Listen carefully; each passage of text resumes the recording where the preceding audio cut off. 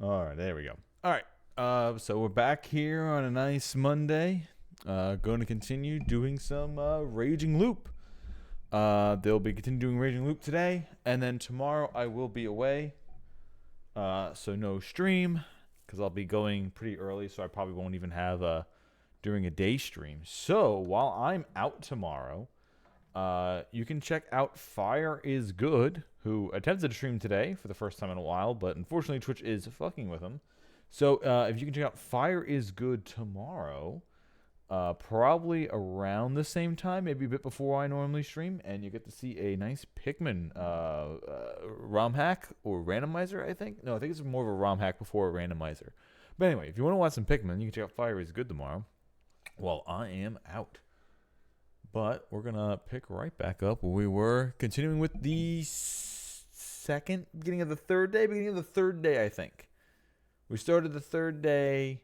We had like a little bit of with the game wanted to tell us something, and then the game hid that something. Whatever that something was, I kind of don't remember. I think it was like someone else died, but they're not telling me, or there's something that happened to us, but we're not saying it. Yeah, that's how it started. It's like, oh my god, I can't believe this thing happened to me in the morning. Anyway, time to not tell you what that thing is. Damn, it's that classic anime trope of, wow, I can't believe that person is doing that thing. And it's like, man, fuck you, writer. you could make them say exactly what it is, but you're like, oh, I'm going to be just super vague for no reason now. All right, let's get this open.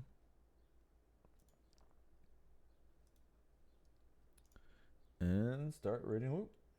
Or I should say more continue it.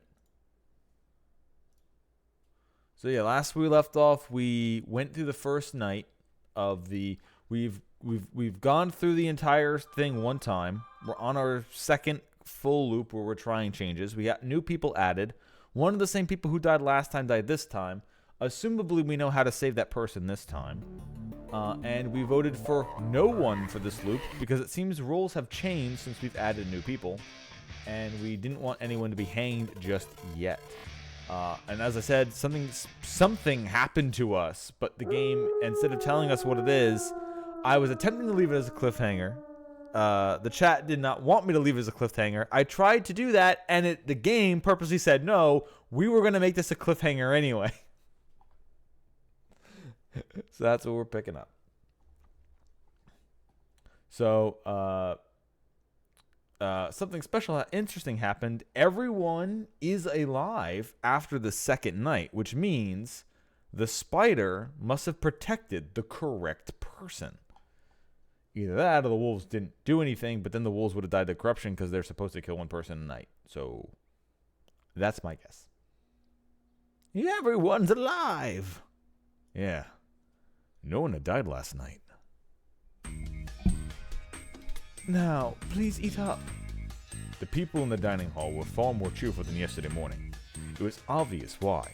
Not one of their neighbors had died. The betrayal they'd been warned about ended up not happening at all.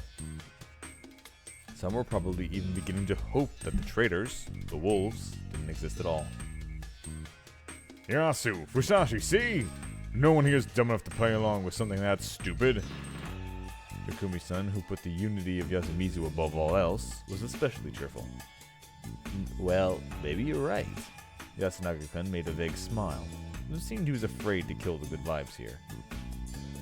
Kanzo-shi, however, was probably just holding back from doing that. Kiyanosuke-shi looked like he was on the verge of killing the mood with some of his pessimism. I am so glad that you are all well. Yes, what a blessing. However, he held his tongue, probably out of consideration for Tei and Rikako-san, who were crying in relief. Hey!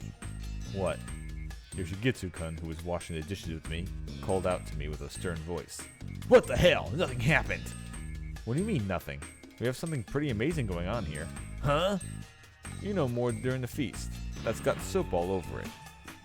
You know more during the feast that's got soap all over it? Redo? What? Shut up! Huh, Yoshi-kun's helping out? I haven't seen this in years. You shut up too! And don't cheer me on when you traced on a plate with your finger. Knock it off. Oh, you noticed? I used my lips. Though not my finger. It's a chance for an indirect kiss. Yuck! That's so mean. Chene, I'm put off too. What did they teach you while you were away? I thought that one up myself. You really are indecent. What the hell are you doing, Kamoshida? Helping. Like you. Lick, lick, lick, lick, lick. Don't clean with your tongue, damn it! Me too! Stop, there's zero demand for that. The dining hall sure was noisy. Hara-chan even screamed a little. I'll look around again. With those words, Kanzo-san left. And so, we ended up spending an uneventful morning in the dining hall together. I wasn't the only one absently watching the clock. I wondered if she'd seen anything on her stomach when she checked. It felt like she was waiting for the feast to start, which made it seem like she had something to declare.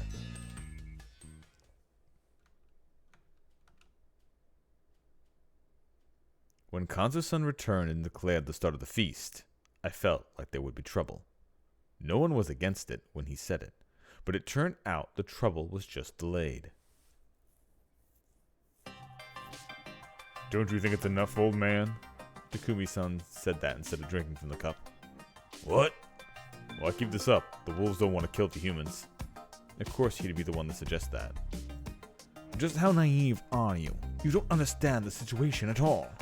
What are you getting at? No one died simply because the wolves went for the one who was protected by the spider. That was it exactly. Yasunaga-kun, Haru-chan, and even Tei-chan had turned hostile last time. It was best to assume that those with the wolf's blessing would accept it and begin the murders. The spider couldn't protect themselves, meaning that they could pick 1 out of 14 people. 1/14 is about 7%. I believe we should be thankful for our good fortune, and considering the feast to dispose of the wolves. So you think the chance that the wolves refuse their job is lower than 7%? Indeed. I believe it to be 0%. You really do know something, don't you? What's going on here? I don't know. Then why are you so certain? I merely believe we should be realistic about our situation. Listen. Humans are generally peaceful creatures. So you believe that humans are intrinsically good? I don't know much about this stuff. But peace is kept up, because it's dangerous to ruin it. As long as it's protected, most people are safe. You know how no one got hanged yesterday? We had wolves with us, right? How'd it turn out that way? You're being too optimistic. We simply failed to get the correct distribution of votes. They probably split up the vote to protect you. Everyone stared at Mochi in surprise. What do you mean? Well, no one voted for Uncle after Yasun, Mommy, Kaori, and I, right? He needed just one more vote, but didn't get it. That makes it seem like the wolves protected one of their own. So there's wolves among those that came after? Wait, are you saying I'm a wolf? Hey, I just wanted to mess with Uncle. Sorry. Mochi had reached the same conclusion I had. I couldn't tell if he was that sharp, or it was just so simple anyone could figure it out. I appreciate it if you don't take Chikamochi's casual remarks seriously, but that was a possibility. We can't be too optimistic. So, what are you gonna hang someone even though no one died? Someone has already died! Mamiya-san suddenly shouted, attracting everyone's attention. Or what? Hashimoto-san wasn't a person to you? Shut up. What happened to him is horrible, but it's not like this was done by one of us. Why are you so certain? Because the wolf killings and the corruption are two different things. Takumi-chan, can I have a moment? What is it? I don't want to kill anyone, but I'm a bit worried. If we're to follow Shinai-sama's rules, the only way for us to fight the wolves is to hang them in the feast. I'm worried that throwing that away would mean the death of us all. Hey, That's why people might start to think that anyone suggesting to throw this method away is actually a wolf.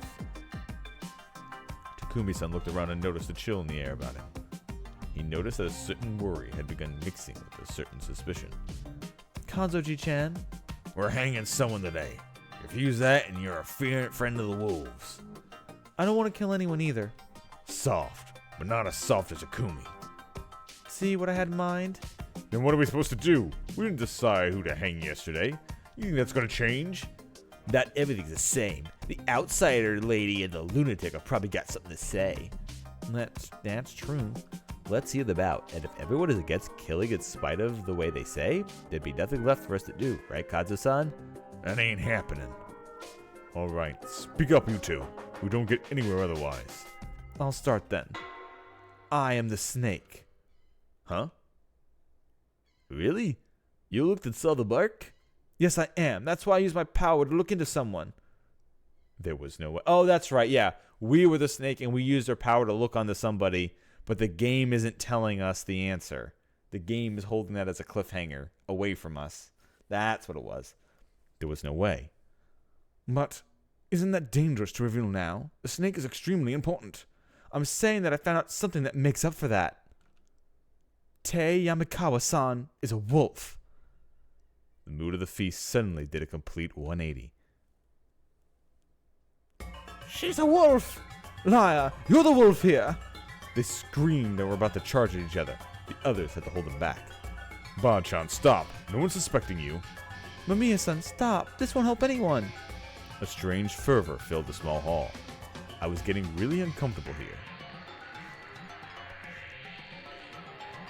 Do we have any others claiming to be the snake?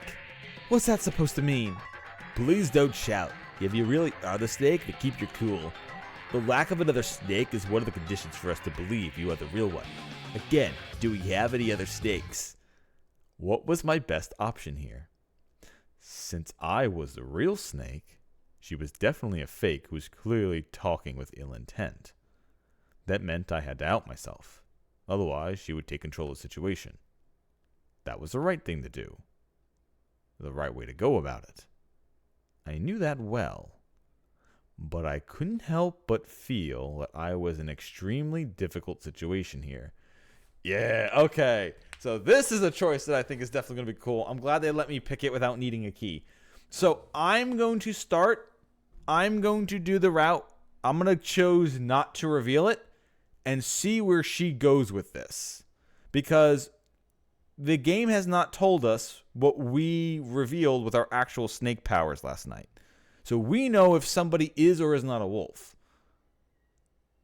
And she's like, she can take the ire because people will think she's a snake. So the wolves are going to try to going after her, even though she's not the real one. So it's interesting. So this only really backfires if she's the snake.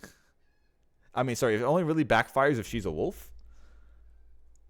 But, I mean, she honestly, of course, could be. But I'm going to do it where I don't reveal it and see what information we glean from this path.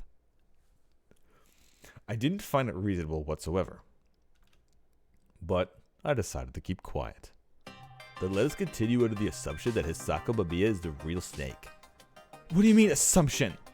If there's a reason to doubt you, it would be, as Chieni pointed out, your belligerence. You were so calm all the time. What happened? How can I stay calm in a situation like this? I woke up to blood text on my stomach. It's a supernatural phenomena. And now I use it to find out that one of us here is acting all innocent. There's no way I can stay calm. You liar! This is why you youngins from the city are just... What do the others think about this exchange? You're saying the old hag's a wolf? Yeah, how many times do I have to say it? Old hag, you better think of a good answer to this. Are you a wolf? Yoshikitsu. You fool! That's it! The youngins are all Yamabito! Huh, alright, that's enough. Teiba, don't say that. And no, she can't. Why are you provoking her? She voted for me yesterday and I almost died because of it. That's just shady. Yoshigitsu, you better cut it out. And what's up with you, lady? Why are you shrieking and cornering an old woman like that? You wouldn't understand. Oh, this is awful. Crap. Hey, people, cool off for a sec. There's not much space here, but let's sit as far away from each other as you can and stay calm. That alright with you, old man? Huh. Old man Makishima looked around the circle. Settle down or you're getting punched. That was enough to bring absolute silence to the room. However, that made certain negative emotions stand out. They came out as throats clearing, tongue clicks, or sighs, among other things. Still, the silence helped people cool off, or at least it helped me. For better or worse, I knew for certain that she was a fake, and right now, I had to act accordingly. But I didn't really know what that entailed. To declare that she was a fake snake, I had to declare I was a real one. However, that meant making myself a target for the wolf. All right, so here's how we can do this. We can pretend to go along with Mamiya. We can have them hang Taechan. We can have them hang the old lady. And then whoever the crow is will know if what we hanged was a wolf or not. That way, they'll say, wait a minute. She wasn't a wolf. What the fuck? Why are you lying? Wait, but if you're lying and you're not, are you the snake and didn't actually look at her? You just wanted her dead? And then you can have suspicion point at Mamiya-san, and if something happens to her, you'd be like, oh, well, I was a snake all along, so it didn't matter. Or you could even look into her, because if she's just nobody and has no powers, or maybe, and you look, is she a wolf? And you find out she's not, then you can go, okay, well, I can have her pretend to be my role the entire time and use her to glean information. However, that may make myself a target for the wolves. What would I do then? There would be two possible snakes, Hisaka, Mamiya, and I doubted we would be hanged right then and there. The only thing is, because I didn't say I was a snake right away, if they found out that I really was a snake, they'd be really mad that I let Taechan get hanged if she's not actually a wolf again. They'd probably have us investigate someone and see who was telling the truth. But I would probably be killed during the process. Oh. The Yomi team was using Mamiya-san as bait to draw out the real snake. That was the most likely scenario. However, this felt kind of unnatural, though. Why did Mamiya-san claim the role? She was an outsider who had no affinity for the old stories or loyalty for the village. Drawing attention to herself like that would be a dangerous move. It would, if she was a wolf, they'd be basically saying, all right, well, I'm a snake. And then the other person goes, no, I'm a snake. And now it's between two people whether they're telling the truth or not. The wolves could try to kill the real snake, but the humans would end up getting a wolf, if not this vote now, if they didn't get the right one. Or maybe they would hang the real snake by accident. Who the fuck knows? But definitely the real snake would be dead, and the real snake might not be able to be guarded because it's a 50-50, so they might actually be able to kill the correct one. But that would also mean that she would be dead at some point. But that means they could get they could remove the snake, they could get like 2 days of being able to do more murders with it, maybe even having someone try to protect the snake while they go kill someone else, just so I think it's the spider, not the spider. Is it the spider? Yeah. While the spider tries to protect someone else, they go kill what their real target is. So it's a pretty solid plan, honestly. Oh, damn. I got to bring up... Wait, let me bring up multi-stream. Okay, now I won't ignore YouTube. Although I probably will still ignore you because it's YouTube. I mean, come on. Who gives a shit? You're for storing my VODs, damn you. Drawing attention to herself like that was a dangerous move. It was even worse for her since she'd come out as a snake before anyone died, meaning there was absolutely no chance the real snake was out of the game. Then, perhaps it meant that... Enough! After 30 minutes, Kanzo-san resumed the feast. Umatsu, we're voting. What? Kachan, I'm human. You're a wolf. You again. Kanzo-san, before we vote, there's something I'd like to hear. Huh? Haruki Fusashi-san said that he would have some new information for us, so he remembered.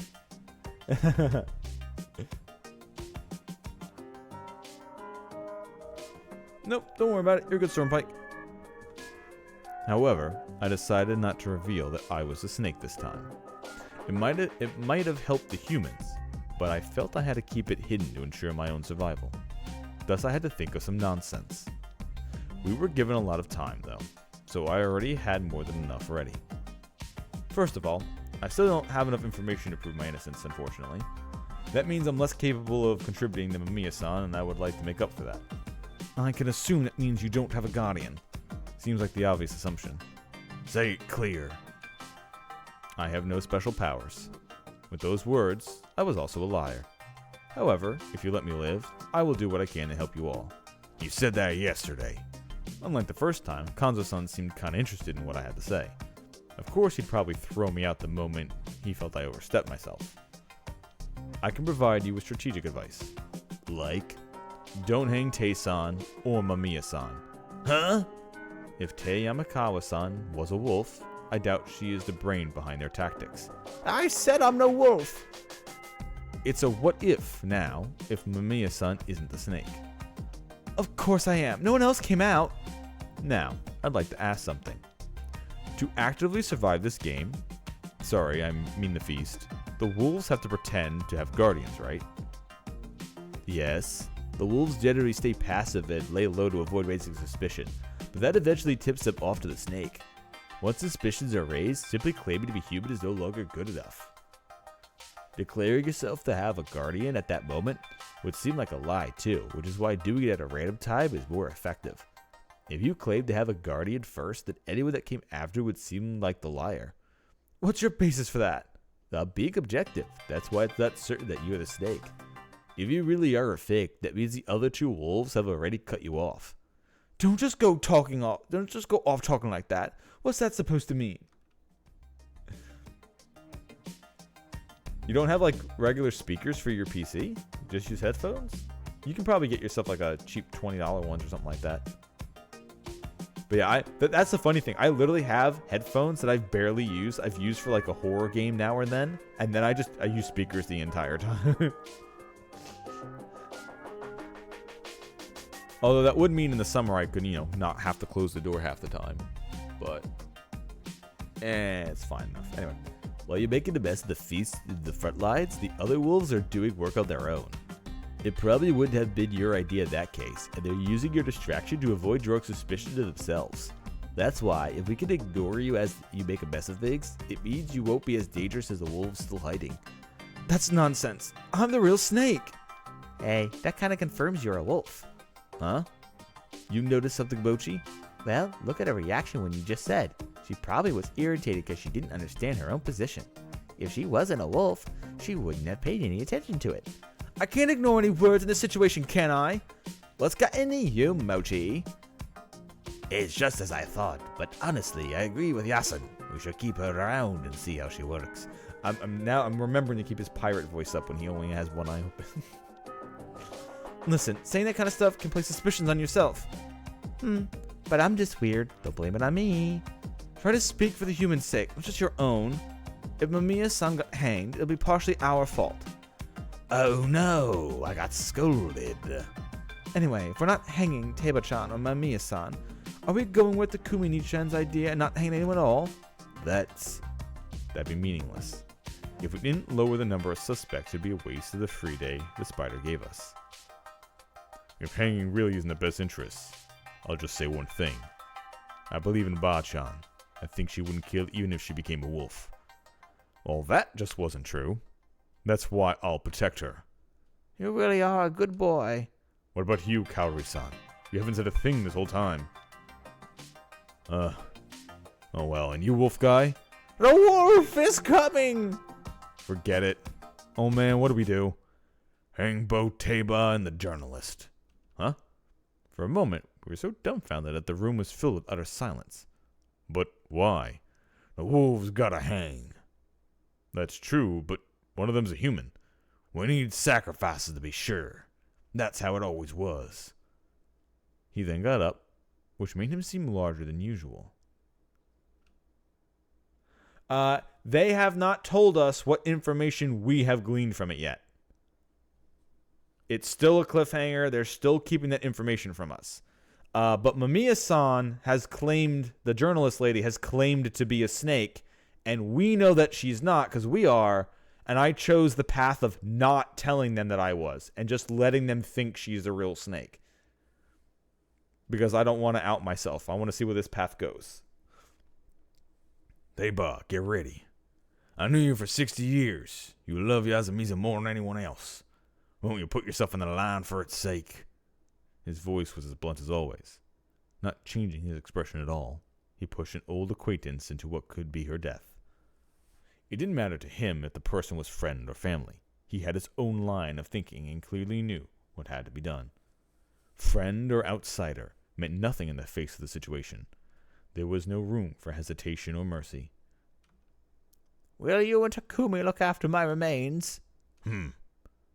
and his kind of madness was shared by everyone in Yasumizu. Ba-chan, please, I don't wanna... Takumi, I'm not a wolf. If you believe that, vote for the woman.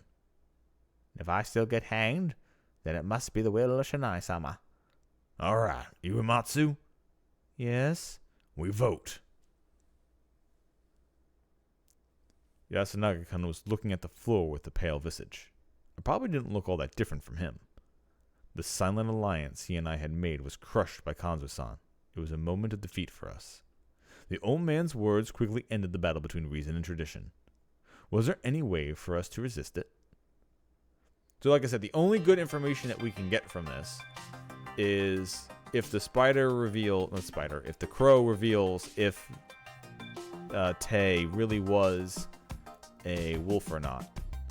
Because if the spider says she was one, that'd be like, oh, damn, wow, we actually got a wolf. If they say, nope, it was a human, then then either Mamiya-san is a wolf and she's playing the game, or she just wanted the old lady dead for some reason. Like a separate reason, maybe. You! Wolf! Ow! He acted the same way as before, but the one he pointed at this time wasn't me, but Tay-san. You too, you accursed! Did he even understand the situation? I'm voting for the journalist. Of course he would. Me too. For Mamiya-san? Yes! I'm voting for you, journal lady. I knew you would. The votes so far were about what you'd expect. Kaori-san, you're next. Her position in all this was strange. Though she was an adult, she tended to listen to Yasunaga-kun and ask his opinion often. I had no idea who she would vote for. Because she's a wolf. But I soon found out. I never could have guessed it. One for Takumi Muro-san. Naturally, that shocked everyone. Kaori-san, why? Some of this is too complicated for me, but I'm prepared to, if need be, suspect the one I didn't want to suspect at all. That's how I'm throwing away my vote. I hope you understand that too. So you don't think I'm a wolf, but you're voting for me to make me snap out of it? There's no proof that you aren't a wolf, and I don't believe you are doing what you must, Takumi-san. What are you talking about? What the hell? I don't get it. Kaori-san didn't change her vote, and Takumi-san ended up actually getting one. My turn. How complicated. Next up was Kinosuke-shi, who had little presence today. While it's reasonable to hang both of them, I believe we are undervaluing the one claiming to be the snake. I shall vote for Muro. You too? You'll be even more mad if I voted for Lady Yamakawa, so I changed my opinion of the newcomer a bit. Me? Yes, I have nothing more to say though. Did he realize? Just like yesterday, I'm voting for Natsao-san. My reasons are the same as yesterday, but now I would also like to state that I wish to see how Mamiya-san acts going forward. By the way, how did you choose Tay-san as your target? I didn't know what to do, so I just wrote down whoever came to mind. So you picked Teiba randomly? I see. That's all from me. What is all this? I'm adding a vote to Uncle. Again, Chikamochi? Well, I do think that Mamiya lady is a wolf. But if Yasun wants to see what she does, I'll play along with that. Thanks, Mochi. I'm not changing my opinion. One vote for the old hag. You corrupt little. My turn? Sorry, Mamiya-san. I'm voting for you. Why? I'm the snake! I mean, you weren't like this yesterday. What's with the change? Wait, you might be the badger Haruki-san talked about. Her words caused a stir. But not a big one. They didn't seem to understand the badger talk from yesterday didn't stay in their minds, it seemed. If you are, please say so. Badgers are human, so they don't have to die. I'm not. I'm the snake! Kemi. Takumi-chan, I'm not taking your side here. I was actually thinking about voting for Teiba-chan. Jin-chan, you too! Why? Because I can't take sides here. You understand that too, don't you? You want to kill Mamiya-san just because you like Teiba-chan. That's not like you at all. I just hoped it would bother you the way it does the rest of us. Sorry I'm like this. You too, Ba-chan and Mamiya-san. I don't blame you if you hate me. That's all for me. Next, who you picking, Haru? Huh? I guess I'll choose Natsuo-san too. Why am I always in danger? Just because of childish whims? He sure had an unfortunate role this time. Yumi Matsu-san is next. I shall vote for Yamawaki-sama. Yomatsu-sama. We cannot undervalue claiming to be the snake. I am sorry if Mamiya-san turns out to be pretending to have a guardian. I will deliver true punishment. Very well, I understand. Miko, who will you pick? Oba-chan. Even the brat hates you. I don't care about being hated by a Saranaka child. Haruki-sama? What was I supposed to do? Mamiya's son was tied with Tae-chan at 4 votes, while Kiyonosuke-shi had 3 and Takumi-san had 2. It was Mamiya-san's turn right after mine. She definitely voted for Tae-san, meaning that she effectively had 5 votes. So if I voted for Mamiya-san, I would bring it to a final vote. But if I voted for Tae-san, she would definitely be hanged. Were those my only choices here? Would a vote condemning to death really be meaningful? A vote for Kiyonosuke-shi was bound to be pointless. I couldn't use it as a message of any kind, and wouldn't be any good way to repay him for avoiding picking me. What if I voted for that guy over there, though? Ooh, do I throw it away at Takumi? Okay, all right. So basically, it's tie the vote or throw it away to Takumi, and the old lady dies. Okay, this is another split. So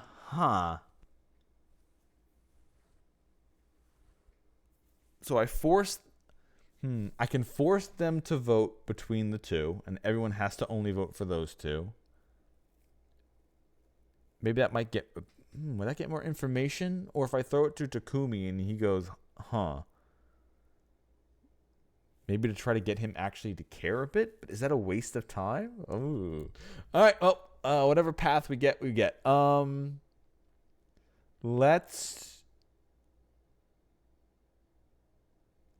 gonna vote for Takumi, meaning that Mamiya will vote for Tae-chan.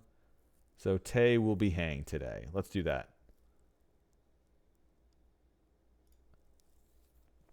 I'm voting for Takumi-san. Nobody seemed to have expected my declaration. The room was... So this... Okay, the reason why I'm choosing him might be because he's the person I investigated last night. And the game still isn't telling me, but it's indirectly telling me that I looked at him and he is a wolf, which is why I'm now sending a message that I'm onto you, or maybe I don't know, maybe I'm gonna assume maybe that's what the game is doing, that he's the person I suspected. The room was filled with commotion. I could hear some of them whispering. It was mostly along the lines of, "What is he thinking?" or "I guess we know who we're hanging." This was a strange and heavy-handed way to go about this. However, I felt like it could lead to me gaining Takumi-san's favor. Oh, you're voting for him because you don't want to be, like, causing a stir? What the fuck do you mean? Anyway, I had my doubts, though. It was a serious gamble. However, I also had a feeling that if I chose anything else, I wouldn't survive the night. What's this about, Fusashi? I had to carefully phrase my response here. Settling on what words to use, I said, "I want to protect you." He did show some confusion, but the more pronounced emotion by far was anger. Pure rage. After all, by not voting for Mamiya-san, I just condemned Tae-chan to death. You doing the same thing as Kaori-san and Kemi? That's all I have to say. The hell? I couldn't say too much. My goal here was actually just to make him feel like something was up. That was why I had to end this piece with words that stayed in his mind. Well, I probably had to prepare for a punch or two. It was an awkward moment, but I stayed silent. My turn. You know by now who I'm voting for. Yamawaki-san. It's decided. Now, will we actually get to hang someone this time, or is something gonna kill her first? Like last time, we only hung like one person. Everyone else, no wait, we didn't. The one person we finally voted for and who was still around ended up fucking getting murdered anyway, so we didn't hang anyone last time. With those words, everyone stood up like it was rehearsed. Hisako-san and I were a bit behind them in that regard. Then I saw the villagers' faces, which seemed different from before. Uematsu, the rope. Yes. Takumi, pour some sake for Teba. Ba-chan. You were a naughty child ever since you were small. You never changed your mind about what you thought was right, but you were always gentle, and that hasn't changed. But you still grew up to be so big. Yoshiko-san must be proud. I always thought of you as my real grandma. You were like real family to me. Don't cry. We'll meet again at the home of Shanai-sama. The old lady smiled and drank her sake. Then, the rope was placed over her shoulders. And I shall tighten it now. Do it. Rikaku-san twined the rope around her twice and tied her hands behind her back. It was simple, but necessary. The process continued. The dimly lit hall was filled with dark emotions. Lament, chagrin, and gloom were heard in every sob, whimper, and movement. I felt like I was watching a family grieve for an elder dying a peaceful death. Hisako Mamiya gently mouthed the words, "They're insane." I shared that sentiment wholeheartedly. Shinai-san's guardians are... We passed through the mist and walked towards the graveyard. 1 snake, 2 monkey, 3 crow, 4 spider. Everyone was singing prayer to Shinai. Shinai-san's guardians are... I couldn't tell who had started it, or when they did so. 8. Death of the damned Yamabito is the mandate. The sobbing mixed with singing made it seem like an old funeral, but it was actually an execution. Painfully, slowly, we walked through the path leading to the cliff next to the Saranaga. I was already used to this thanks to all the cleanups. 7. The corrupt Yamabito rise to oppose the mountain. Before I knew it, even Mamiya-san and I had joined the singing, creating a perfect unity in the group. Eventually, we reached our destination. It was downhill, beyond the trees, wet with dew, in a grass field covered in stones, making the lives of those who used to live here. Strangely enough, the aged pine tree right at the end could be seen easily despite the mist. As we stopped, so did the song and emotion. Got any last words, Teba? No birds could be heard, and the wind was still. Perfect silence surrounded us as Kanzo-san did the job. I'm not thinking of coming back from the dead, but I don't know what kind of place I'll find there. Honestly, I'm afraid, but this is for the sake of Yasumizu. I curse you, woman. Her voice was crystal clear, and now bore an unmistakable hatred. Mamiya-san remained silent, and everyone, aware of what was about to happen, prepared for the final process. You could say that this is the heart of our religion, the graveyard of the hanging pine. I knew this was an important place for them, but I didn't know anything else. However, I did feel like they were acting with absolute precision, like they were meticulously rehearsed actors in a stage play. 2 of them coiled a rope around the pine's large trunk, leading out towards the cliff, while another one skillfully made a noose out of the other end. Kanzo-san took it and handed the loop over to Tae-san's neck. Raise not. Raise not. It was the first time I heard those words. They were probably a final goodbye and a signal. And with that, the old lady's small frame went over the cliff. A second later, the rope went taut. At the same time, an inhuman sound came from the mist down below.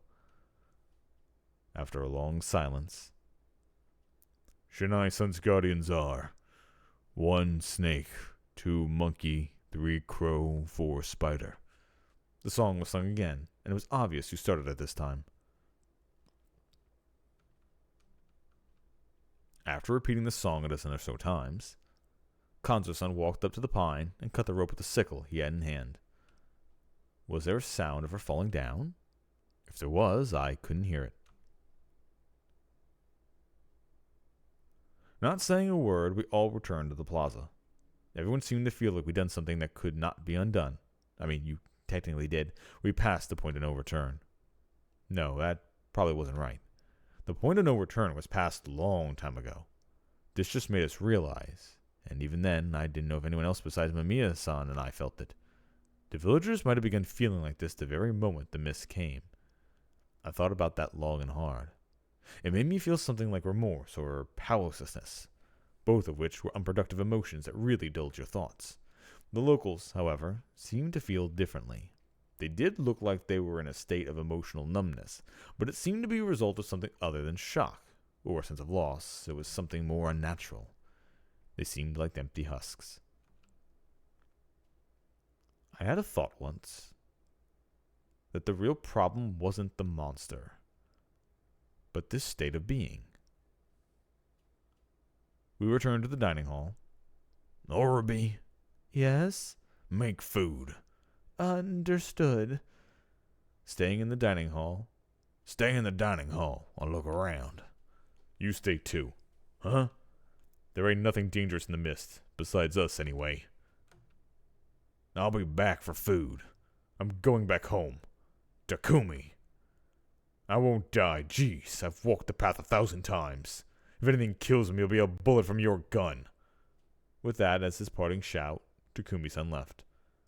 The rest of you stay here. And so, Kanzo-san left too. He had no intention of playing along. He planned to resolve the feast with his own 2 hands at the very end. He was even capable of convincing Tae-san to accept death. As long as he was alive, he would continue to command the humans as a strong but harsh leader. However, it felt like I'd seen through facade crack only a little. Just now, probably for the first time ever. Though Takumi-san was considered to be the local young leader figure, Kanzo-san seemed to consistently underestimate him, thinking him too soft. The softness in this case was simply common sense and consideration, useful things in any other situation. Looking at it from that angle, that supposed softness now seemed conspicuously absent. Tae-san's death had changed something in Takumi-san, and it wasn't yet clear if it was for the better. Overcome by awkwardness, we barely talked, simply watching time go by. I had brief chats with Kaori-san and helped me prepare the food. She seemed to be composed and took it very seriously. No meat? We don't practice asceticism here. Let's eat normally. Every line spoken felt like a secret chat between partners in crime. It felt really weird. I knew full well we'd done something inexcusable. Despite that, I wasn't feeling the normal amount of shock and guilt.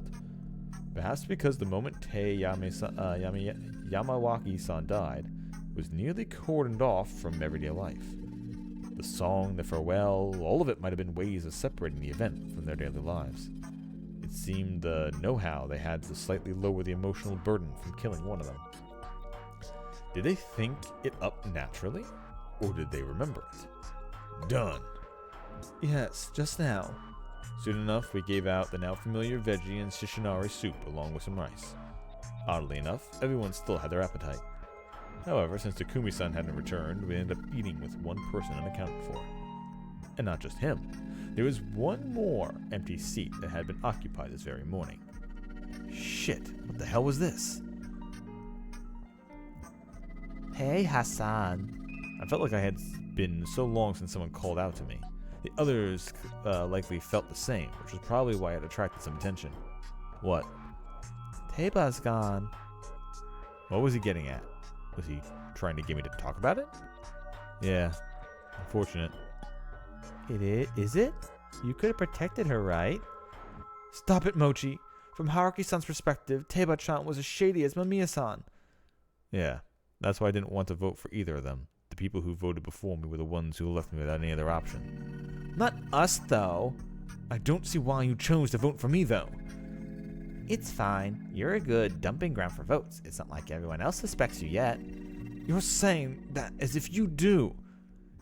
Yeah, right now, I think that you, Jurno, you, and Hassan are the wolves. I wasn't the only one who jumped. Everyone looked at Mochi and I. Oh man, I know I messed up a bit here and there, but I don't think that even you didn't trust me. Oh, sorry, it's not that I don't trust. I don't really care about that I just wanted to know how the wolves were feeling. They can stay up late and do anything, even kill. It sounds great. I'm actually jealous. Mochi, leave it at that. We don't have proof that Mamiya-san is a fake. Yasunaga-kun stopped him before he noticed how strained Mamiya-san's expression was. However, he said that while looking at Kanzo-san, making it very clear who was in charge here. Chikamochi, come here. I don't wanna. Come over. Mochi tried to ignore him, but the pressure got to him. He slowly got up and walked over to Kanzo-san. The old man slapped the cross-dressing boy. The light body collapsed on the table, and the one to soften his fall was... Are you okay? Ow, ow, ow, ow. What about you? Your bones all right? Those two sure got along well. Violence isn't the answer. A little late for that, don't you think, you senile fool? We don't talk about the feast outside the feast. Everyone knows that. Stop that, Chikamochi. Alright, journal lady, Hassan. Sorry about that. He didn't have any ill intent, did he? He was probably an eccentric as he was because he was exceptionally observant, but had poor social intelligence. I don't mind, I can't blame you really, but I had no idea how to help out Mamiya-san. She was so tense she could burst at any moment. Mamiya-sama, I do not believe that both of you must be hanged. Yuimatsu. I apologize, but there is something important that I forgot to ask. Please allow me to talk about the feast for a moment. Mamiya-sama, who do you intend to use your guardian's powers on tonight? That's up to me, isn't it? No. Shinai-sama gave the guardians for the human's sake. You must use it with us in mind. Right. So who should I investigate then? Yasunaga or Rubi-sama? What do you think? Me? Personally, I like to clear up all suspicions regarding Nasato-san. I would appreciate that. He had a high chance of being both a candidate for the hanging and the snake's investigation, so Yasunaga-kun probably wanted him to stop being a safe retreat for votes. However, if Mamiya-san was a fake, I was tempted to reveal that, but I had to restrain myself. Alright, I'll look into Nasato-san then. I'd also like the spider to protect me though. That would do. Why? If we decide that here, the wolves would simply go for someone else. The spider already saved one person. That alone is oppressive enough to leave it up to them again. I see. That's true. Rimatsu-san, is that it? Yes. Sorry for being too forward, Bakushiba-sama. Huh. I'm going out again. Kanzoji-chan, being here for too long is uncomfortable. Can we walk around? Better than dying. He had a point. The positions and roles were completely different from last time, but I felt like people would die if we split up. Watch out for the Kumi. He uttered those curt words and walked out. Yeah, he's taking Bachan's death pretty hard. Heh, so the guy's a big softy. You know, Shigetsu, come here. What do you want? We'll be upstairs, Mom. Wait, I will go with you. Huh? Fusashi-san, can you take care of things here? Of course. The Orbes went upstairs, leaving the dining hall with just two of the students, Kiyanosuke-shi and the old wolf guy, Kemi, Rikaku-san, Miko, and Mamiya-san. Myself included, that was 9 people, a few numbers away from the total. What a pain. I share the sentiment. How long will this go on? The mood softened up, and everyone finally began speaking their mind. Hassan, you a wolf? Nope. Got a guardian? Who knows? Wait, we're not supposed to talk about it, right? That's just old people talk. If you ask me, it's something we should be discussing all day long. Mochi, do you know something? Is he good at deduction or something? Mochi, what do I do? You just talk to me. Get used to him already. He won't bite. Go on. It's nothing big. Mochi's just good intuition. What a shame. My crazy brain computer doesn't work right in this mist. Come to think of it, you talked big yesterday, but didn't have much to show for it today, did you? I still suspect you. Okay, I won't blame you for that. But could you at least be more friendly with me? It feels like there's a wall of ice between us. I mean, you seem like a playboy. So that was the reason, huh? This reminded me that when we first met last time, she assumed I was Kemi's boyfriend. Was it even possible for her to have a better opinion of me? Getting along with her wouldn't hurt. I'll clear up that misunderstanding later. Honestly, though, I wanted to say more. You're lying. You just let Nichan talk, and then Ojitan made it all go to waste. Is that how it seems to you? If you ask me, it felt like Yasunaga Orabi-sama was covering for Haruki-sama. Whoa, she was treading into dangerous territory with that. I feel that way too. Yasun really trusts Hassan for some reason. I wonder why. They're both the argumentative, logical types. You don't get many of those here, so they're probably happy to find a kindred spirit.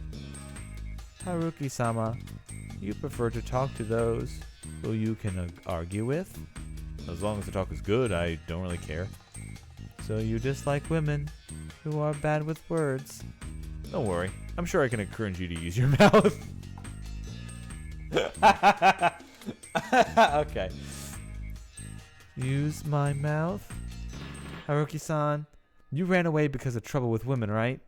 What do you mean? Rikaku-san, he's probably a real bad boy. You shouldn't humor him any further. Bad boy? Run away and leave him to me, the super bad Kemi girl. I might have a fondness for bad boys. So that's how it is, huh? Mochi, is this what a fight between adult women looks like? Pretty sure adult women fight by slapping each other with their tits. Ah, true. Ah, VC for sure coming in to claim that is true.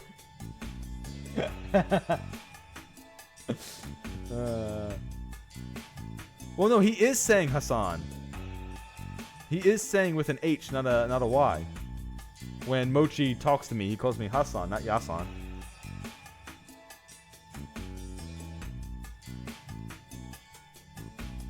Now you've got my attention. You disgust me. That was clearly one way to change the subject, though. I do understand why you'd want to lighten the mood around here. Well, maybe it's fine. I still think Fusashi-san shady, though. Honestly, being seen that way made things easier for me. Yasunaga-kun was probably relatively certain that I had a guardian.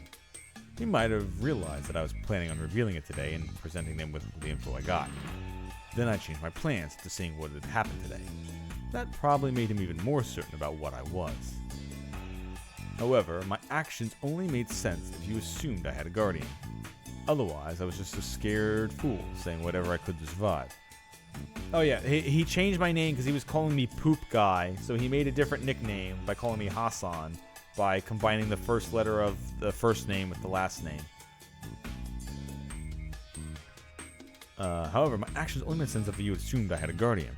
Otherwise, I was just a scared fool trying to say whatever I could to survive.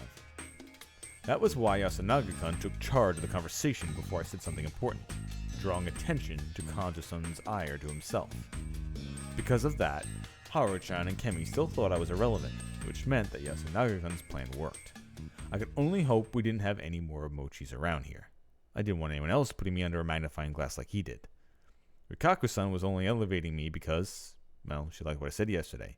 She believed I was brought here to save them. It could have been some other feeling she had for me, but whatever the case, she stood up to any negative remarks about me. In a way, my current situation was well balanced. Old man, you a wolf or got a guardian?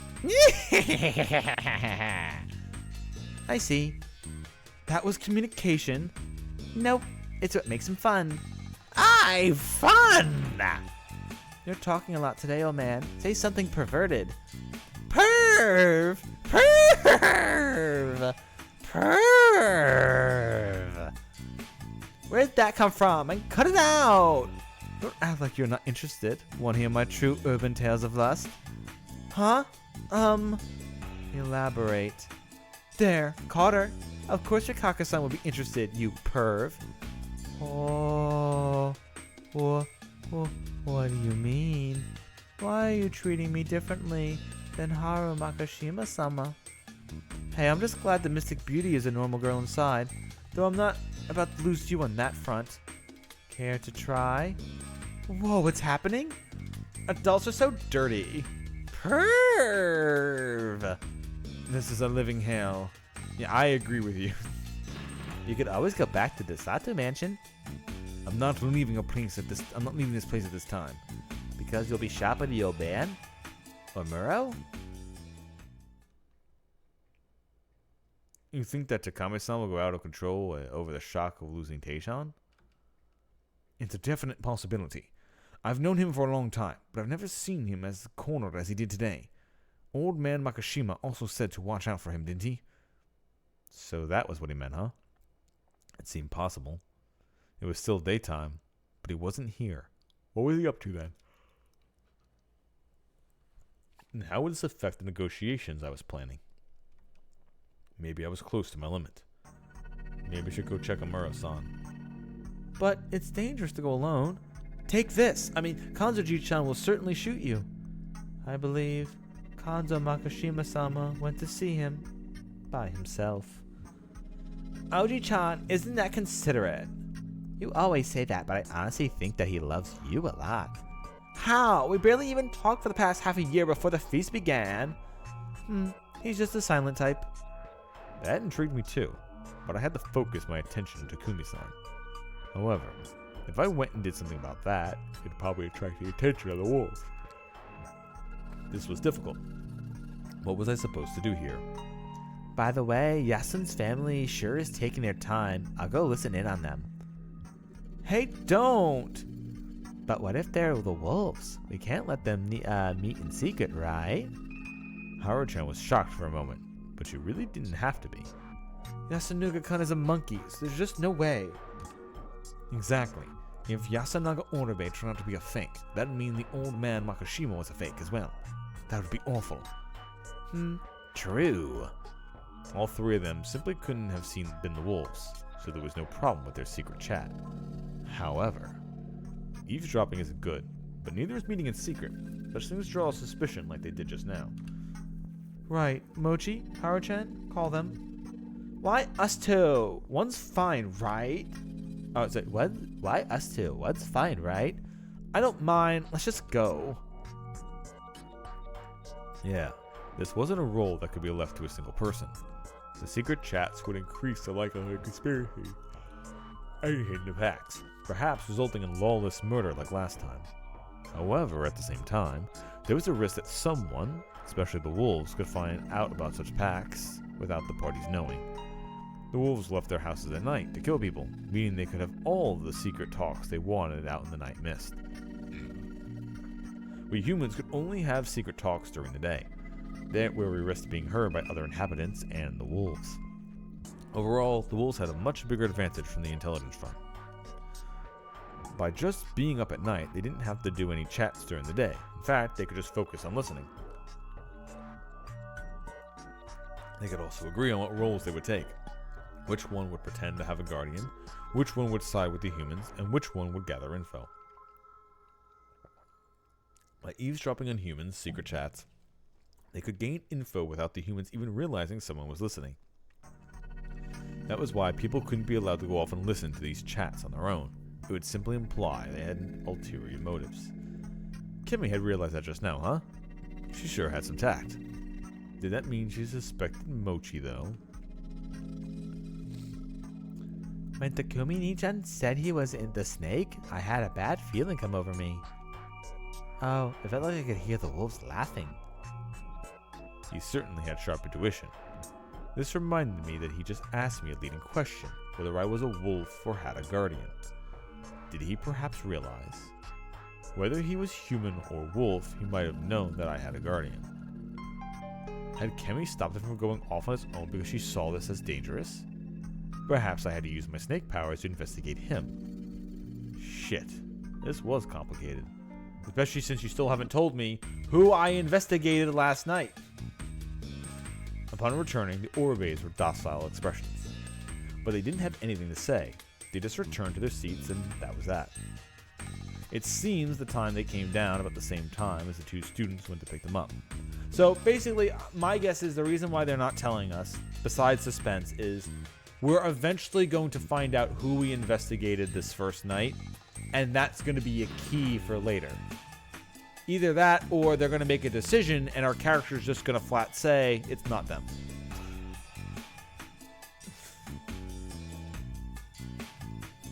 This was the first time I'd seen him so serious. It made him look a lot like his brother. Large eyes, straight gaze. They probably inherited those features from their late father, a Higuchi.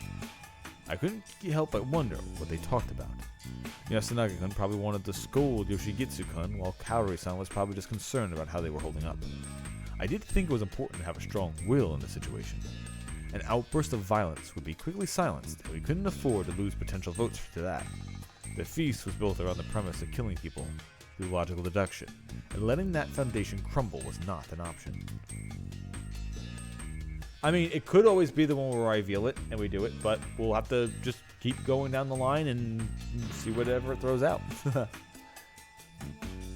Because the way I see it, if we reveal that we're the Guardian, that means we're either me or Mamiya-san is a liar. They would either come after me or her. So if they don't hang me or her, if they hang her instead of me because they know they think that she's the fake, then the wolves could just kill me because they know I'm the snake. So unless the spider actually protects me, they would just remove me, from the game. So it's kind of just I think that's probably the shittier one, but maybe I'll get information because maybe I would just say I'm the snake and the real person that I investigated last night is blank, and you give them a name. And maybe that's when you unlock that key. Maybe we won't learn it yet because the game just wants to hide it on us until a specific choice is made. Who the fuck knows? I just wish the game told us, the player, who we investigated so we could use this information without being like, aha, I got it. Because it specifically did not let us choose.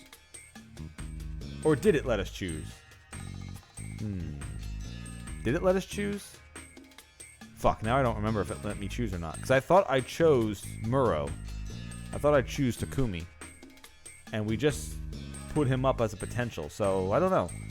Although this would be a complete and utter, just completely mindfuck if we are currently an unreliable narrator. And we're a wolf lying. We're just lying our asses off right now, making the player character think we're the snake. Well, what's her name really was the snake, and that's why we're not revealing what we learned, because we don't actually know jack shit. The only thing that we know is that we know the other two wolves, which would be funny as fuck if it's just an unreliable narrator and we're a wolf the whole time. And that's why we have to pick we have to pick the one key. We have to pick the one key where we let what's his name survive so we don't become the wolf. But yeah, I'm pretty sure I picked Takumi. I'll have to look at the end of last time's VOD. It's quite uncomfortable here, so let me treat you something sweet, perhaps? She presented us with something. I had no idea what. What's this? Anko? Nope. My bowl had something gray and paste-like in it. It was steaming, too. Oh, it's, taco. Everyone was overjoyed and began digging into the paste with their chopsticks. So I had no reason not to do that, too. It looked like Anko. That was about as soft. I brought my face closer, and it actually had a good smell. Like cubic rice crackers. The steam made it obvious, but it was pretty hot. Sweet too. Above all else, though, it smelled good. It reminded me of barley rice. Grain, basically. Tea? It just happened to be sweet. It's hatiako. Parched barley flour stirred in hot water. That's what it's called outside? Well, it has several names, depending on the region. It was really popular before the war, and you could still get it at some supermarkets. Yes, the locals have been making barley flour and eating it for a long time now. That's what someone told me. No one commented on her correcting herself. I've never heard of taco, though. Perhaps it's a mutation of hot taco? Even if this situation, Mamiya-san was acting professionally. Though everyone lightened up and made room for some idle talk, no one brought about anything about the feast. No one was in the mood for it either. However, I was sure that just about everyone here had thought the same thing, that Hisako Mamiya was a wolf. She was a bad liar. From what I'd seen during the previous loop, Haru-chan was the same way. However, since she was a bit of an eccentric, no one would notice if she acted a bit unnatural. Mamiya-san, however, was clearly a cool and intelligent type, so the sudden change in her behavior immediately stood out. It didn't seem like it had anything to do with the burden she had as a snake of fear of nightly attacks. If she had nothing to hide, she would calmly defend her actions and do something to help her survive the night. The first impression was a very important thing. She was lying. Everyone thought that, not just me. I wasn't able to get them to accept the badger's existence as fact, so they all should have assumed she was a wolf. On top of that, I was thinking about what she'd do and what I'd do with her tomorrow. Enjoying the simple sweetness, I continued to think all by myself. Time passed. We weren't too hungry, but we had dinner, rice gruel at 5 p.m., then split up. Takumi-san had yet to return. Got back already? I appreciate the help, but this is my job. Just go back. Crap, the bluff from yesterday was too strong. I had absolutely no intention of laying a hand on a widow with teenage sons, but Yoshigitsu-kun was acting like a real knight, protecting his princess. Well, he's insisting, and you've been a great help so far. Why not go and rest early? I will do just that then. Hope you fall in a fucking field. Watch your language. See you tomorrow. Yes, you too. See ya. See ya, huh? That made it seem like he didn't see me as a complete enemy. I had no idea what he was thinking, but they had just talked about back there. I was a bit curious. I probably had to ask Yasunaga-kun to find out. As I walked to my hut through the dark mist, I ran to the students. Ah, Hassan, you're early today. What do you have to do, and let's go back. Do what you have to do, and let's go back. We were waiting for you. Wait, shit, lost his voice. We were waiting for you. Hope it's not a bother. What do you need? I couldn't sense anyone else hiding in the dense mist, but it didn't mean there were no one else there. Also, the only one out of these three I could trust was Yasunaga-kun. I hoped he wasn't about to reveal something dangerous. I wanted to thank you. Thank? Yes, you stopped Yoshigitsu yesterday, didn't you? He told us. Whatever do you mean? Though, I can't say I approve of your methods. Huh? He even mentioned that? Yes. Oh. Can I go hit my head on that rock and die? It's fine. He said it helped him cool off. What's this about? It sounds lewd. Anyway, if he knew that much, I didn't have to hide it. Mochi held Haru-chan back while Yasunaga-kun and I continued talking. Sorry about that. I needed something to provoke him, and it wasn't the only idea that came to mind. Well, I see. He's single-minded, which is good, but he doesn't seem like he has a clear position or an outside of the feast. Yes, that's why I wanted to tell him to actually use his head, but, what did she say? Just something ominous and boring, but that also helped Yoshigitsu cool off. It didn't seem like he'd get any more detailed. I see. So that's what you three were talking about? Yes, please don't suspect us. Yeah, Nietzsche would never do anything bad. You're way shadier than him. Well, Hassan probably thinks that Haru-chan and I are both shady. Anyway, that's it. Also, sorry for being so helpless. What a grim face. It was the same as the one he made when his efforts to prevent Taichan and Mamiya-san from being lynching targets turned out to be in vain. Don't be. I'm the adult here. That's my line. To be honest, at this point, only Haru-chan's grandpa has any real power. Don't blame yourselves. Everyone's powerless before the mist. You said something normal for once. I'm holding myself back because Yasun and Haru-chan are here. That made sense. We'll be going then. Be careful. We'll be going then. Be careful, Fusashi-san. We'll bury you if you're dead tomorrow. That's pretty morbid. I sent them all for the simple goodbye. But one of them refused to leave. Haru-chan? What did you mean by I already tried it? What? I wondered what she meant by that. But then, I already tried it. Did she mean the thing I told Yoshigitsu-kun last night? What are you talking about? Yasunaga-kun didn't know? Did Yoshigitsu-kun not mention that part? Oh, you were listening in on us yesterday. That would explain everything. Rikaku-san had done exactly that, and it wouldn't have surprised me if Haru-chan had done the same. The three of us went back early, though. Did you go and ask him something later? They had no idea what she was talking about. Moji's words supported my assumption. There was no response.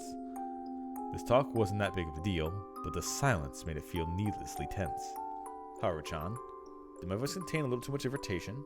I regretted speaking up. But then, all of that was blown away. I see. So you rose. You have tried again several times, have you not? For a moment, it felt like her mouth displayed a frighteningly maniacal grin. Uh-oh. Okay, so she's either a wolf or a thing, or maybe because she found out, maybe she's going to be doing the corruption. She just wants to remove me from the board, maybe from this timeline. Haru-chan. The next moment, her expression returned to the usual sullen face. Huh? What's wrong? Let's go back, you two. Huh? Okay. Hold on, what was that? Hassan? The one who stopped me from going after the other two was Mochi. This is our secret. No one else's, and it probably doesn't have anything to do with the feast. Ignore it and go to sleep. What are you talking about? Haru-chan's weird state just now? Yep. She also went all weird in the middle of the feast, didn't she? Yeah, that happened when Kaku-san used the word God. You shall go no further. See ya, Hassan. Do your best tonight. He also left with a bombshell. Do your best tonight could only mean he knew I had a guardian. Who was I supposed to trust? Or rather, who was sane here? She pops back in again. How complicated and mysterious. Are you talking about yourself? Oh, how mean. That was my line. I almost screamed when she popped out. What's up with you? I remember what happened yesterday, which had me worried. It would not be good if you found shelter too late. Also, it appears that Haru Makishima-sama has not healed yet. So, it appears that Haru Makishima-sama has not healed yet. Healed? Yes, when Haru Makishima-sama lost her parents, she was left with a mental illness. She went as far as to say that she was possessed by the Okami-sama. Possessed by a wolf? I've heard of a possession by fox, but that's new to me. Doesn't seem unlikely, though. Okami-sama do not possess humans. Is that how it is? I'm not sure I understand. Oh, how do I put this? It is something that would be troublesome if it could happen easily. The Okami-sama and the other guardians are godlike entities. Even the Yomatsu Okami-sama rank only highly on that front. To summon a god of that caliber, you must prepare an appropriate ritual. Possession by wolf is not something that can happen so easily. That was a decent explanation. I can understand that it would be weird for famous gods to just possess someone. So, is this the work of a fox or a tanuki? We serve Great Lord Shinai, so we should be warded from those kinds of creatures. But didn't the wolves get betrayed and killed by humans? And the other guardians? Maybe they left an opening. That is something that we still do not know. What do you mean?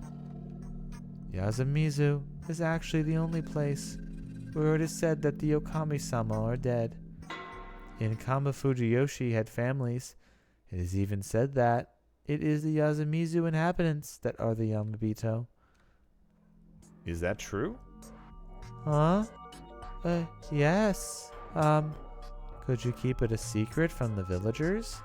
What would happen if I told them? They would be quite upset, really. Yeah, of course they would. It wouldn't make sense for them to become murderers just because they heard something like that. A long, long time ago, when I was still a girl, Kamafujiyoshi's people got drunk and revealed the truth behind the feast of the Yomi Purge.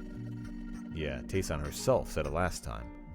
Just knowing the real story wasn't enough. That knowledge alone didn't motivate the wolf and badger to kill. Back then, Kemi was probably just dealing with her own problems. I'd badly misunderstood her situation. It really did seem like the wolves had the change of heart to more than simply words. This was good. I can now see a bit more of the overall picture. Haruki-sama, Haruki-sama, Oh, sorry. What is it? you were making a scary face. Did I say something bad? No. Sorry. We're talking about Haru-chan, right? So what's up with her? Masato's doctor said that she has a mental illness. However, in Kama Fujiyoshi, as well as here, people never stopped whispering that she was actually possessed by the wolf. That was why the Uematsu came to banish the corruption, and she became better. Did you pray or chant something? Well, something like that. That made sense. The four families rule through local faiths, so cracks in their beliefs were serious trouble for them. I didn't quite relate to the idea of that some beastly possessions couldn't happen. But since they'd brought in the Uematsu to deal with it, it could only mean that they wanted to handle it from a religious standpoint. In a way, that was admission that Haru-chan was an exception in their faith. The family heads had probably wanted to treat it as a problem that had nothing to do with the religion, but that hadn't worked out. Well, if they didn't allow healing her with the change of the environment, this didn't seem all that unusual. There were stories of beastly possessions all over Japan. Mamiya-san probably had tons of them in her head. It did freak me out a bit that it happened here, of all places, but it felt like I had to consider it separate from all of the strange phenomena here. By the way, did you ever hear anything about possession by Yamabito? That would be strange as well. Yomibito are fearful creatures that have no human intelligence or virtue. Haru Makashima-sama did not seem to fit that description. That reminded me that last time Rikaku-san had been declared a Yamabito when something went wrong with her mind. Haru-chan wasn't like her at all. And since no one could think of an explanation, they began thinking that she was possessed by the Yomatsu Okami, right? Yes, Kama Fujiyoshi has many people who knew of Yasumizu's legends. They said that, corrupted or not, a god was a god, and that since she was in such an eerie place, she might have been possessed by the wolf. And the prayers healed her, huh? Yes, in the end, it was considered to be merely minor trouble caused by the corruption. I didn't get it completely, but it didn't seem like a big deal. It ended a while ago, but now had come back?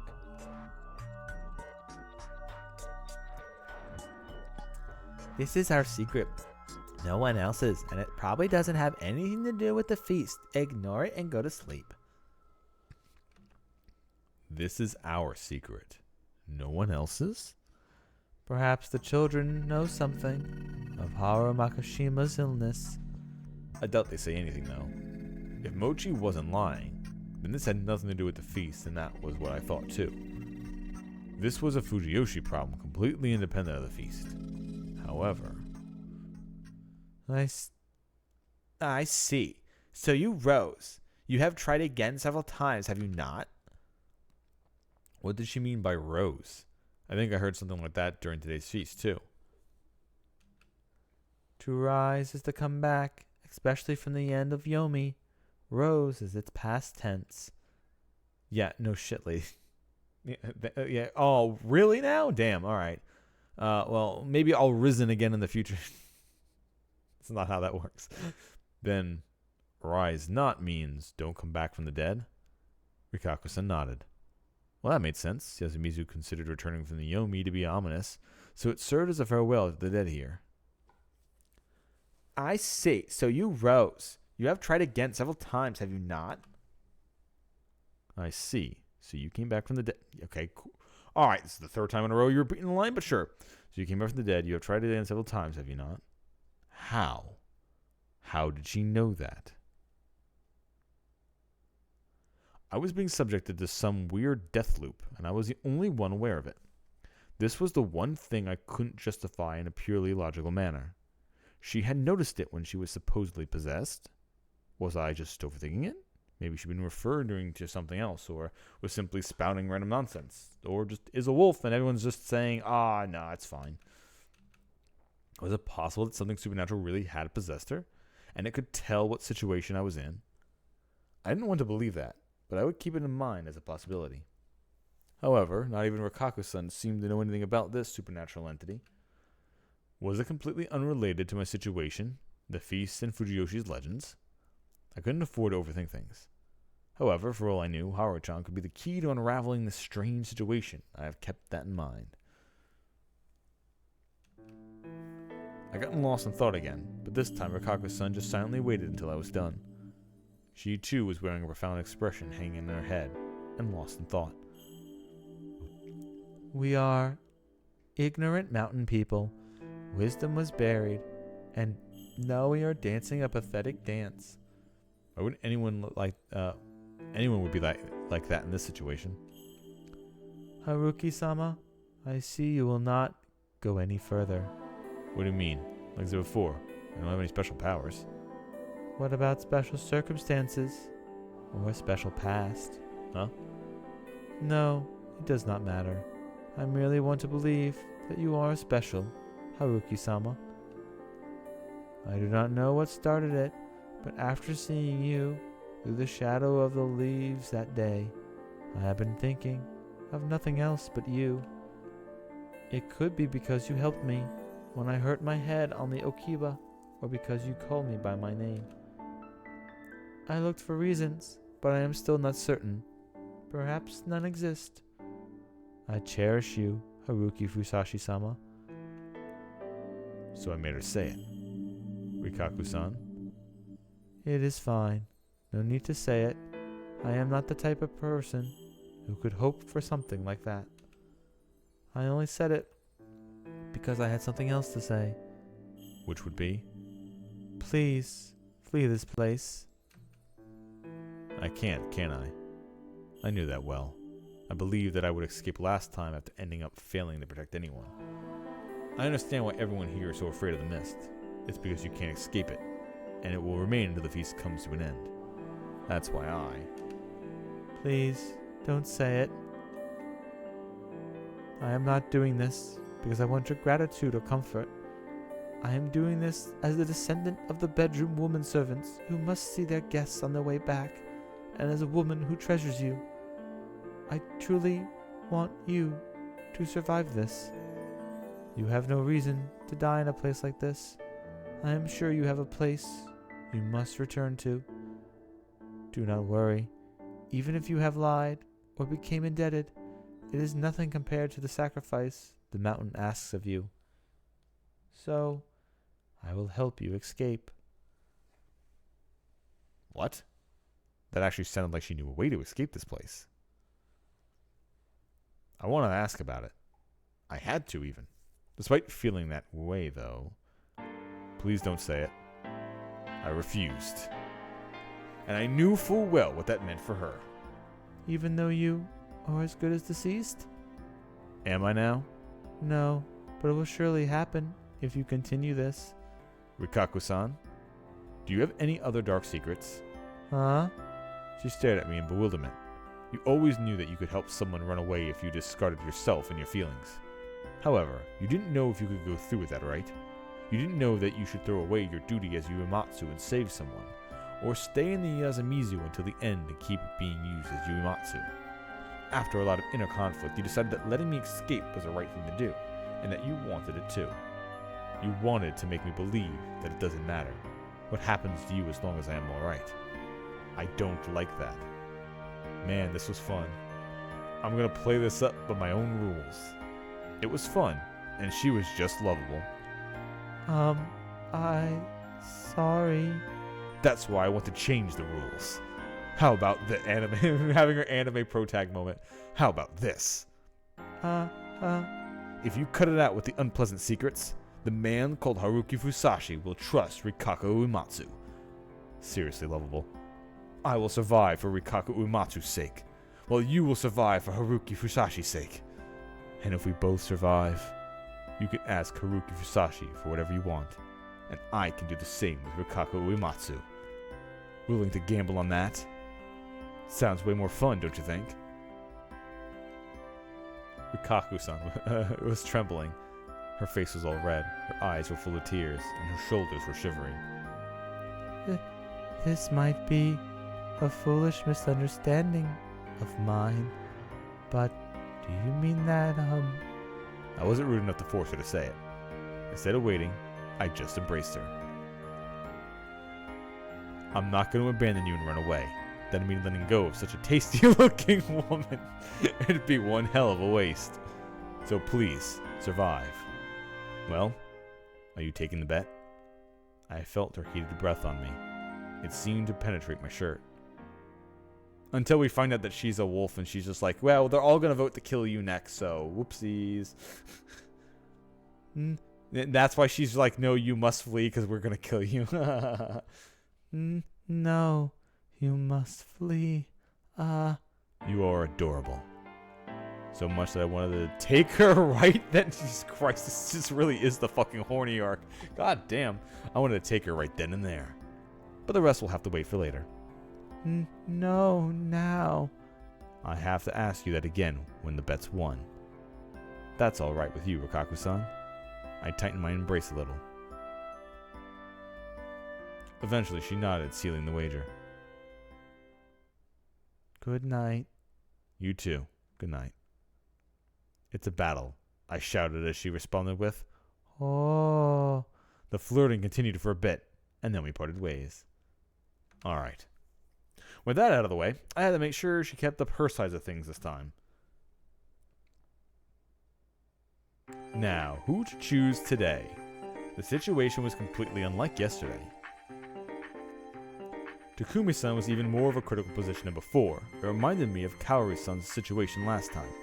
If he went out of control, the only one who could stop him was probably Kanzo-san. But even then, someone could die. Kiyonosuke-shi was, as Mochi had pointed out in the feast, a convenient dumping ground for votes.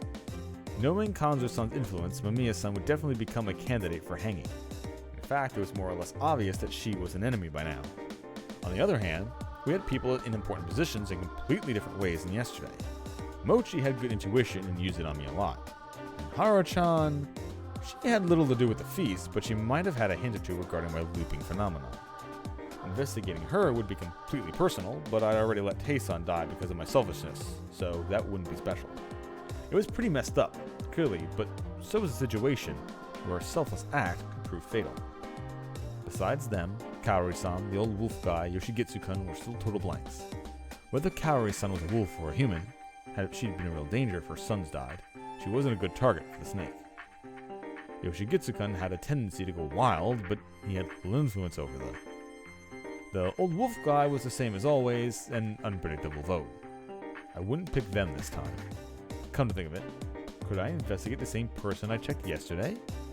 It'd probably be pointless, but I was curious. Who did I have to go for?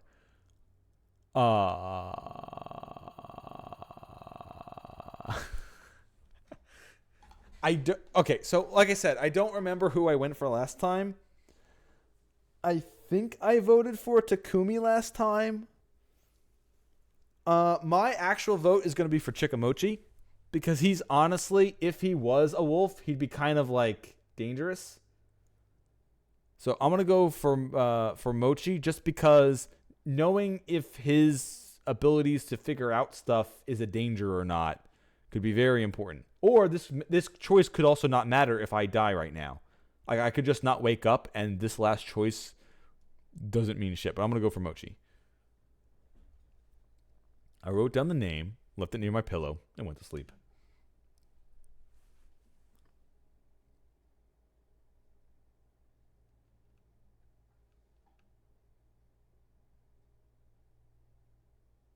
Obtain key 13, Truth of the Genius. Okay.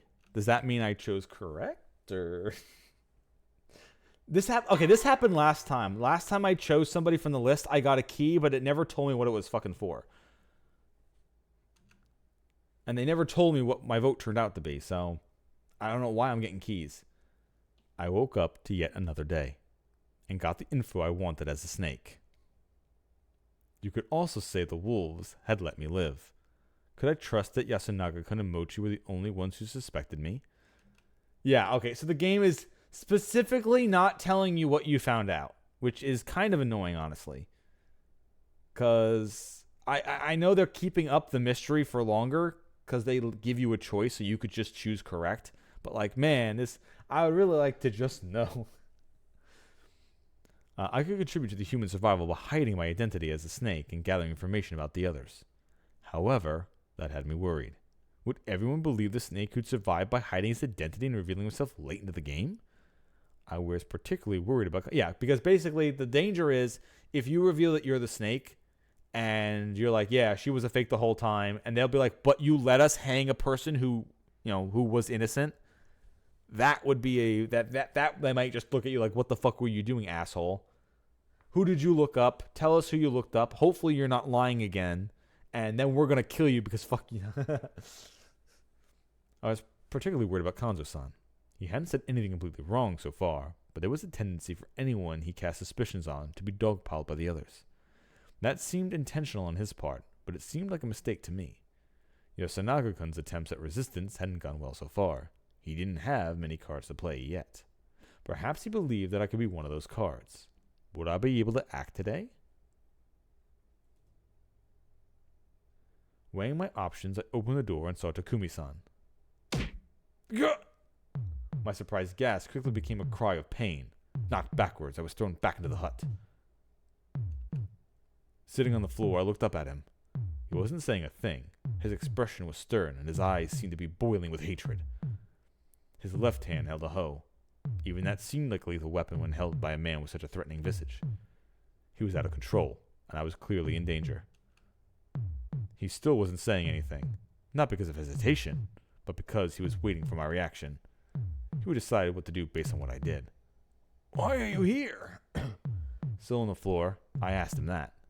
To die today. His response wasn't an answer to my question, but it was an important thing nonetheless.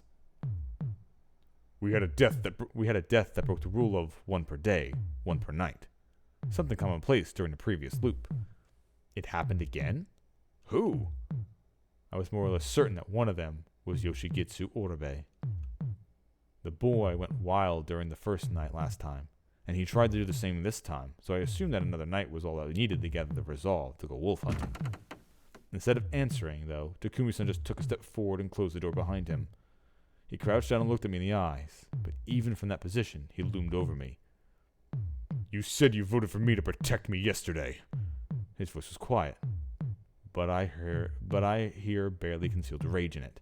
Explain that to me in a way even I can understand. He then rested his right hand on the hoe. I couldn't read his true intentions. However, he was definitely in charge here, and a wrong answer would be punished harshly. This would be a tough one. I knew what would happen. Huh? I had to consider what was on his mind. He was probably planning to beat me up no matter how I responded. However, he did seem to leave some space for consideration in case I gave him a good answer. I was now being tested. In this situation, he'd only understand if I provided him with something unexpected. If I could do that, I could get him to agree with me. I already planned a response to this. It was both well-rounded and difficult to pull off. Yesterday, you were at a crossroads. You always believed that Yasumizu was unified and that no one here would kill anyone else. However, since you also valued their words, regardless of which generation they were from, you were unable to commit to a course of action. I paused for a second. Go on. He probed me with the hoe. It didn't hurt, but it seemed antagonistic. However, he was still giving me a chance to talk. The elders, specifically Tei Yamakawa-san, believed that the feast was a paranormal phenomenon with absolute power over all within, and that death was unavoidable. The legend she recounted to us was the reason why Yasumizu became isolated, even here in Fujiyoshi, but it was also a part of its identity. Make it simple. Because of the story about killing the wolves in revenge, Yasumizu was given an unfair role of being the defense against Yomi.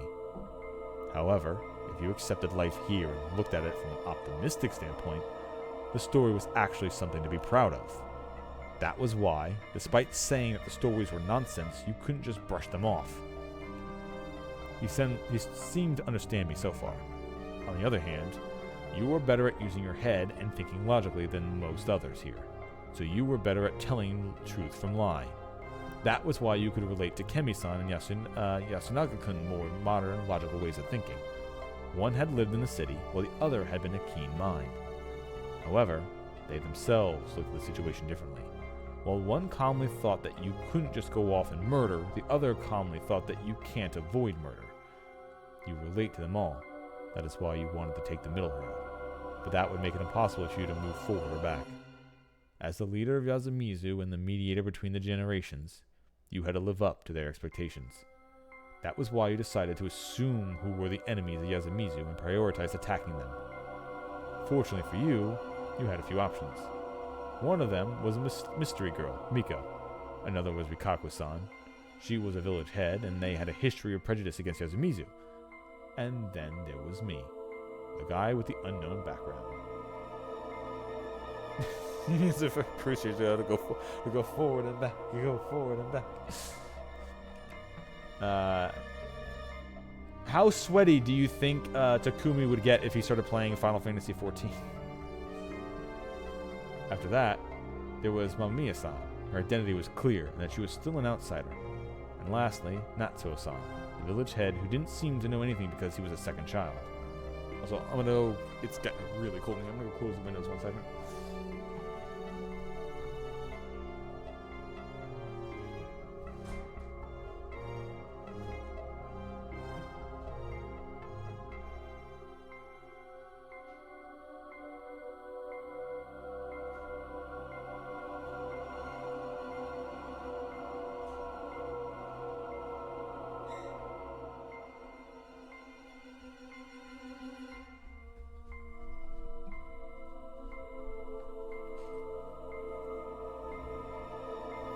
Oh, okay, yeah, he'd be the one where he would be struggling to play the game, and then once he got a good grasp of it, he'll be mad at everyone else for not. Yeah, total novice to try hard. Yeah. Also, I say I like, but honestly, my main character here, Haruki, is just kind of just completely fucking bullshitting right now. He's just making shit up. He doesn't want to be like, yeah, I investigated you and I found out you weren't a wolf. So that's why I figured I'd throw you a vote, because I wanted to come talk to you and say, yo, don't do anything rash. I'm the snake and I want to work with you while no one else knows anything. Of course, Yamakawa-san and Kaoriorbe, both of whom you were close to, were lowest on this list. You simply wanted to attack them based on this order because you wanted to avoid hurting those you were sympathetic to. I wouldn't call it unreasonable. It's natural to believe the invaders are the enemies, rather than that your neighbors became murderers. You were able to carry on this way, thinking until yesterday morning. No one died that night after all. However, all that crumbled at noon, when Yasumizu's people prioritized killing a local mainstay over an outsider. That's why you locked yourself up. You needed time to rethink your strategy. You considered how to rework your list of enemies, and how to determine Tai Yamakawa-san's murderer. My words were cut off when he threw away the hoe and grabbed me by my collar. That's not true! Being shaken by a powerful fist made it hard to breathe, but it wasn't violence just yet. If it really isn't, you can't argue with the words instead of threats. That's how you usually are, right? However, you decided to create enemies for yourself. That left you with only one option. Oppose the ones who killed Tei-san, and avenge her by attacking them. No! Yes! Though she claimed to have a guardian, it was clear that Mamiya-san's attitude was weird, and yet the one who was hanged was Tei-san. That's why you thought that the wolves must have abandoned up and voted for Tei-san, that they had to be lurking among those who voted for her in her death. I'm sure that's what you thought, and in turn, I thought this. At this point, the guilt from not saving her would get to you, and you would go berserk without any regard for yourself. Perhaps go to the point of killing all the suspects, even if it meant getting the corruption. That's why I thought about what I had to do. If I voted for Yamakawa-san, I would be your enemy number one. Miko was young, and while Rikaku-san voted for Yamakawa-san, she accepted that. Me, though, I have nothing. If you went berserk and started killing, it would be the first on your list. That's why I couldn't vote for her. That's your reason? You had another choice, damn it. He was right, though. Tei-san had already had more votes. I saw the difference clearly and could use my vote to take it to the final vote. Even so, I couldn't vote for Hisako Mamiya. Why? You suspected her too, didn't you? And now... What was I to do here? There was no guarantee that no one was listening. It was probably best to assume that someone was. Even if there wasn't, was it a good to tell him about my guardian? I didn't have much time to think about this. Takumi-san grabbed the hoe again. Trust them. Okay. I'm going to assume. Okay. So here's what happened here. It's not saying tell him, don't tell him. It's don't trust him, trust him. And the fact that trust him has been unlocked, it seems, must be because I chose right on the first night. He's human. Otherwise, this would have like a little lock in it. So I must have chose right on that first night. Or at least I chose right enough to be able to choose the key. Maybe I lose information the other way, but that might just be he kills me. Honestly, I think me telling him that I'm the snake is what would have gotten me killed, but that's not the option the game gives me, so I'm taking the key option, obviously. My decision wasn't due to trusting him personally. I did it solely because I knew he wasn't a wolf. Because we checked him the first night. Good. Thank you, game. I am the snake. Still, that was enough info to allow me to reveal it to him. That's why I knew she was a fake right from the start. His grip relaxed for a second, and then he realized I let her die. But then why didn't you say it? If you revealed yourself, Ba-chan wouldn't have. It's because I understood that the wolves wanted to know who the snake was, even if it meant sacrificing one of their own. What do you mean? Yesterday, I said that I said that to make an active effort to win, the wolves had to pretend to have guardians. But by that, I meant the wolves as a group. No matter how good of an actor you are, by acting like you have a guardian, you will be suspected and put in danger. As a result, the faker would eventually be hanged, but it would have brought some time for the remaining wolves. However, pretending to have a guardian when no one had died was way too risky. The real one was still alive after all. That meant that the wolves could have been playing only one thing, to draw out the real snake and kill them that very night. There was also the possibility that she was a badger, but that would have only made it more confusing. Yeah, if she was a badger, then it's completely fucked, because if we hang her, they literally hang their scapegoat, and there's still 3 wolves fucking around. I did nothing to stop Yamakawa-san's death. I won't deny it. However, I thought it was necessary for me to survive and get back at the wolves. I couldn't have voted for Mamiya-san either. It was to keep the wolves from realizing I actually knew anything what she was. That was why I insisted on using my vote on them. I used it to send you a message. It was a pretty bad plan if I do say it myself. I had no idea if you would understand. But the result was clear.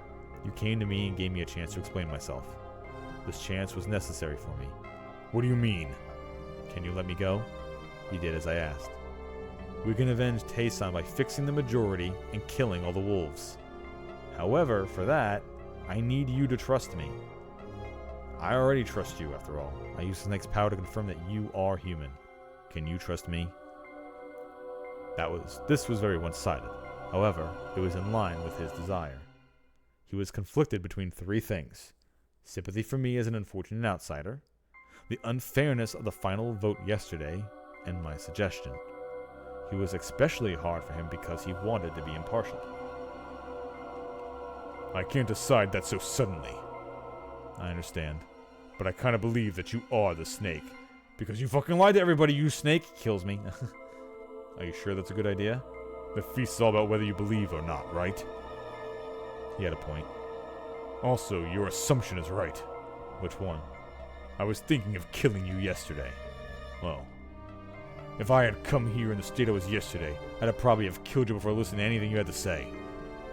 But I couldn't go through with it. Probably because I wanted to know what you meant. So I'd worked some sort of magic there, huh? But that has nothing to do with whether I trust you or not.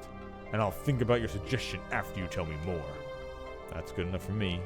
By the way, you said 2 people died. Who? Oh, I was just thinking of telling you. Come with me. We gotta find the old man. The ones who died today were they got rid of Haru. Were Haru Makishima and Hisako Mamiya. Okay. Okay, so my guess is Hisako was murdered because she was Because the only way for you to tell if someone was a wolf is to either be investigated by the snake or for the crow to identify the hanged person as wolf or snake or as wolf or nothing else. So if Asako was a wolf and everyone today voted to hang her, then they would be able to know, oh yeah, she truly was a wolf. But by her dying to corruption or being murdered by somebody, you still have no fucking idea if there was a wolf or not. And Haru, I'm going to assume, died because whatever is going on in her head, she was either actually genuinely murdered, or maybe she died. One of them could have been murdered, one of them could have died by corruption. Who knows? It could just have been both corruption and no one from a wolf again. No fucking clue. Anyway, we'll find out. When Takumi-san told me that, I was more confused than shocked. Why? Why them of all people? However, I couldn't spend a lot of time thinking. Or, of course, one of them could just have been the crow, and by killing the crow, you're like, alright, we're good to go. However, I couldn't spend a lot of time thinking. Takumi-san predicted that Kanzo-san would go out in a frenzy if he saw Haru-chan's corpse. Which is why they both died last time at the same time. Oh, no, they didn't. No, he died. Okay, never mind. I take that back. That reminded me of the time he ran up to her when she was acting weird. Mochi had told me that he loved his granddaughter a lot, and that was undoubtedly true. Takumi-san had walked around Yasumizu before coming to me, but he couldn't find Kanzo-san anywhere. It would have been fine if they just missed each other, but Kanzo-san always woke up and walked around before everyone else, so he must have already seen Haru-chan's body. Considering the situation, I couldn't help but feel that something bad was happening with him right now, or he could be a third dead. He's got a rifle. Guy's more dangerous than me. Even Takumi-san, who almost killed me himself, deemed him a huge threat. At the plaza, we met Kemi. Her eyes were all red. Ni-chan, Haruki-san. You saw the old man? Huh? No, I kind of thought that you would be doing something to Haruki-san by now. We'll talk about that later. Haru's room is open, right? Old man Kanzo must have already saw her. Let's stick together and search for him. Okay, so if she's in a room, then she was murdered by the wolves. Okay. Kemi, where are Chikamochi and Yasu? They must still be asleep. Then wake them up and let's gather at the dorm. Fusashi, grab a stick or something. Okay. Haruki-san, are you okay? What? Well, I won't say that I didn't touch him, but I didn't do anything to him. Let's just go already. His words and large frame made me feel like a usual strength and confidence had returned. Rikaku-san, Miko, Kaori, Yoshigitsu, everyone from the nearby homes were still with us. We told them what happened, but since we couldn't wait for the woman to get dressed, we left the place in Yoshigitsu-kun's hands. Yoshi, if you see the old man, stop him at all costs. You protect the women and kids. You voted for Teiba-chan yesterday. Old man Kanzo might go for you without even giving you a chance to talk. But I kind of feel like it would work out for you. Sure you won't run? Don't worry and leave it to me. wait, Takumi-san, would Kanzo really just attack him just because he voted for Tei-chan? I wonder that as well. Yesterday, Makashima-san suggested that we hang both Yamakawa-sama and Mamiya-sama, and he himself was the one who put the noose over her. Yeah, unlike me, he probably wouldn't go apeshit over Teiba-chan. But the journal lady was a wolf. That's why it's possible that he'd suspect everyone who voted for Teiba-chan instead of her. What's with the confidence? You know something about the woman? I was tense. I was entirely possible that Takumi-san was about to reveal what I was. However, I got a different response than what I was expecting. You don't understand when you see her. Ah, okay. As the three of us went uphill, an unpleasant reek trickled our noses. We arrived at the concrete stairs near the dorm. Fusashi, watch where you're stepping. I thought there was no deeper meaning behind those words, but then I saw the blood near my feet. A corpse. If I hadn't recognized it as such, I would have assumed it was a piece of modern art. Not because it was beautiful, but because it seemed so artificial. She was spread out. She was whittled down. All parts of her were torn, pulled, stretched in all directions. She actually covered the entire staircase. Muscle, fat, skin, tendons, hair, keratin, enamel, mucus parts, cartilage, eye, lenses, cloth, blood, excrement. All that had comprised this adult lady yesterday had been spread out over a large surface. It felt like I was looking at an abdominal. Ah, you didn't say skeleton, so that means her skeleton came out. She had a little bit too much milk and her skeleton popped out. It happens.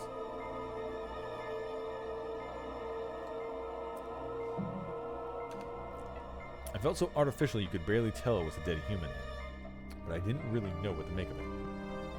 One thing was clear though, there was no special knowledge or intent left behind this. It was pure, unadulterated violence that simply departed once it was complete. Yeah, I live! At the center of it all, you could find half of the bones needed to complete a skeleton. Okay. So half her skeleton got free and the rest collapsed. But a part of the face was still intact, which clearly revealed that the corpse belonged to Hisako Mamiya. She died outside her room. You understand when you see her. That was why he'd said that. Kemi covered her mouth. I told her she could vomit if she wanted, but she said this had nothing left in her stomach. She must have seen this when leaving the dorm and passing through here. We ended up avoiding the stairs and went to the steep slope instead. The grass below was wet. Thinking that some of it was caused by her fluids, I became somewhat disturbed. Haru-chan would have fainted if she saw this. That thought reminded me that she too was no longer with us, casting an even deeper pall over the scene. We arrived at the dorm without anything else happening. Moji was sitting on the stairs. It was the first time I'd ever seen him sad. Haru-chan's dead. I thought he was unique enough to treasure something regardless if it was dead or alive. However, Haru-chan seemed to be an exception for him. Last time I found out that he liked her, but I wasn't sure if it was that simple. Nor did I see the point of thinking about it. Where's Yasu? Upstairs. Yasu! After getting no response, we walked past Mochi up to the second floor. The door closest to the stairs was open. Yasu, you here? He was. He was on his knees, spacing out, looking utterly powerless. Get a grip. We're all gonna go look for old man Konzo. Yasu! Takumi-san's rather violently shook him, and Yasunaga-kun made his first sound, a whimper. He didn't want to accept the despair before his eyes, and kept his emotions from blowing up. I could see that in his face. It's my fault. The first thing he blamed was himself. It's the third day, and I still haven't found a single wolf. No! Takumi-san shook him again. This is all the wolves' fault. If not that, then it's my fault for not stopping old man Konzo. Your work has just begun. Get a grip. Yasu, Kemi, take over. Yasu-kun. She opened her arms. Yasunaga-kun refused the embrace, lightly pushed her aside, and left. She glanced back to me for a moment. Her expression felt hesitant to me. Or was I being too conceited? We'll be downstairs, Yasu-kun. Wait up. Kemi chased after him and tried to take his hand, but then I lost sight of him. Man, this is just horrible. I heard it from Kemi, but still. Takumi-san looked back into the room. It's messed up. I felt the same way. It was nothing like the work of the wolves from last time. Konzo-san had his face crushed, and Takumi-san had been shot in the head. Last time, Yasunaga-kun and Tei-san both had prioritized the head. It was a brutal yet efficient way to prioritize taking their targets' lives. This, however, was the reverse. Haru-chan's empty, somewhat sad expression was preserved perfectly. Though stained by blood from her mouth, her deadly visage was even beautiful in a sense. The rest of the body, though, was a complete mess. She was lying on a futon, covered in aged, casual clothes. For some reason, it didn't seem like she bled much. It was clear that she was beat up with a blunt instrument. Everything besides her head had been thoroughly crushed by something heavy. She was like a pancake from the neck down. Her limbs were bent in unnatural ways that made it seem like she had no bones. So another one skeleton popped out. More skeletons are popping out everywhere. It was an excessive way to kill someone, and her face was clearly left untouched on purpose. It was openly malicious. like the killer was toying with their victim. Profiling wasn't my area of expertise, nor was I particularly good at it. the insane old man did it. He's like, all right, well, time to go. Time to start a beating. A wolf is here. Chalk one up for the old wolf man. However, I couldn't help drawing a certain conclusion. The wet, bloody footprints made it clear that this was, like last time, the work of the wolves. However, these wolves were far crueler than the previous bunch. That's because it's not the smart kid and the old lady. Prioritizing the search for Kanzo-san, we left the cleanup for later and quickly returned to gather the others. Mochi and Yasunaga-kun joined us, and the 5 of us went to the Nasato mansion next to meet up with Kinosuke-shi, who was just passing through the gate. He was surprised that 2 people had died, but he was more bothered by the fact Kanzo-shi was nowhere to be found. It seemed to scare him.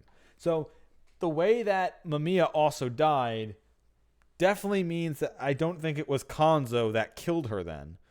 Because if she was completely and utterly scattered and splattered, except for, like, the head, like, I would think it would be like she transformed into a wolf, ripped off all her skin, like there's some movie transformations like that, and left it there and died. But if it was Kanzo, it probably would have been a bullet, and I don't think he'd be able to completely rip her body into a bloody paste. So it feels like she died to corruption.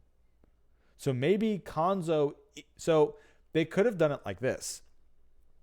Mamiya shows that she's either a wolf or she's the badger. Everyone is super suspicious of her. They then have her go out and maybe antagonize Kanzo, or maybe even killed Kanzo herself, and they sacrificed her to the corruption just so they could get a free kill.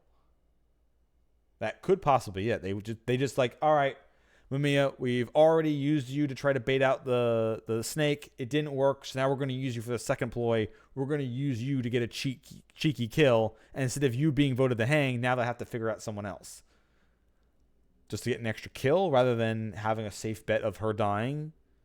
Because maybe she wasn't the wolf. Maybe she really was the badger, and if she got hung and the spider was still around, and they said, well, she's not a wolf, everyone would have went, oh, fuck. So... if they did use the badger to get a free kill, that would be like top tier, like, yeah, we've got this shit easy. Because if the badger really is here, the wolves have 4 people on their side, which is kind of broken. So you kind of need somebody who has a fucking, I go back in time to do this. Otherwise, you're almost like outnumbered at this point. Because you have to like nail the wolves constantly. Especially since they can just cheat and have people sacrificed to corruption. Or if people get themselves killed accidentally like Yoshigitsu did last time. He was surprised that 2 people had died, but he was more bothered by the fact Kanzo-shi was nowhere to be found. It seemed to scare him. He has a gun, doesn't he? This seems dangerous. The old man I know would never use it on people. He's like a different person with the mist around, though, he added. Kanzo-san had already pointed his gun at people. Takumi-san didn't want to see it. Kanzo-san as a threat. But it was clear he didn't trust him completely. His blind faith in the locals had vanished overnight. It probably wasn't virtuous in the general sense, but it is the current situation that naivete had been its only weakness. We then went to Tae-san's house, passing the supposedly empty construction site along the way. We still couldn't find Kanzo-san or anything out of the ordinary. After that, we went back to the plaza. In the dining hall, we found Yoshigitsu-kun and the women who were now dressed. They looked worried, but aside from that, everything was normal here too. We left Kinosuke-shi and Yasunaga-kun there as some extra defense. Yasunaga-kun was still in a state of shock, and everyone wordlessly agreed that he should be with his family now. We then went to the north, downhill, and we couldn't find anything. Takumi-san then parted some bushes for some reason, and it turned out the old wolf guy lived around here. This made me realize that I hadn't seen his place yet. Oh shit, 1 second. Be right back.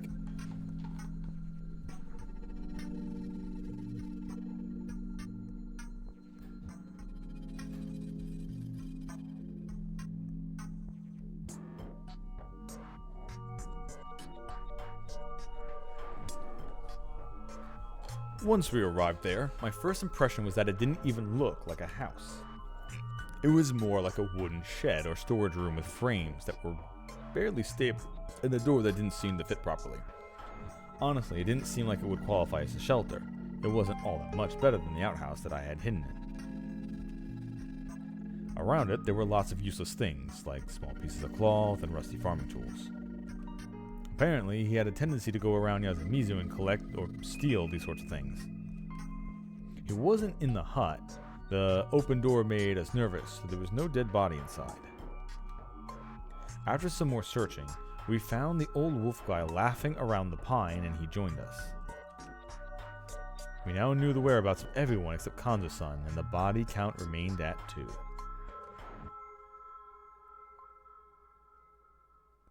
We then checked Kanzo-san's house again, and it was still empty. And so we returned to the dining hall. Despite the tension, Kaori-san began making food. Well, it was important to stay well fed, so no one grumbled. It was rice gruel again, but no one complained about that either, and just stayed up. The students in Kemi didn't seem to have an appetite though. They then talked about what we'd do next. It was about 7 o'clock. The fact that none of us had seen Kanzo-san was yet unnerving. Takumi-san insisted we go searching again, but the others began to think that it was a waste of time. Some assumed that he either left the settlement, got stuck in some pond or field, or was taken by the corruption. Though those were all major problems that would require us to find him ASAP. Most just didn't want to contribute this. It seemed to me that while Kanzo-san may have had a lot of influence here, and many depended on him, a lot of the villagers had a latent aversion to him. In the end, though, we just couldn't ignore the possibility that he might have been lurking somewhere with his gun in hand. Once again, for the first time this loop anyway, a search party was sent out. Takumi-san, Kemi, Mochi, and I all went around the Misty Settlement, but we couldn't find him. Just what's going on here? No clue. I feel like we're wasting time here. I had no evidence, but I felt the same way.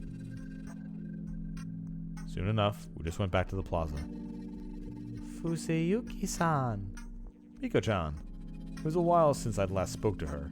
We hadn't needed one yesterday, and it seemed like it'd be a while until she found out my name. What's wrong? Where's Rikaku-san? Oni-chan is talking about some difficult stuff, so I'm playing outside.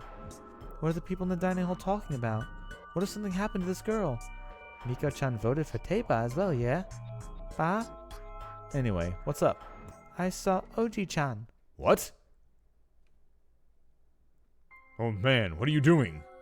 He'd been right under our noses. Specifically, the hall where we held the feasts. He was exactly where he would be during the feast. Right next to him, there was an empty bottle of divine sake.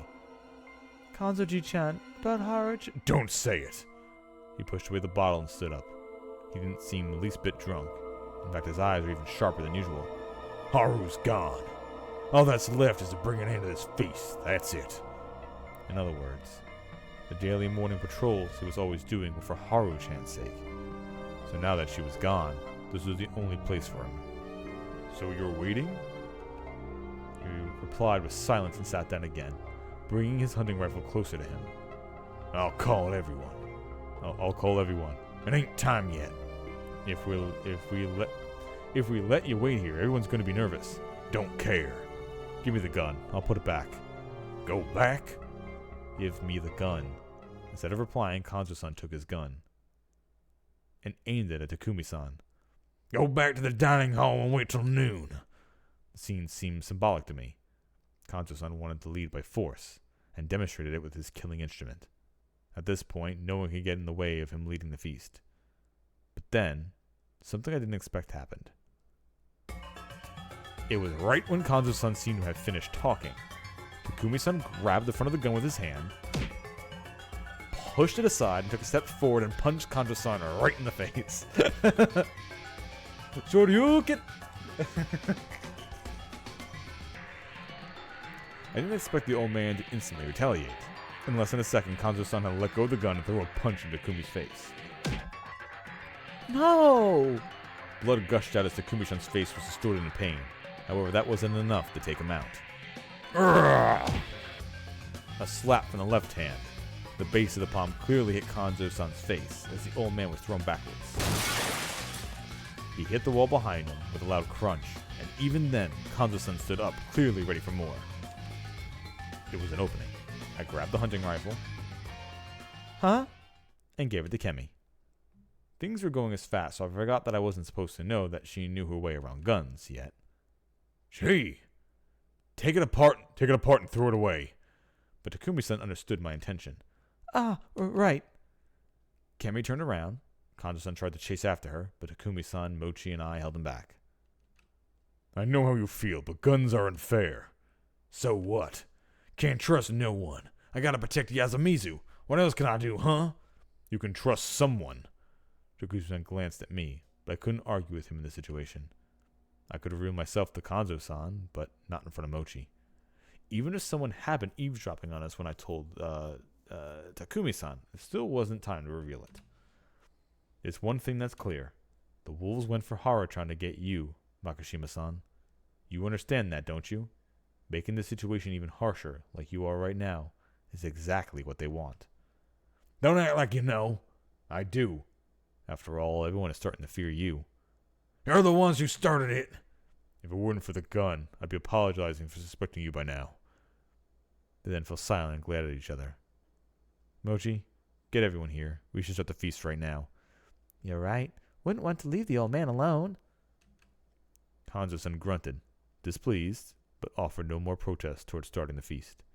Honestly, there was no real reason for the time when the feast started, so they had been decided when it was Kanzo-san was only doing it on the time as same time as the first day. The fact that he insisted, I read that completely asinine, but yeah, so there was no rule to when they were supposed to hold the feast. He just was doing it at the same time they did it the first day every day as like a ritual, but they're doing it now instead. The fact that he insisted on the usual time was strongly what that he brandished his gun over it made me feel like he was more obsessed with control of the situation than actually thinking things through. At the base of it all, there was mistrust. He couldn't trust anyone, so he simply repeated whatever had brought him success so far. It'd be good if that led to our victory. But the feast really had to be approached like a game. There was no single way to win, and there was a competition. If you could read the enemy strategy, you could also outplay them. That was what's significantly easier for the wolves.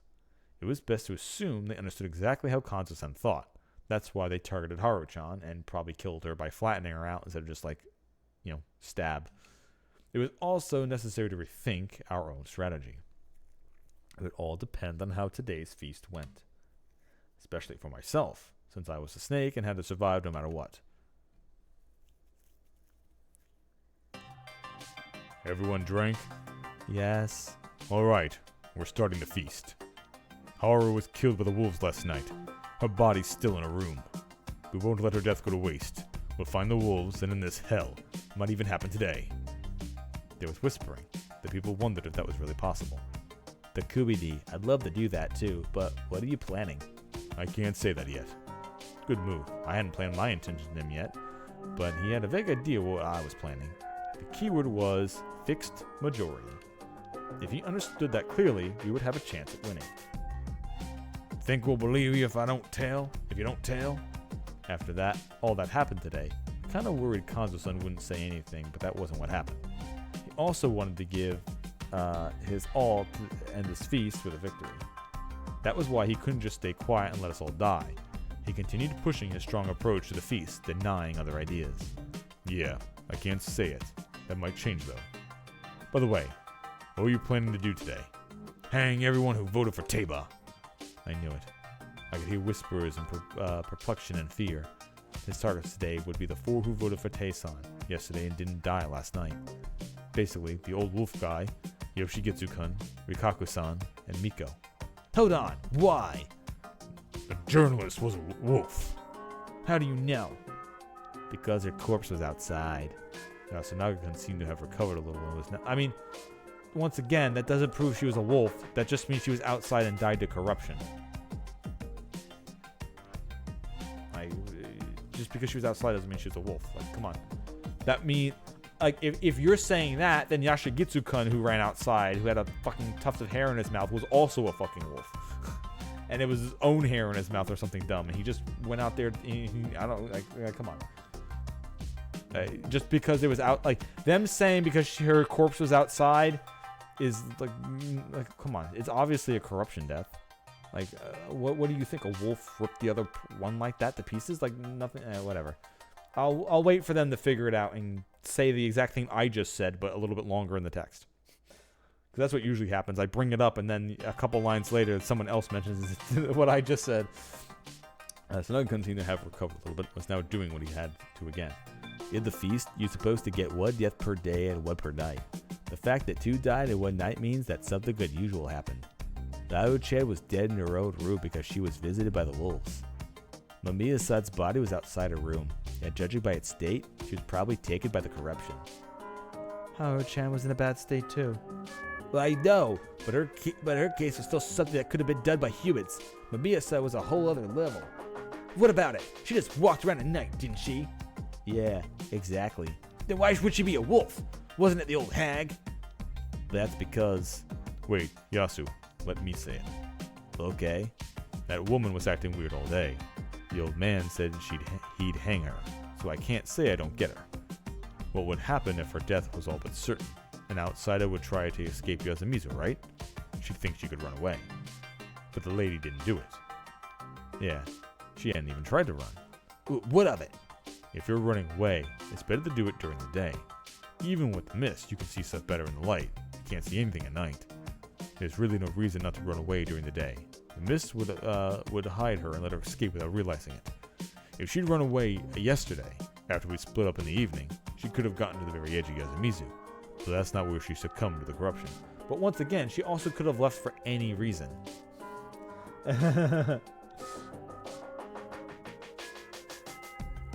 Oh yeah, he's just kind of sitting staring down like, oh man, how many times do I have to keep getting these people killed? Maybe she had some other reason for going out at night. Hey, look, I said that. About that, anyone else but me here try to stay awake at night?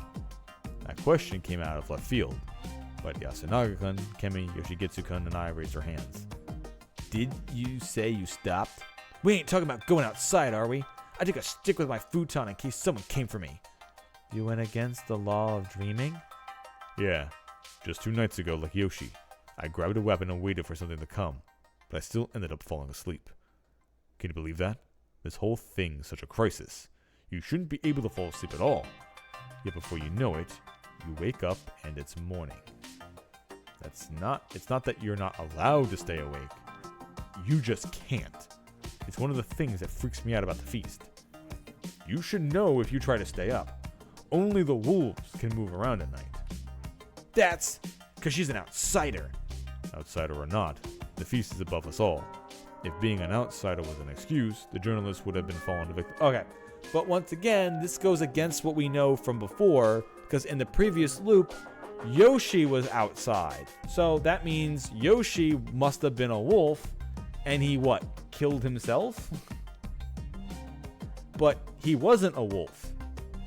So, unless they're saying Yoshi left early enough and he didn't wait that late at night, so he was just outside and died before he would normally be forced to sleep. Or you're only forced to sleep in your hut.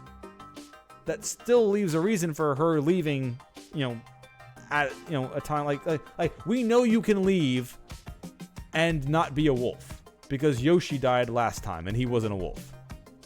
So we know you can leave and be killed by the corruption. So assuming she's a wolf is still completely just wrong. I mean, she could have. That's what I'm saying. Yeah, she, even if it was forcing you to fall asleep at night, and you're outside and you fall asleep. But yeah, saying she's a wolf, I still don't buy it. There's still plenty of people who've, like Yoshi, like I said last time, was not a wolf, was outside, was even killed fighting back against whatever killed him. Because he actually literally bit something out of it. So just because she was outside doesn't mean she was a wolf. Easily could have been the badger. I had the mysterious experience of being spared by hiding in a toilet, but I had no choice but to stay quiet this time. Lastly, Boda-san, the large cameraman died by going out at night. Okay, and also Hashimoto died too. He's bringing it up here. I don't know too much about that, But if I gotta guess, he died because he wasn't sheltered properly. Cleanse, shelter. As long as you have those two covered, you'll definitely fall asleep. But if you stayed outside right from the start. It's just an assumption, though. Yeah, it is. You can ignore it if you want. Exactly. Like, she could literally just have stayed outside herself at night just to be like, I don't want to do this anymore. Or she was told to meet up by a wolf because she was the badger. But that's still no fucking idea. But saying she's a wolf doesn't fly by me. I don't think so. I don't think that's a guaranteed yet. But if the woman was a human, she had no reason to risk going outside. She's a wolf who was walking around at night, messed up somehow, and got punished for it. That's the only plausible explanation. Yasunaga-kun and Yoshigitsu-kun both fell silent. They couldn't argue against that anymore. Sure, it was strange just how someone fell asleep, but there were cases of people going out at night, both this and the previous time. I'd have to think about it some more later. Did you know that too, Makashima-san? Only two kinds of people go out at night. Wolves and humans who die like dogs trying to kill the wolves. With how important the dreaming law was to the locals, it was natural for them to assume that anyone who went out at night was a wolf. When you looked at it like that, Yoshigitsu-kun, who insisted on going out, was extremely reckless. That's why Hisaka Mamiya was a wolf. So Ba-chan, who was set up as a wolf, was clearly a human. Ain't possible that both of them were wolves. I fell for him, but his vote that killed Tae-san, even though it was prepared for it, was hard to justify. That's not impossible, but extremely unlikely. No, it isn't. Hmm? Yamawaka-san, who we hanged yesterday, Was a human. sorry for keeping it a secret so far, but I am the crow. What? What? Seriously? I shall take responsibility for my son's rudeness and his vote that killed Yamikawa-san. I am ready to take all blame you give him, especially from Takumi-san, who loved Yamakawa-san like a mother. So please, don't punish him. Her voice was sincere and sorrowful. She put her hands in front of her and placed her forehead on the floor. Stop! Hey, I'm the one who voted. You had nothing to do with that. Oh, that's probably how I looked yesterday. Takumi-ni, don't worry. I know Kaori-san. Yoshi, we ain't talking about who's to blame for Bachan's hanging. But No buts. No one said it was a mistake back then, so we're all to blame here. The votes that killed her and more like something to help us decide what to do, not some sins that get the noose around your neck. Is that right, Yasunaga? Yeah, that's exactly what I thought. Are you sure, though? I won't forgive the wolves, whoever got them killed. I'm with the old man on that. Kanzo-san slightly opened his eyes, looking surprised that he'd come up, then looked away with a humph. Something's bothering me. Can I say it, Takumi-ni? Yeah, of course. Do we have anyone else claiming to be the crow?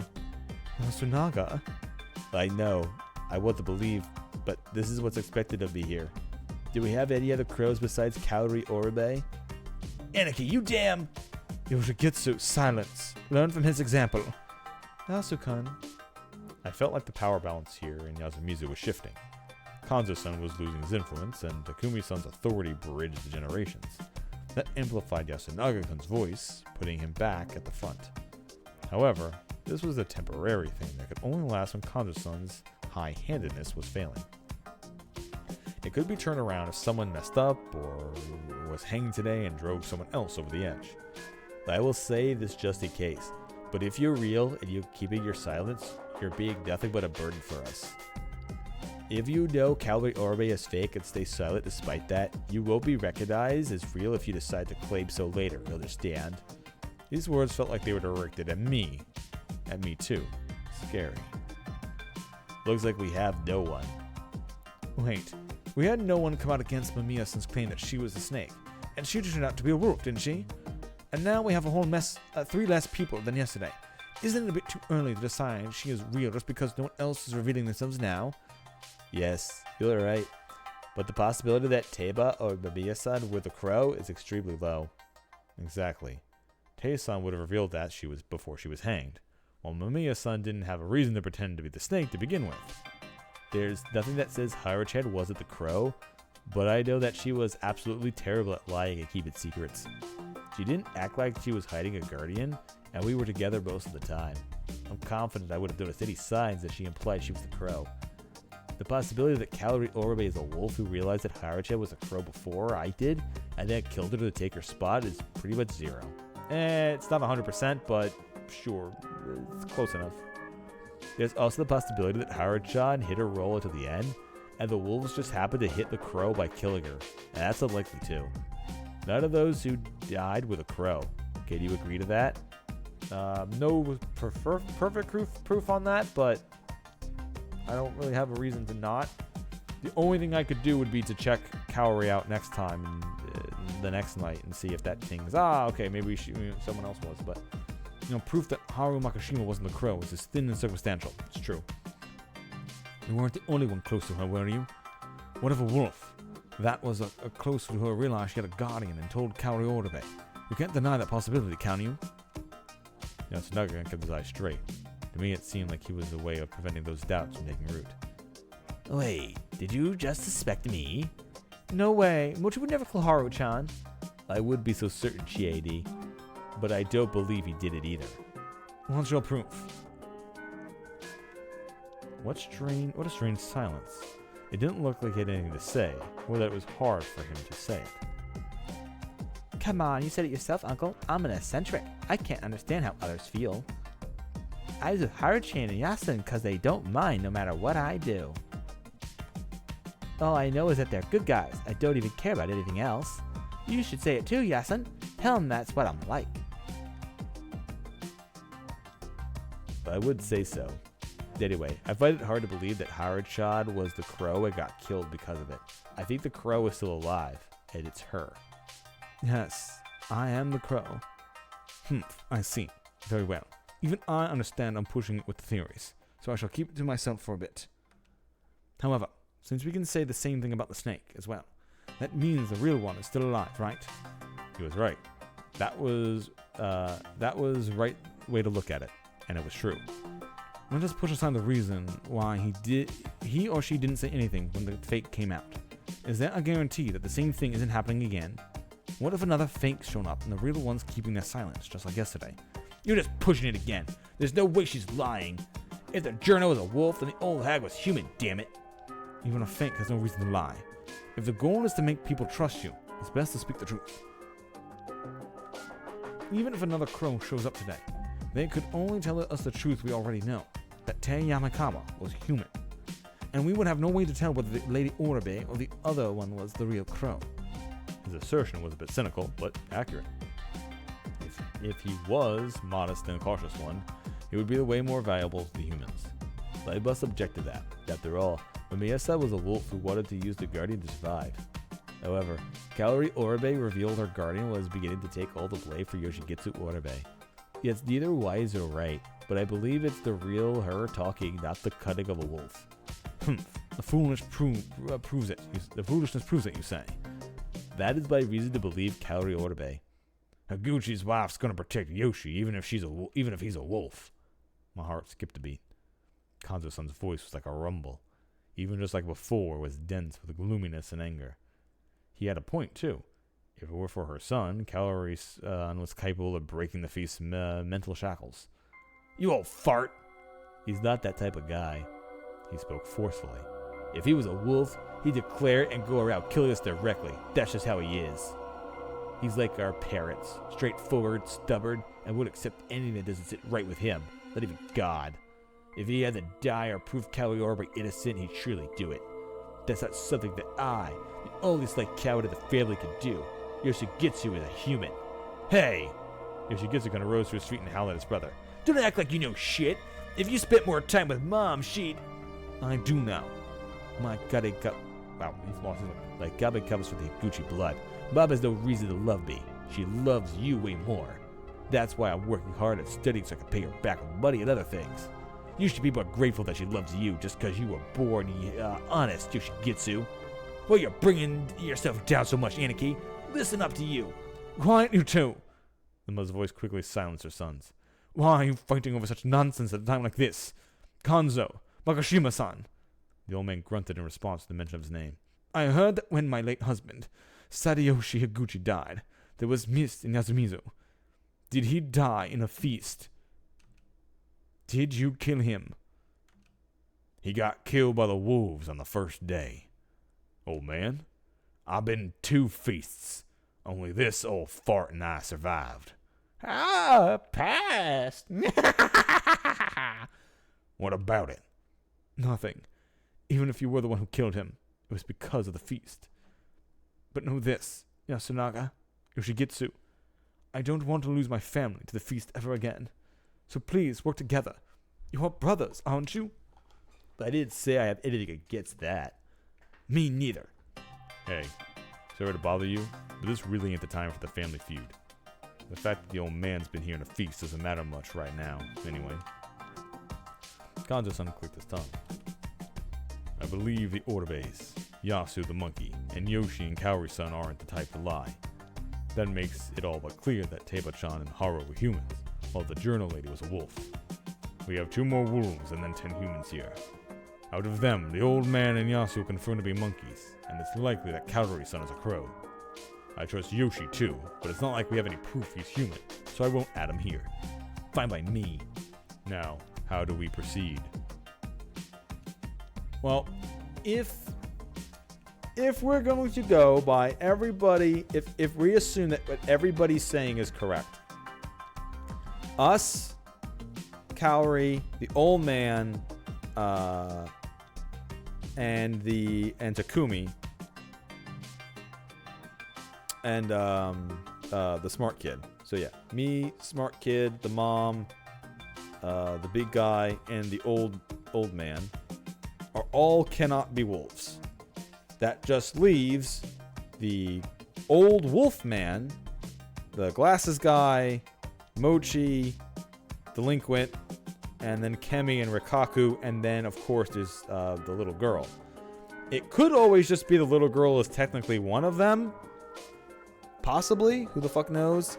I think Rikaku might end up being a wolf because she really wanted me to leave and she tried to save me, so she might end up just being a wolf. I don't know if she actually can or if she's there to eat the corruption, but she honestly could just be a wolf. That could be an easy one. Kemi being a wolf this time would be interesting. The only thing that changes stuff is when we redo this loop, I don't see Kemi being a wolf because... Wait, no. I guess if we go back to the old loop, would we ever want to go back to the old loop? Because let's say worst case scenario, Kemi and maybe even the little girl or wolves. We don't want them to, like, we wouldn't want them to be the wolves, and we'd have no real way of changing it. So the only thing we could do would be go back to the original loop and just solve the original loop. And then we'd get to escape because Kemi wouldn't be a wolf. Because we know who the wolves are in that loop. So we changed the way the game played, but if we don't like who the wolves are, I wonder if our main character is going to try to change change it up enough. Because there's still the one where we can make the big guy survive, the big reporter. We put him in the house with a bathroom, and we stay in the house without the bathroom, and then everybody lives that first night, and then everybody gets an extra vote, which means there could be a tiebreaker, and somebody dies on night 1. That's a huge change that happens. But we still have a bunch of keys that let us go back to the first loop and change things with Kemi.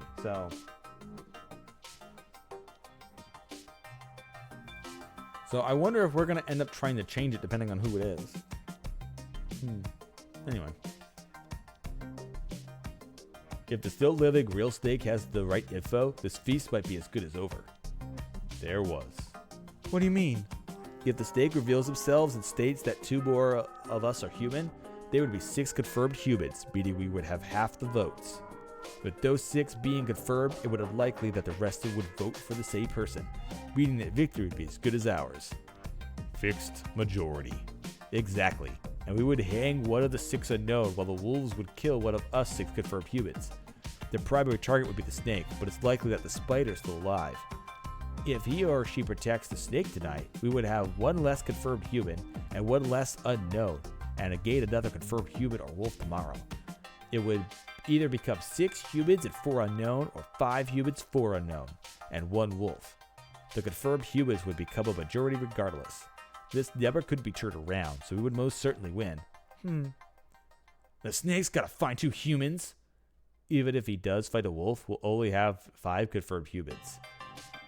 He's saying he.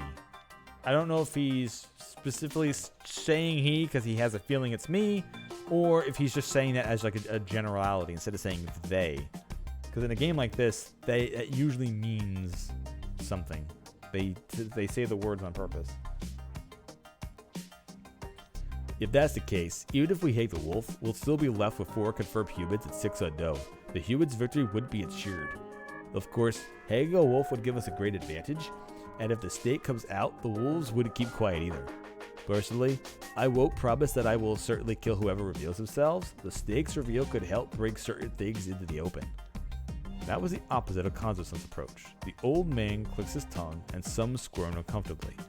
But if the snakes only looked into those who died, like Karu-chan, Yabakawi-san, and Mamiya-san, he or she should stay quiet. But if that isn't the case, I would like the snake to reveal him herself. I had to think. Was the info I had enough? I couldn't tell him that I'd used my looping to gather info. That was why I could only reveal 2 results, one from yesterday and one for today. I'd already told Takumi-san that I checked and confirmed he was a human. Thus, it was important for me to reveal that doing with someone whose identity would help us. If I continued my silence, they might begin to believe that the snake wasn't fulfilling his duties properly. This was a do-or-die situation. Ooh, there's multiple keys. Oh, Chikamochi is a wolf! Sweet. However, there is a 11th key we don't know. Ooh, okay, so Chikamochi was a wolf. Hey, all right, well, this is the one we have revealed. I had the evidence to reveal myself. I had a safety plan all set up. However, I also knew it was a ticking bomb that would likely throw things into chaos. Still, I already made up my mind, so I couldn't hesitate. Okay, so what I'm guessing is maybe I'm guessing if the last minute do or die plan might be I know from this loop that Mochi is a wolf, so I am going to randomly call out somebody else I think is a wolf, or maybe someone from a different that I might learn further from now, and then be like, yes, I know 2 people. And you tell 2 people over there, and then you keep Mochi as like the hide, like, oh, you know he's a wolf, but I'm not going to tell anybody yet. That could be something that ends up being, but we'll see how it goes. I made up my mind, so I couldn't hesitate. Yes. Everyone looked at me when I raised my hand. I was nervous, but now that I'd spoken up, all that was left was to go with the flow. I, Haruki Fusashi, am the snake. I informed them without hesitation. I investigated Takumi Muro and Chikamochi Kumashita-kun. Takumi Muro is a human, and Chikamochi Kumashita-kun is a wolf. What was that? Mochi is a wolf. Everyone fell silent for a moment. Naturally, there was much commotion and chaos over my sudden announcement. Wait, Chikamochi's a wolf? That's not possible. But why did you investigate him? Yeah, besides, didn't you already say you didn't have a guardian? I didn't say anything back then, because there was a high probability I would have been killed if I revealed myself. Obviously, I knew Mamiya-san was lying about being the snake, but none of you would have any idea. If we both survived, the spider wouldn't know much of us to protect, so I couldn't guarantee my safety. If I had said something, the wolves would have had the perfect opportunity to find and kill the real snake. Oh, I see. Take this seriously, Mochi. Don't you get it? You're being accused of being a wolf. That's true. It's probably because I already know and I'm not a wolf. Which means that Hassan would be the real wolf here, I guess. I suppose that idea makes sense, but if Mamiya-san was a wolf, would another wolf really try to play a snake again? We still don't know if the journal lady was a wolf. Kanzo said tried fighting back. You can't tell with these city folk, whether she's a wolf or whatever. Maybe she she went out wanting to die. Shall I take that as a sign of support for Chikamochi Kumashita? This silence was not primarily out of doubt for me, but just the same old habit of his. I believe I was asked why I looked into him. The reason is because he wasn't acting like himself. He's normally sharper than this, and not the type who keeps quiet about his ideas. Yet this time, he's chosen his words quite carefully, almost like he's saying he can't act on his intuition. You talk like you've seen me do that before. See, this is exactly the part of him that scared me. That was merely my opinion, and my observation that led me to investigate you. That's all. I mean, if I was him, I would have said, because you were being very perceptive yesterday, and I had a feeling that you figured me out, so I wanted to investigate you because I thought you were dangerous. Turns out, right on the money. Because that's the reason why I investigated him. I was like, yeah, okay, I need to find out, because he's kind of a wild card. I need to just figure him out. I will, if you've known about us for a while. Maybe you're a spy or something sent by the village head. It's also your odd tendency to be aggressive towards me that caused me to suspect you, like just now. I took a peek at everyone's faces. Yasunaga-kun was staring at the ground, lost in thought. Takumi-san was bewildered, as he should be. Fusashi, are you saying Chikamoshi killed Haru? Kanzo's eyes widened. Apparently, he finally understood that a suspected wolf could be the one who killed his granddaughter. Yes, that would be the case. As if. I don't care about Haru-chan and Yasun more than anything else. Sorry to Richan and all the others, but I really don't care about Shinai-san, the rules of the feast. So how would someone like that kill Haru-chan? If you truly are mad, then you have motives enough. After all, mad people can treasure their loved ones while they're alive or dead. It makes no difference to them. True. Cut it out, Mochi. Did you really? This is a pain. Hey, Hassan, I'm not good with this kind of stuff, so go a little easy on me, will ya? Sorry, but I can't let my guard down around you. I've learned well over the past few days your brain is on a different wavelength from everyone else's. Yasukan, don't we have any proof Mochi didn't do it? You should have already realized it, but no, I don't. Don't you have anything, Mochi? Sorry, I didn't plan for that far ahead. But do you really want to suspect me? Chikamochi-kun does seem like to be acting the same as always. But even if he was given the role of wolf, I can easily see him maintaining his presence of mind. And his stance is easily to not think of for himself. He's just followed Yasunaga-kun and voted for Nasato-san each time so far. Unfortunately for him, his disposition wasn't suspected, but I actually think it was pretty cunning a way to act. So as long as someone Yasunaga-kun didn't want to view as an enemy or a wolf, that wolf could just stay safe by following his lead. Yasunaga-kun is a monkey, and therefore definitely human. To leave the vote to him is the same thing as having a wolf give up their vote entirely. But if Chikamochi-kun Mishida were to stay that way and only to suddenly vote for someone else, we just dismiss it as him acting on a whim. In the end, he was in a position where he could freely vote without attracting suspicion. Gah! You're relentless. I don't really have anything to say, so staying quiet makes me look fishy. But that's just the feast of the Yobi Purge. Then why not just hang me? Mochi, please say something. Anything. Tell us you're not a wolf. I'm not a wolf? Look at me. Oh, come on, Yasun. You know I'm not the type who looks others in the eye when talking. I don't even look at other people when he said it. I don't even look at other people, he said with a smile. The vote was held afterwards. Yasunaga-kun abstained from voting. Kemi, Kaori, Kanzo-san, and Mochi all voted for me, although the rest voted for Mochi, sealing his fate. Okay, so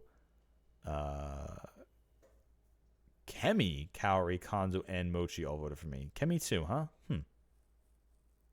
But the rest voted for him, sealing his fate. So that's weird. Okay, so that's interesting. The old Wolfman did vote for Mochi, huh?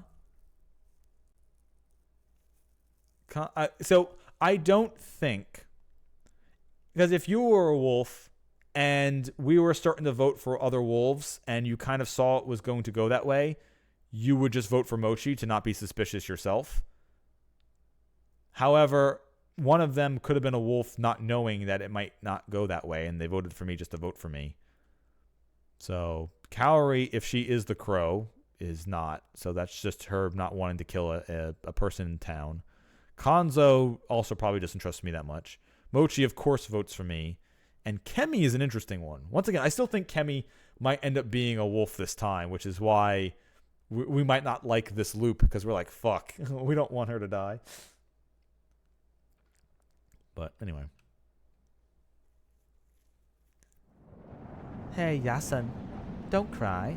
I'm sorry, Mochi. I'm sorry I couldn't save you. Yeah, but he also voted for Mochi then. Yeah. He didn't vote away from it.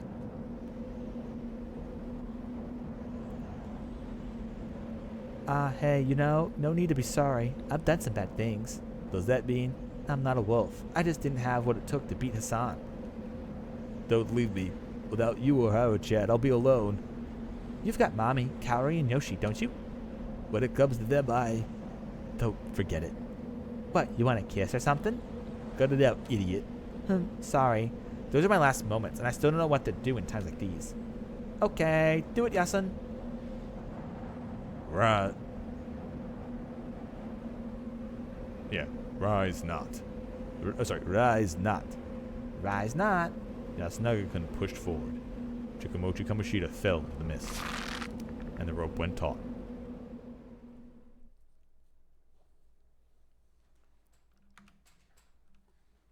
Mochi. Everyone stood there frozen in place, while I headed for the plaza. I felt sick. Hey, Fusashi. Takumi-san caught up with me. He really was a wolf, wasn't he? No doubt about it. But... Yes, he died as a human to the very end. I kept getting the urge to tell him to quit playing the victim and glorifying this. I wanted to tell Yasunaga-kun that this was a guy who killed a girl who was like his own sister and smiled like nothing was wrong. But what good would that have done for me? It'd probably be Mamiya-san all over again. The shock of Yasunaga-kun will feel when all is revealed will be unfathomable, but there was nothing else I could do. Sounds like you're really fretting over this. Sorry. Don't be. I'm a member of Yasumizu too. I will fulfill my duties as a snake, while bearing the responsibility of Mochi's death to the very end. Thanks. It was good I got Takumi-san on my side, but as a whole, it didn't feel like any of this had gone well. I left a really bad taste in my mouth. After that, I lost my job at the kitchen. Well, I hadn't exactly lost it, but since Kaori-san had voted for me, I was restraining myself. Yoshigitsu-kun took over the work while I secluded myself in my hut. It was Takumi-san who suggested it. He said that it was best I watched out for any potential attacks now that I was the snake. He also took over testing the food for poison. I remembered what he said. If the spider is still active, I've said they should protect you. If you're telling the truth, then there's just one wolf left. I want to settle this as quickly as possible. So I told him I'd do everything I could. It felt like Takumi-san and I had grown rather close. And no, not in the way that would make boy love fangirl squeal with joy. I gratefully took my food and was happy to get away with the melancholy atmosphere that lingered after Mochi's death. Takumi-san was right. Just one wolf was left. And from my point of view, I had 5 candidates left. One day may not have been enough to corner them. Did I have any way to ensure I could end it tomorrow? No. This was a problem. For now, I'd investigate who I considered the most suspect. As long as the spider protected me, the rest would be a war of attrition. In that case, I had to aim to end it tomorrow. However, I never woke up that... Okay. Why? What happened to me? I didn't even know. I felt not even the slightest bit of pain or suffering in my deep slumber. But like the dense mist outside, my sleep appeared to have engulfed everything and became a shroud of this world. Did the spider not protect me? In the end, the loser wasn't even allowed to entertain that thought. Okay, yep. So either the spider was already dead, or they just didn't protect me and they wanted to protect someone else. Game over. Okay, cool. So there's a few ways of getting the keys. I know there's one that we have the possibility to do, so I think I'll do that one first. And that's not picking new people during the beginning of the nights. I want to go back to having the journalist dude not die in the night and see how that changes things. Nope. No hand corner yet.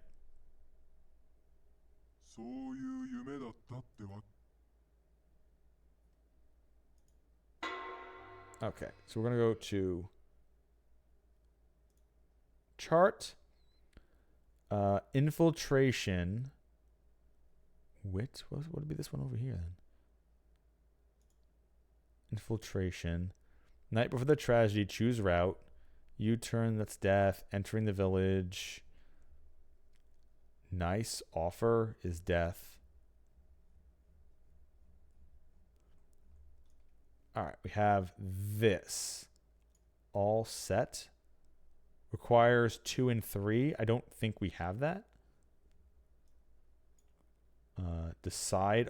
Okay, here, this one. Decide arrangements. Do we have 16 or do I have to choose new people at night? Let's see.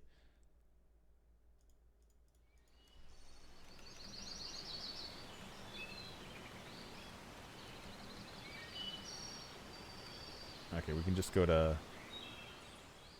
all right. For whatever reason, I don't have...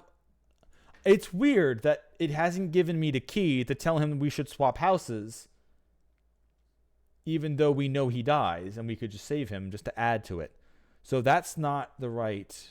So that's not a choice that we have an answer to yet. So the only other thing I can think of would be...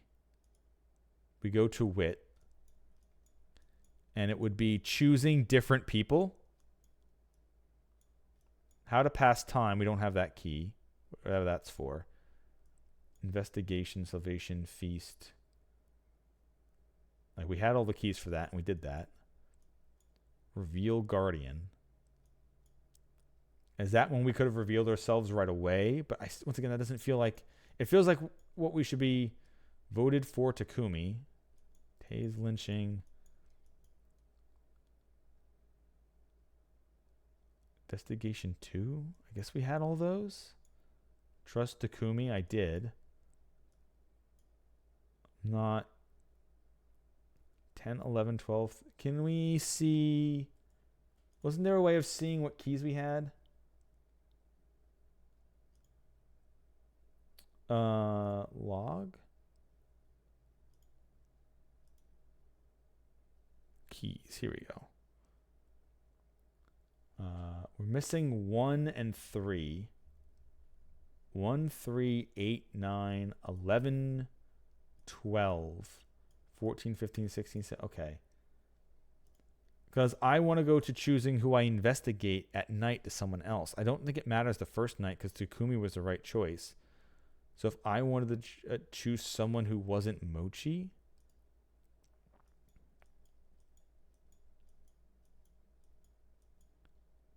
Because I don't have key 20. And I can't just... I wish I could pull up this menu. Or I wish it was a bit easier for me to figure out what keys I had. Because I don't have 20, right? I can't just unlock that. Yeah, I don't have 20. So yeah, we go to wit.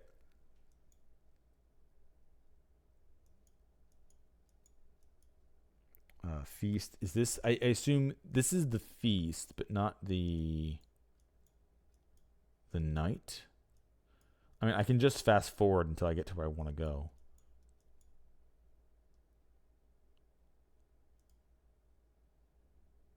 There were 3... Okay, investigation. There were 3 prime targets.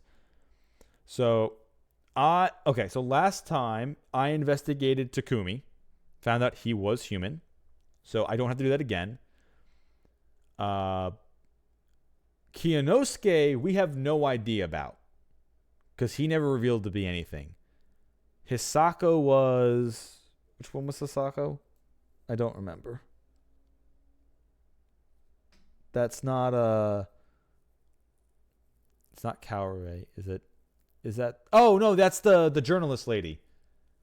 Yeah, okay. So we don't want to do that. We want to do Kiyonosuke then.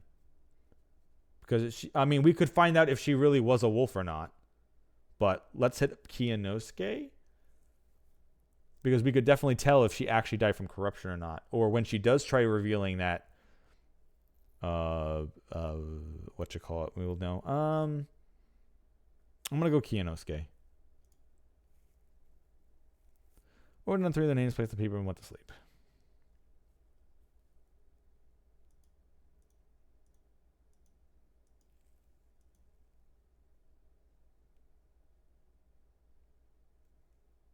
Truth of the Doctor. We now have key 11. Okay.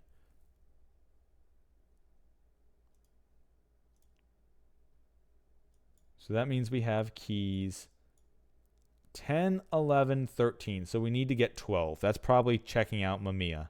Because there's a choice that we need all 3 of these keys to be able to choose. Okay.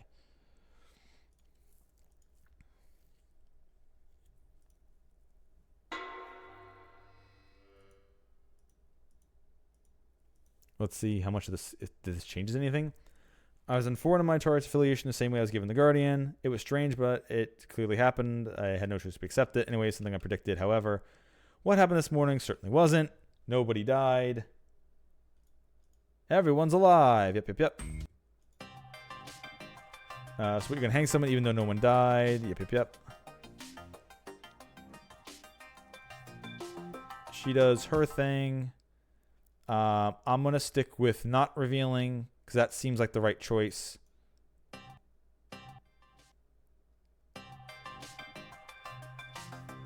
And then we hang. Okay. And then this is sending him the message. So let's send him the message again. And then we skip. And then we hang her. And then he comes for me. We do all this again. And now this is our next investigation. So we know Haru is about to die. We know Chikamochi is in fact a wolf. We know Takumi is human. The game has not told us if Kiyonosuke was or not, but we'll find that out next. However, we might not, because if Takumi comes for us and we can't tell him that he's human, we might just die anyway. So my guess is I need to investigate Takumi now. That way I can eliminate another person who could possibly be a wolf. And because we need to be able to tell Takumi we know he's human. Otherwise, he's probably going to kill us. And we won't have the ability to trust him. Although I might not need to know that now. Maybe because I figured it out in a past loop, I don't actually have to click this now. I'll just be able to tell him because I already knew it. Actually, that might be the real thing. Shit. I actually kind of want to back up because I think that's how it actually works. Because knowing if Mamiya was a wolf or not is a real big thing. Because if she wasn't, then we know there's 2 more wolves. And we're really in trouble. Also, but I guess knowing if Haru... No, because if Haru dies, it doesn't matter because we don't tell if she has a guardian. All right, we'll keep what I did. We fast forward. Young leader, you've already been obtained. You can view it. Yep. We already had that one.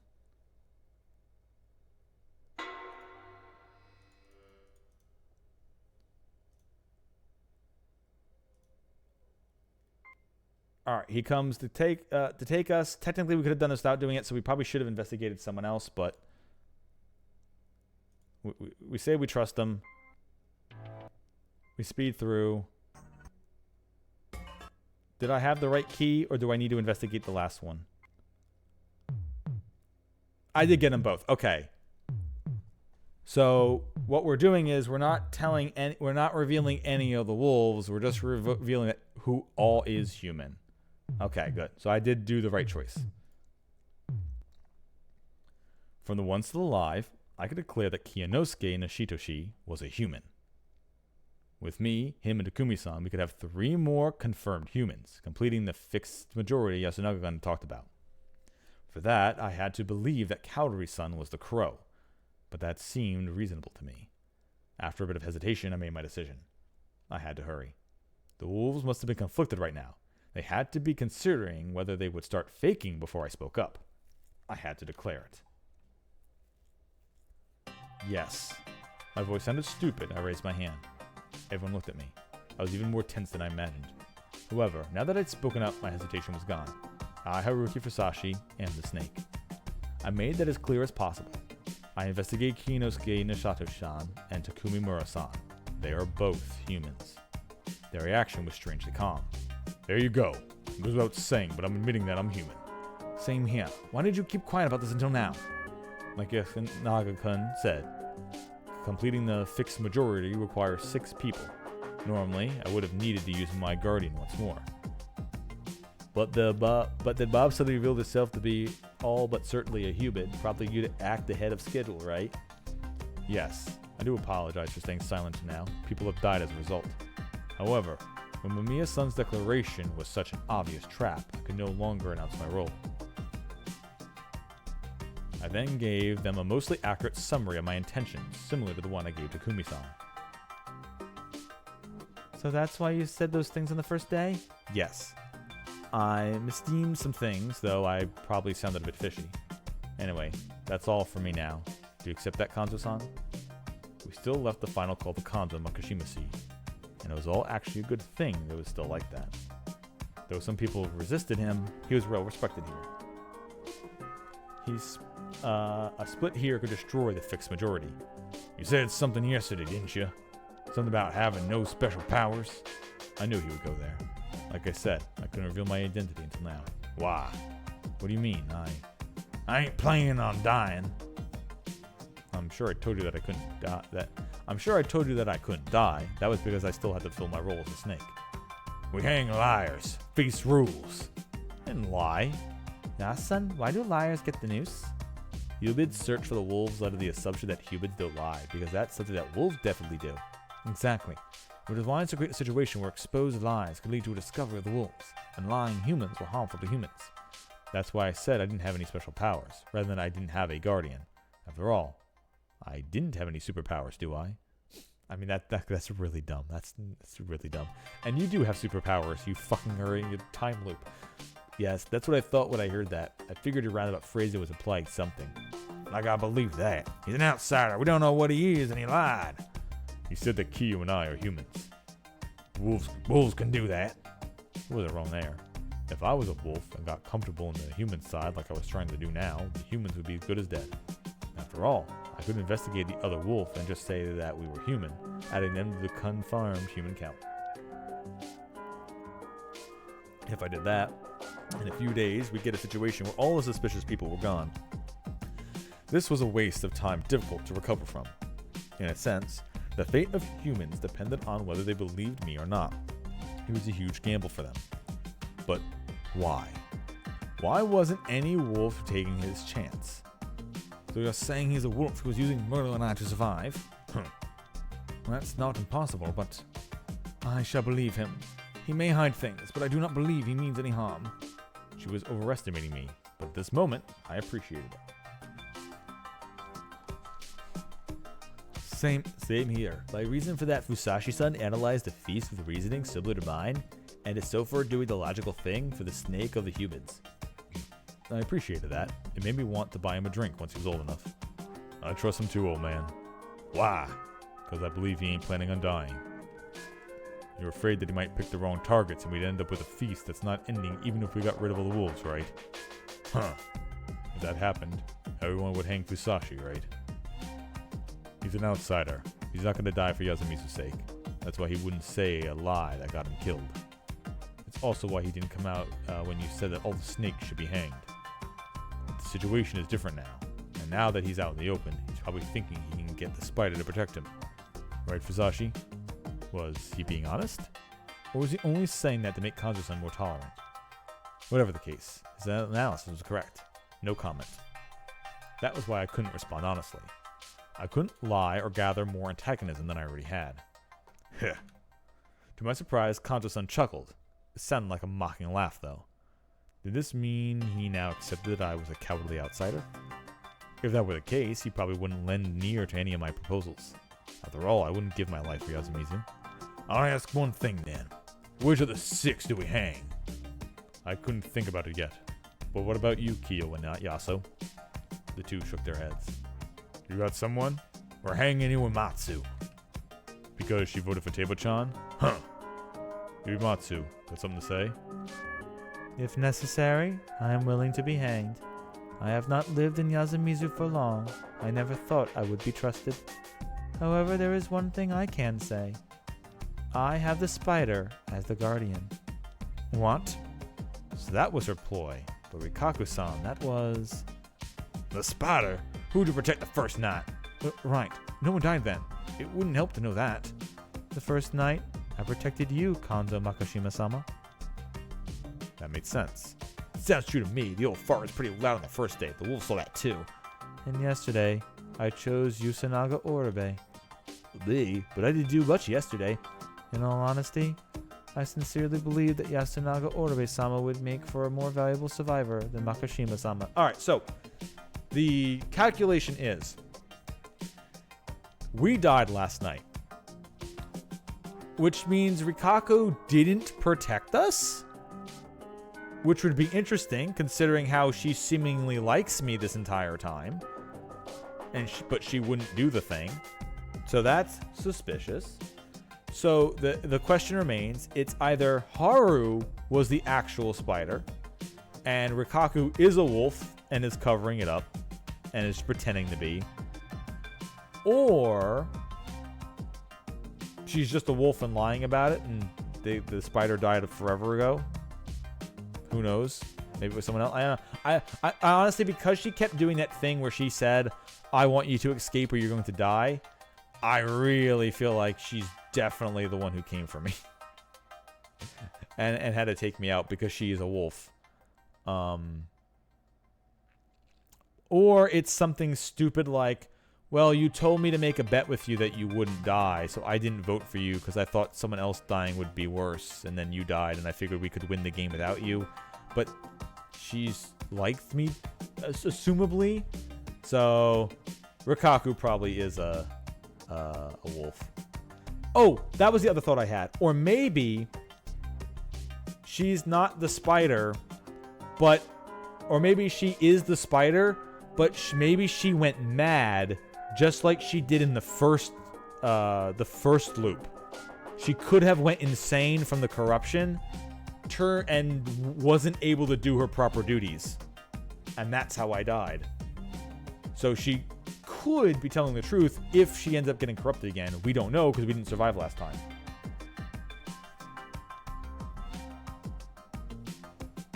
In all honesty, I mean, she could be. I'm the spider. Don't kill me. Then the wolves might try to kill her next time. Because even if they killed me, depending on who we hang, because the only people who would be the hang would be Miko, Kemi, Yoshi, Mochi, the old wolf man, and Rikaku. But if we don't choose Rikaku,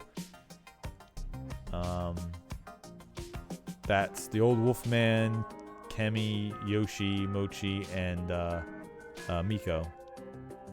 I don't think they would kill Mochi of their own volition, and I don't think they would do it of Miko. So it'd be either Kemi, Yoshi, or the old wolf man. But we'll see how the story goes. I believe that we shouldn't mistreat those who claim to have guardians.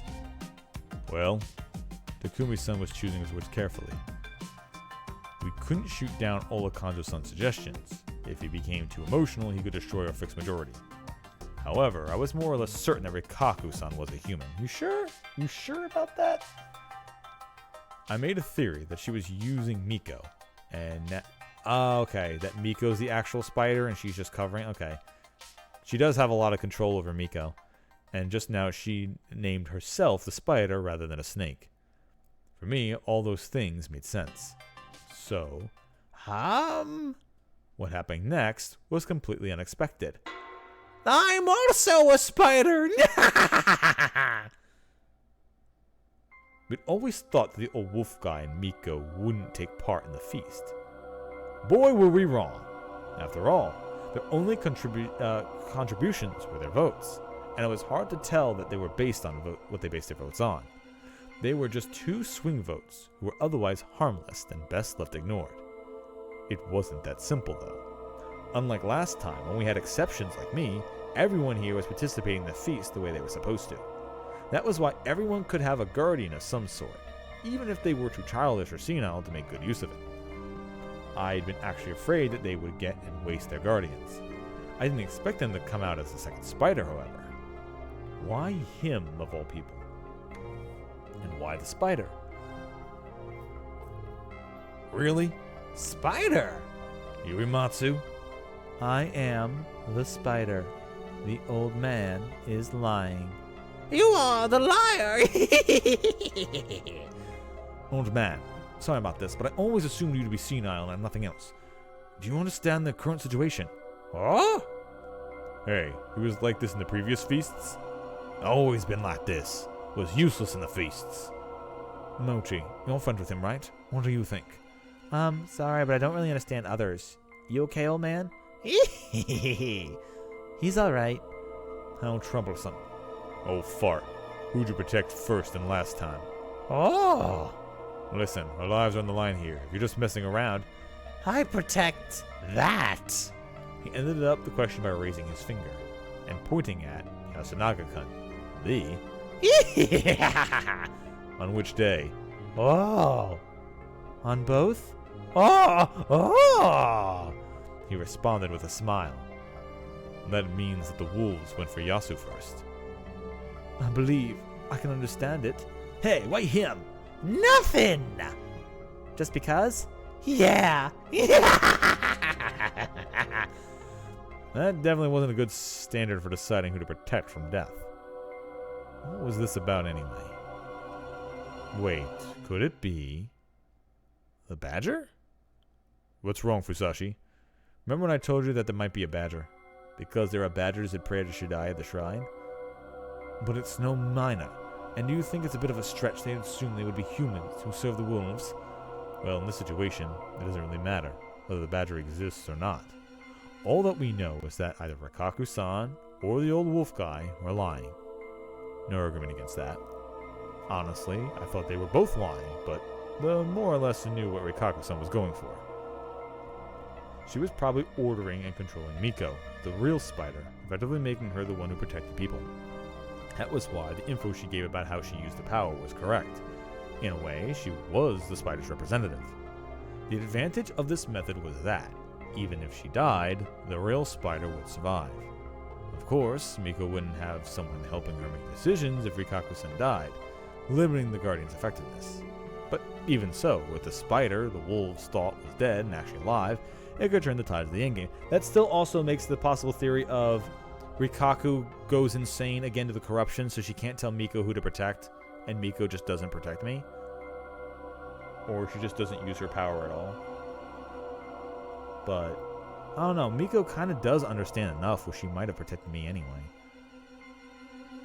The spider was kept best hidden at all costs, but Rikaku-san revealed it as though it would draw the votes toward her.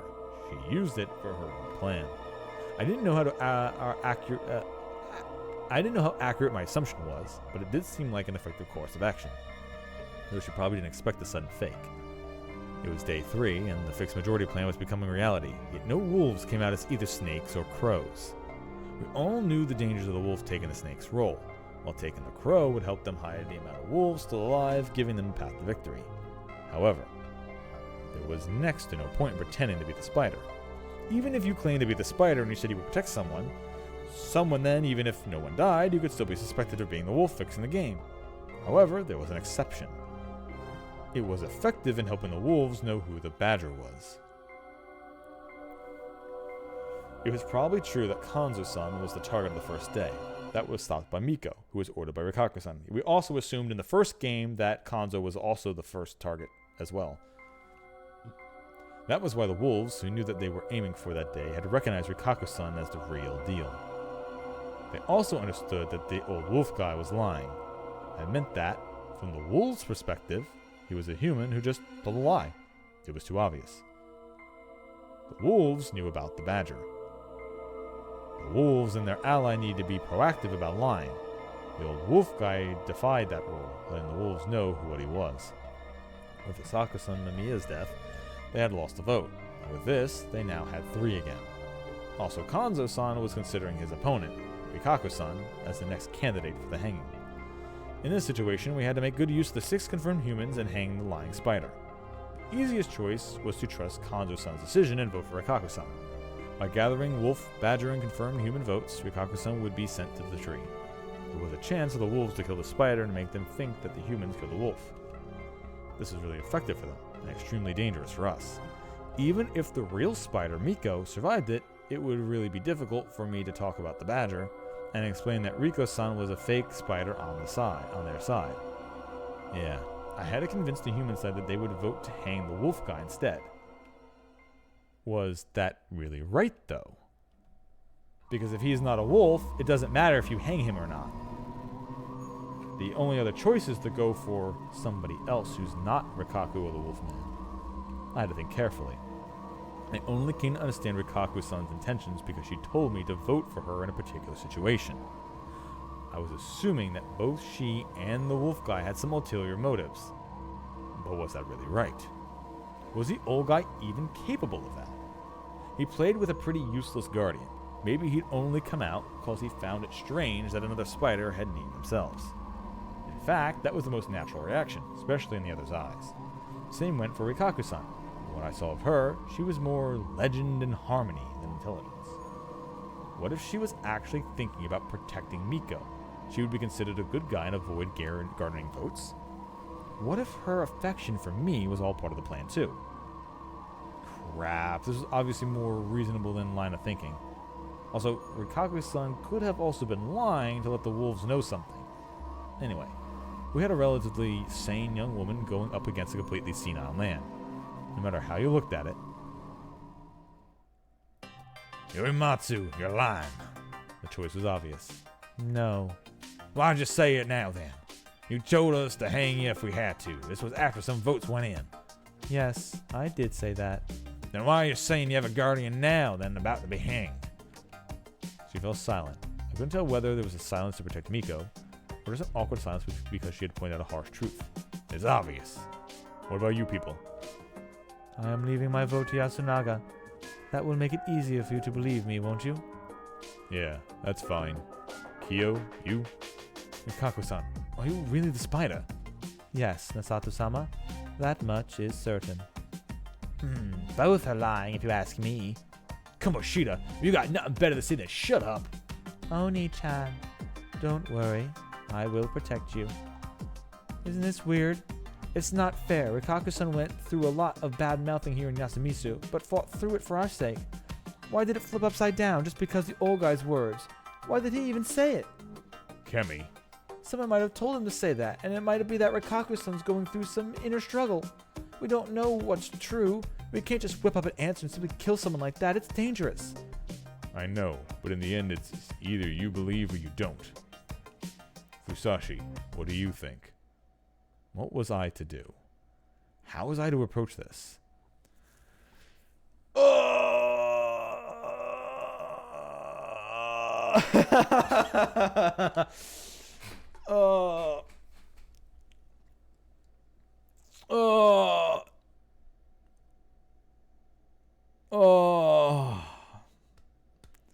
If we're right and the old wolf guy is just covering,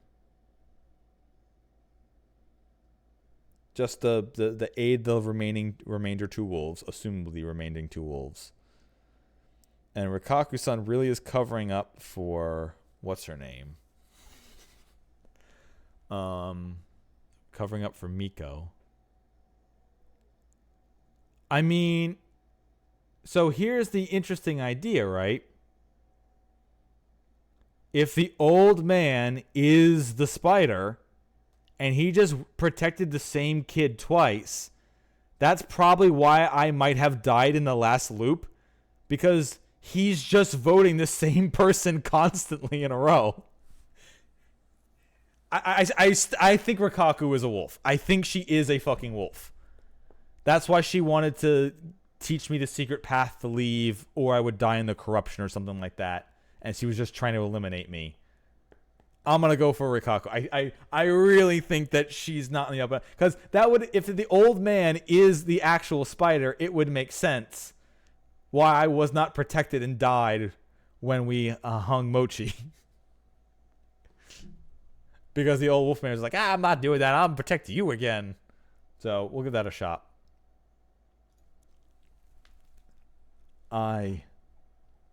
Doubting others was essentially my creed. That's because I believed it was more logical to trust only myself and take responsibility for the outcome over bearing the risk of trusting others. When I came back to that rule, it was trusting Rikaku-san as openly as I had, so far that it was an exception for me. It made more sense to doubt her. And so, I said it. I can't say I trust Rikaku-san at this point in time. Take the vote. Please wait. I'll use my garden to investigate which one of them is telling the truth today. So please wait for today. Now who are we supposed to kill, eh? Me, Kamoshida, or Chine? You trying to kill me, Hassan? Haruki-san, you're kidding, right? It's alright, Haruki-sama. No, it isn't. Hey, what's going on? What's Rikaku-san trying to do? We don't need any wannabe martyrs. It's alright. Just as everyone says, I am suspicious.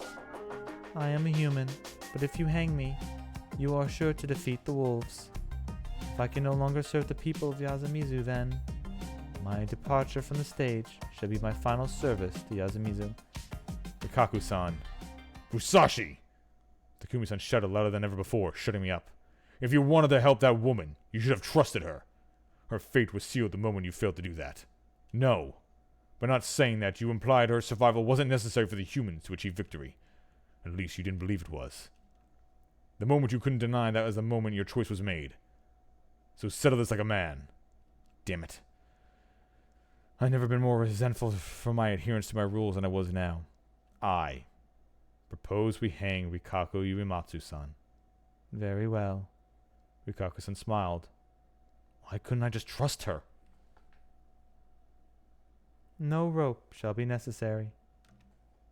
As a Uematsu and the watchman of Fujiyoshi's purification and corruption, I shall bring about my own end with no shame to display.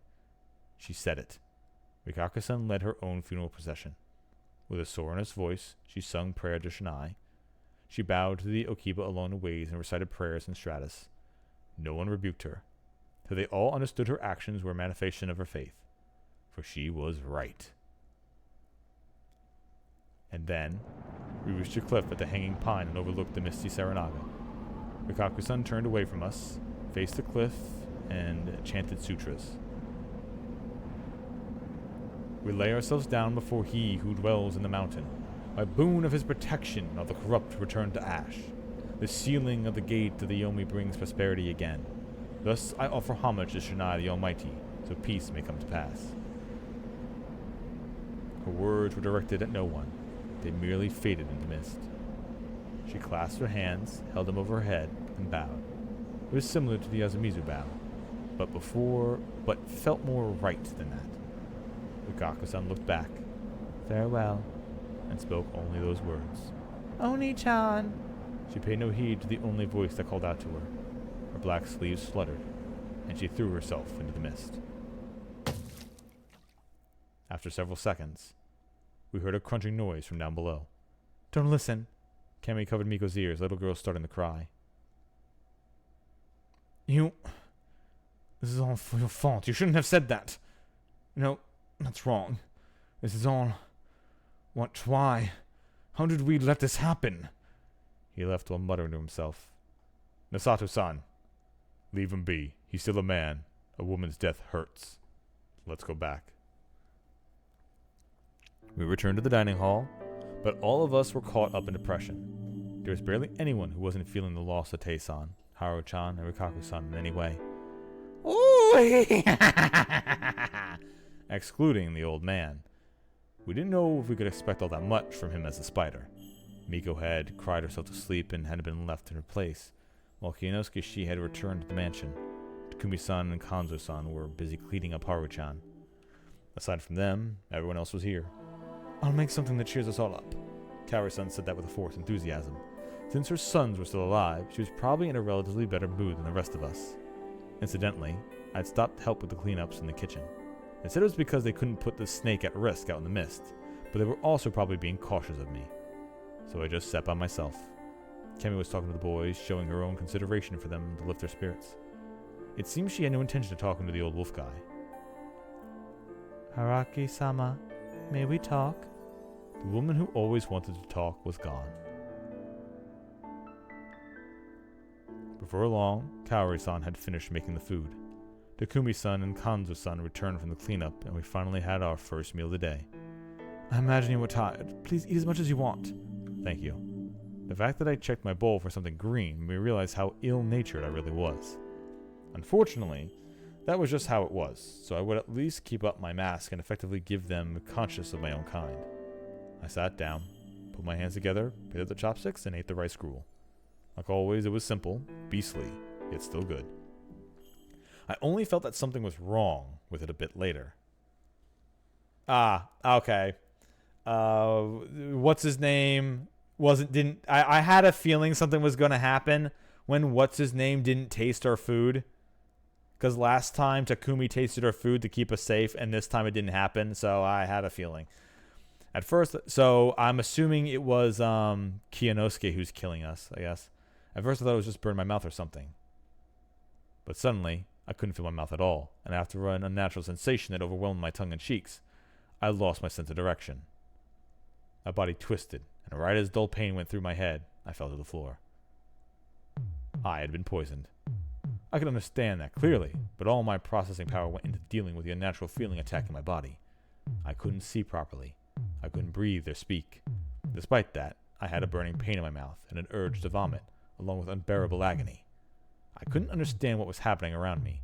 It was probably pure chaos, but I was struggling to even breathe, and it was only getting worse. A sudden, intense impact on my back. My body jumped, and then I puked. Fusashi! Fusashi! My breathing stabilized for a moment, and I could hear a voice, as well as see something, a wet floor in my own hands. However, the nausea didn't end. The spasms made me feel like my chest was turning inside out, and I soon puked again. I was beyond help. I would die in just a few minutes. Once I understood and accepted that, I found myself unable to think a little clearer. This was a gamble the wolves had taken. They killed outside of the feast. You sure? You sure it was the wolves and not Kiyonosuke? They were prepared to face the corruption. They'd poisoned the food. Unless they're killing everybody, but I don't think so. Unless Kaori's killing me now for some reason? By doing so, they could get rid of me or someone else. It wasn't me. And they could frame the crime on Kaori-san, the chef. They could also destroy the fixed majority comprising Takumi-san, Kanzo-san, Kiyonosuke-shi, Kaori, and I. By sacrificing one of the remaining wolves, they gain a big reward. I see. So the wolves were that serious. I'd been given a lethal dose of poison. There wasn't any hope for me at all, was there? How would I get past this? Hey, Rikaku-san, this is a horrible thing to ask, but you wouldn't happen to know, would you? Just before my consciousness faded into the mist, I saw a hallucination of Rikaku-san looking down at me with a sad smile. Okay, so I'll just load up. No, we're not gonna the hint corner. I guess we'll just do the Wolfman and see if it does it again. My assumption is the Wolfman's gonna get me killed anyway. But let me do this for the one last choice for the night before I end. Because I'm going to go here.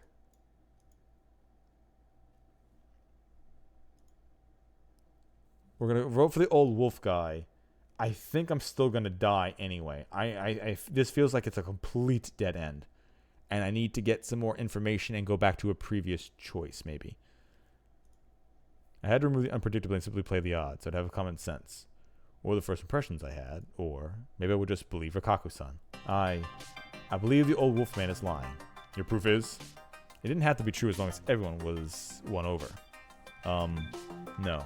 The feast was a game where people hunted lies. I couldn't let my eloquence alone do the talking. I needed truth. Did I have to talk about Miko then?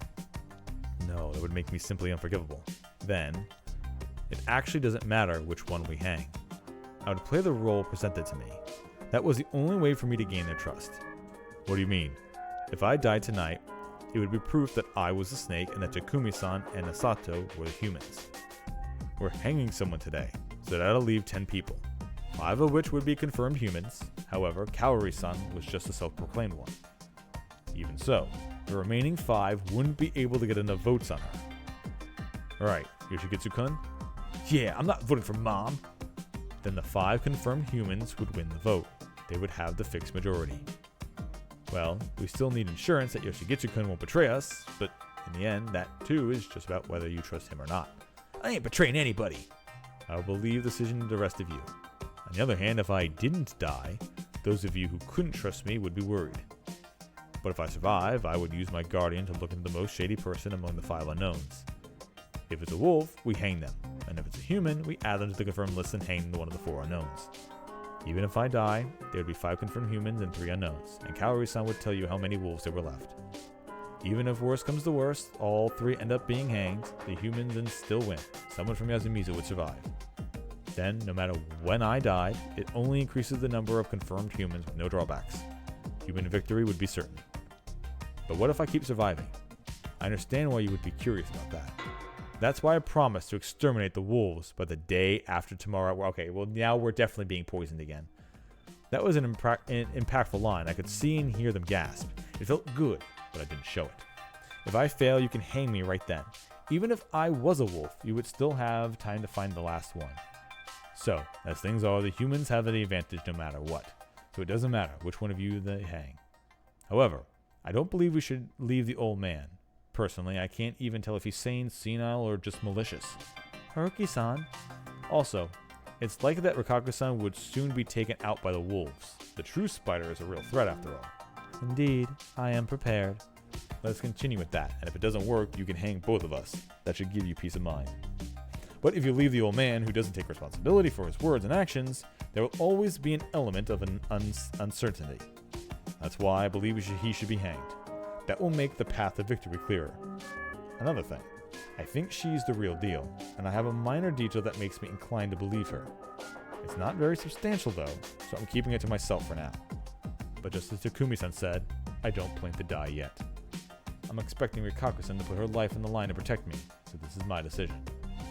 I truly am this cowardly, but since I am the snake, I will go through with this strategy.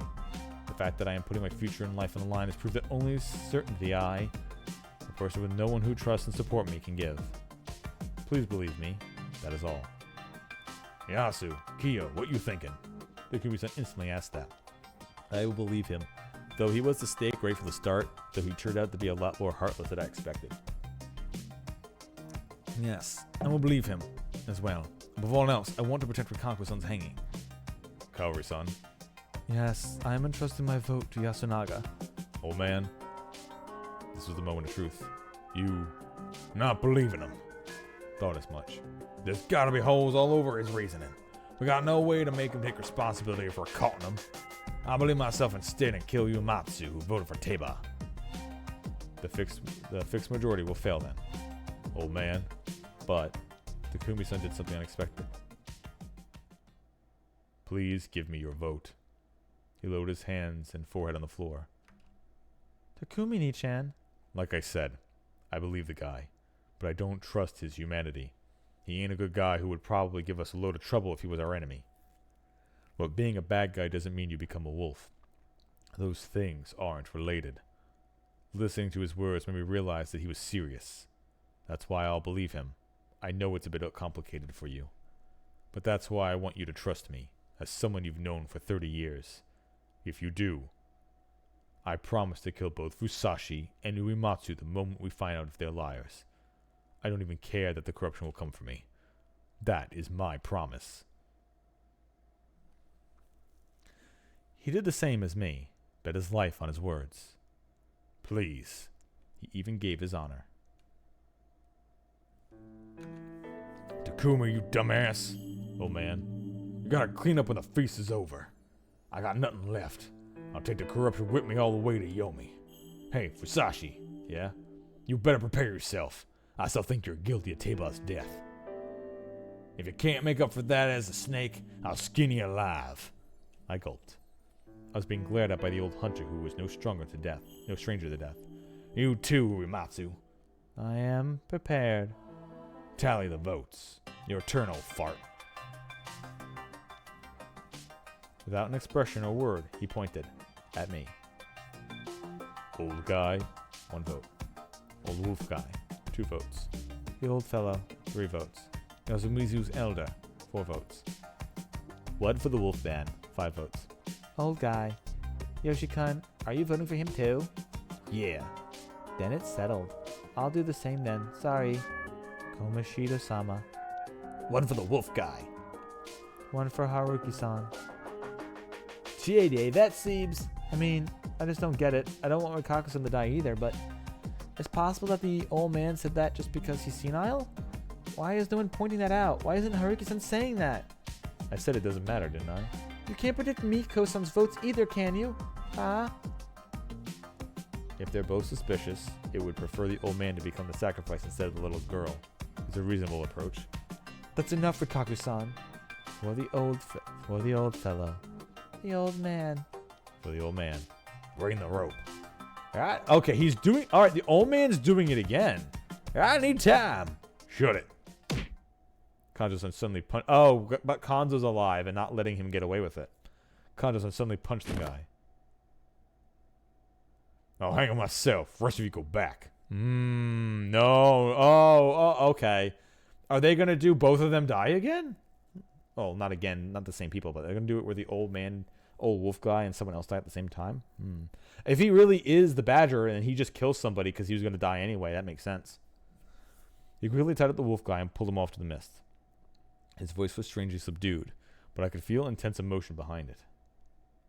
Because he did survive the last game with the old wolf man too, so he definitely has some kind of connection.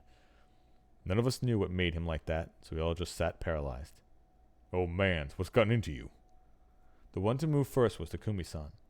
Makashima-san? What's with him? By the time I went outside, Takumi-san was already disappearing into the mist.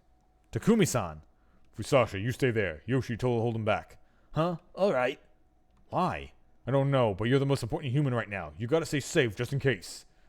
Just in case. How? Oh yeah. The last time when the wolf guy was going to be lynched, it led to some unexpected murders. Takumi-san, don't go! I shouted that. You're necessary for us to win the feast! There was no response. Even his footsteps were vanishing into the mist. What do you believe will happen? I felt my heart jump. I turned around and saw nothing besides Yoshigitsu-kun, who was wearing a suspicious scowl. What? Let's just go! Leave that old fart Takumi-ni. But think about how it will look if you disappear on your own. He had a point. They only really trusted me because Takumi-san was vouching for me. Alright, let's go. Just back to the dining hall. My worries were for nothing. In about a half an hour, we were joined by both Takumi and Kanzo-san. Their expressions were grim, but implied nothing specific. Where's the old man? Hanged. He sat down on the seat close to the entrance. Takumi-ni. I didn't see it, but you know the old man Kanzo. He ain't lying. With that, today's feast had ended. Everyone sighed quietly in relief. There must have been some of the wolves' oppression in that. After all, from my perspective, we were just one step away from victory. However, the step would be one that was very hard to take. How easy would it be if I died and it all ended then? However, it would once again be pointless. Until I solved why death hadn't come for me, I remained afraid of this unexpected phenomenon. Until I solved the mystery and escaped this loop, I would see many tragedies, fight against fear, and keep seeing many bad endings. A part of me hoped that winning the feast would end it. But if I didn't, I would have no clue where the core of this mystery was.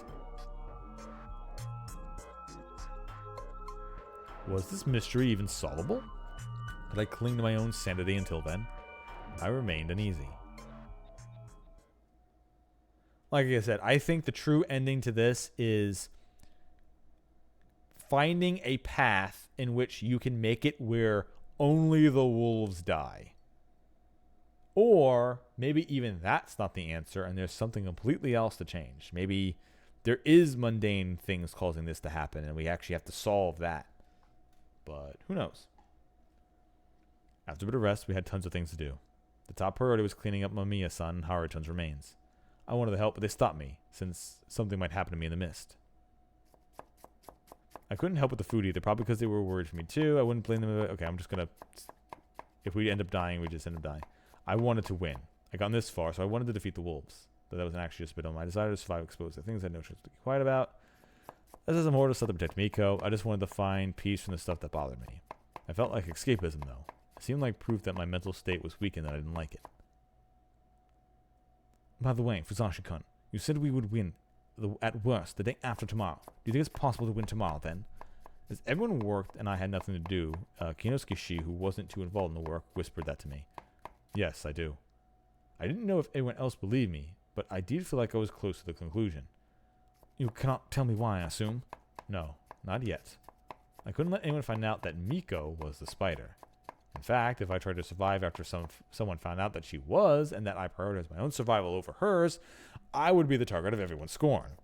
That was how complicated my current position was.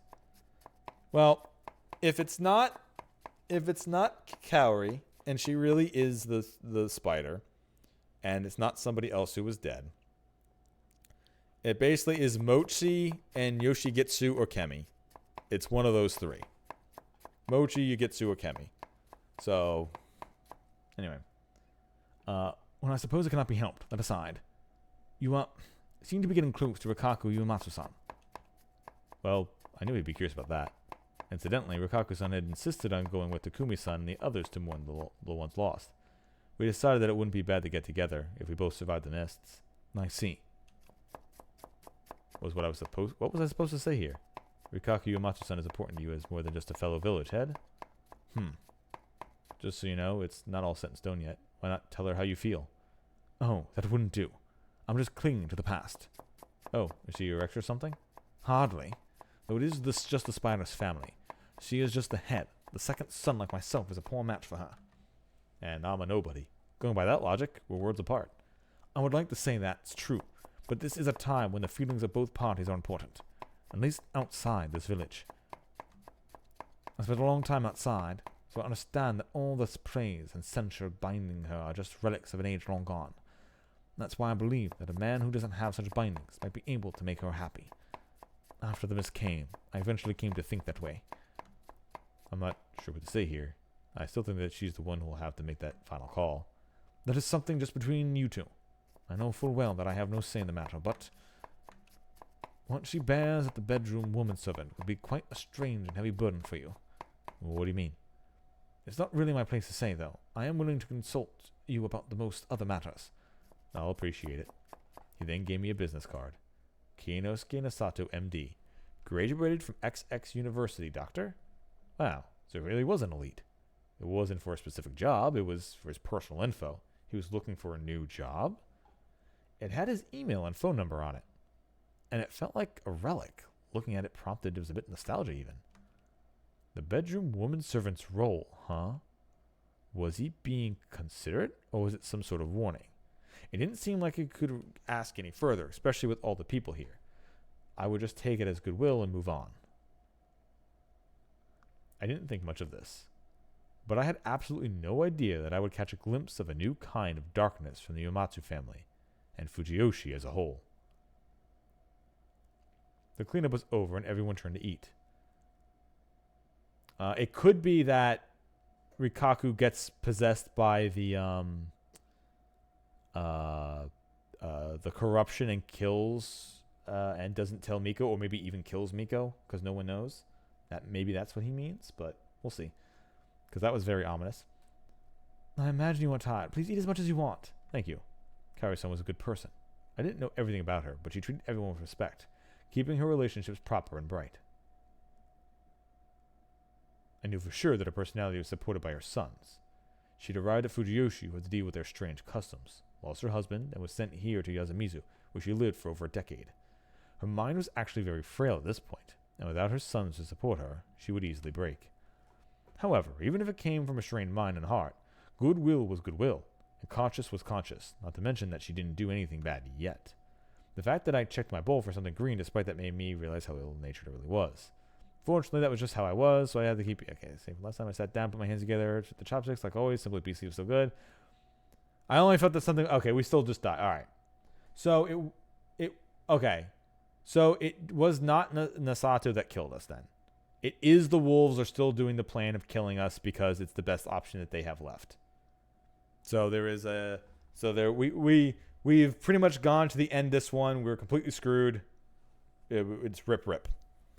Part of the reason why I think it's rip is because Kaori does aid the even if let's say if I won't even say if Kaori's a badger, she could just be, and that's only because Yoshigetsu is her son and she's helping the wolves win just because what's his name was right.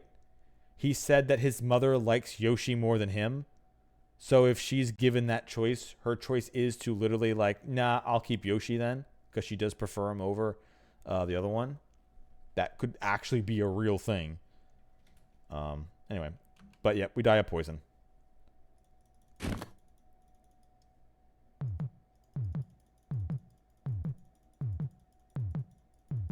It kind of sucks that we didn't remember this from last time and just avoided this. Like it's annoying that in the future where I died when we were killed in our sleep, we were protected from this outcome, but now we're just not. Like, I feel like they didn't know what to do with these lines, so they were like, they get poisoned and die. I mean, it makes sense that the wolves are just doing a last desperate thing, but, anyway. Sudden intense impact on my back. My body bumped and puked. Yeah, okay. And we die. Oh, because I technically haven't done it before. Oh, wait. Oh, he's actually saying it. Oh, he even said it was wolfsbane again. Okay. Anyone else eat it? I did. Most of us, actually. Orbe, you. It was me. We gotta make him puke it out. Do you have a rubber hose? Hose? To clean out his stomach? I've never done it before. Myself, I have no choice. Connected to the tap. Hurry. I couldn't understand what they were talking about. Oh, is Kiyonosuke actually saving us because he's here this time? That'd be really neat. Hoki-san, hang in there. We gotta give him CPR or something. We do, but only after we clean out his stomach. Clear the path. Boil some water. Someone was treating me somehow. I could feel that much, but I also knew it was too late. I was strangely calm about it, too. I feel like making it to the end of the snake was pretty difficult. What about next time, then? I was supposed to make a move forward. I was thinking about bringing as many memories as possible next. Okay, well, now you say that. I wanted to hear what they were saying. Memorize it and analyze it properly in the next loop. That was unlikely, though. All my memories of my final moments were pretty vague. I was fated to never die, yet to die many times. It was a really interesting thing to think about, that not even those who return seem to give the key to the mysteries of the final moments. Shit. No. His heart is... Oh, no. Even the pain was becoming dull. My mind was on the verge of fading. Everyone, please leave. Huh? Rikaius? I will take his poison. Everyone suddenly felt silent, and I thought this was because my senses were fading. However, it was actually the opposite. My senses were absurdly clear, considering the situation. This could have been a pre-death lull, or perhaps some sort of delusion.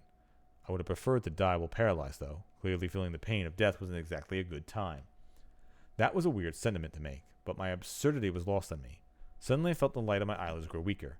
Once it was almost completely dark, I realized the windows were closed. I slowly opened my eyes. I couldn't see clearly, but only because of the dim light in the shining hall. I moved my head and felt like it was really heavy. My heart almost stopped pumping blood. My pulse was dull and weak. Okay, so the reason why we didn't survive the last time is because Rikaku was dead, and Rikaku literally can do magic to suck the venom out of us? Huh. But then, I felt Rikaku-san approach me. Her expression wasn't clear to me, but her breathing was strangely loud. She was panting, but trying to endure it. I thought that because of the slight quivering in each of her breaths. After wiping her mouth, she brought her body close to mine.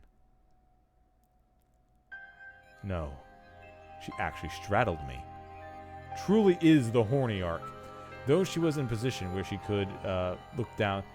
I mean, I guess it is kind of true. The doctor pumped out a little bit enough of it for her to do her thing, maybe? I don't know. Anyway, though she was in a position where she could look down on me, she looked at me with upturned eyes.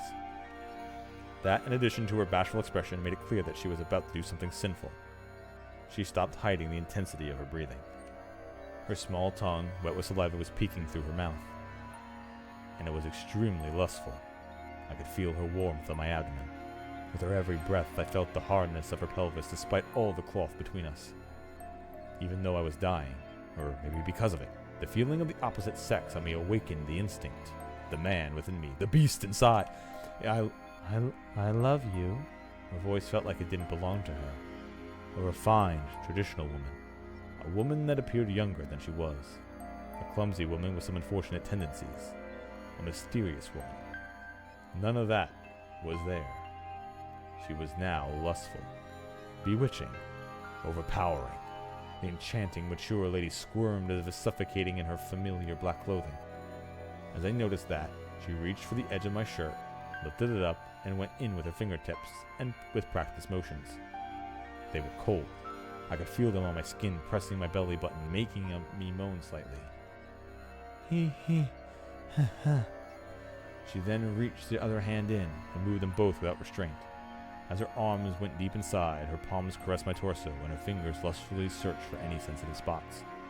Despite my confusion, it made me moan over and over. She was toying with my near-mortal clarity, which was both confusing and a bit uncomfortable. However, I didn't resist. Because my limbs were weak from the poison? No, that would be making excuses. I enjoyed that she was having her way with me. It was exciting, numbing, and paralyzing. However, when she reached for my belt and tried to undo it, I somehow found the power to put out my right hand and try to push her aside. It was a feeble gesture, but enough to get the message across. I see. Her whisper told me that she understood me, but was somewhat indifferent about it. Very well. She moved and backed away to the side. As her warmth faded, the coldness from impending death came back. This might hurt a bit, but She then smiled and took something out of her sleeve. relax. An ice pick? It seemed like a Japanese-made owl. Upon seeing it, I couldn't understand anything more. She was going to make love to me? Torture me? Kill me? I couldn't understand, but it appeared that my resistance from a moment ago left me completely powerless and unwilling to do anything. As my vision grew dim, so did my senses. But then, I felt a pain in my left shoulder. Had she pierced me with the awl? That was the last thing I thought before losing consciousness. My eyes opened and I sat up. Haruki-san! Kemi was right next to me for some reason. She was holding my hand, crying her eyes out. I'm so glad you're alive. She then rested her forehead on the back of my hand and began crying even more fiercely. I looked around. This was the dining hall. Everyone else was here too, but they all wore conflicted expressions. Kemi was the only one openly expressing how they felt. What happened? I actually had no idea for a moment, but then... Right. I almost died. What saved me, though? And why did it feel so good? It was like I had a full night's sleep. Hard to believe I was just on the brink of death. Sorry, Kemi-chan. Can you, Yeah, sorry. It's fine, What happened? You've been asleep for about 5 hours. It's dark outside now, but not much changed. Masato-san, what happened to me? Arcanite poisoning.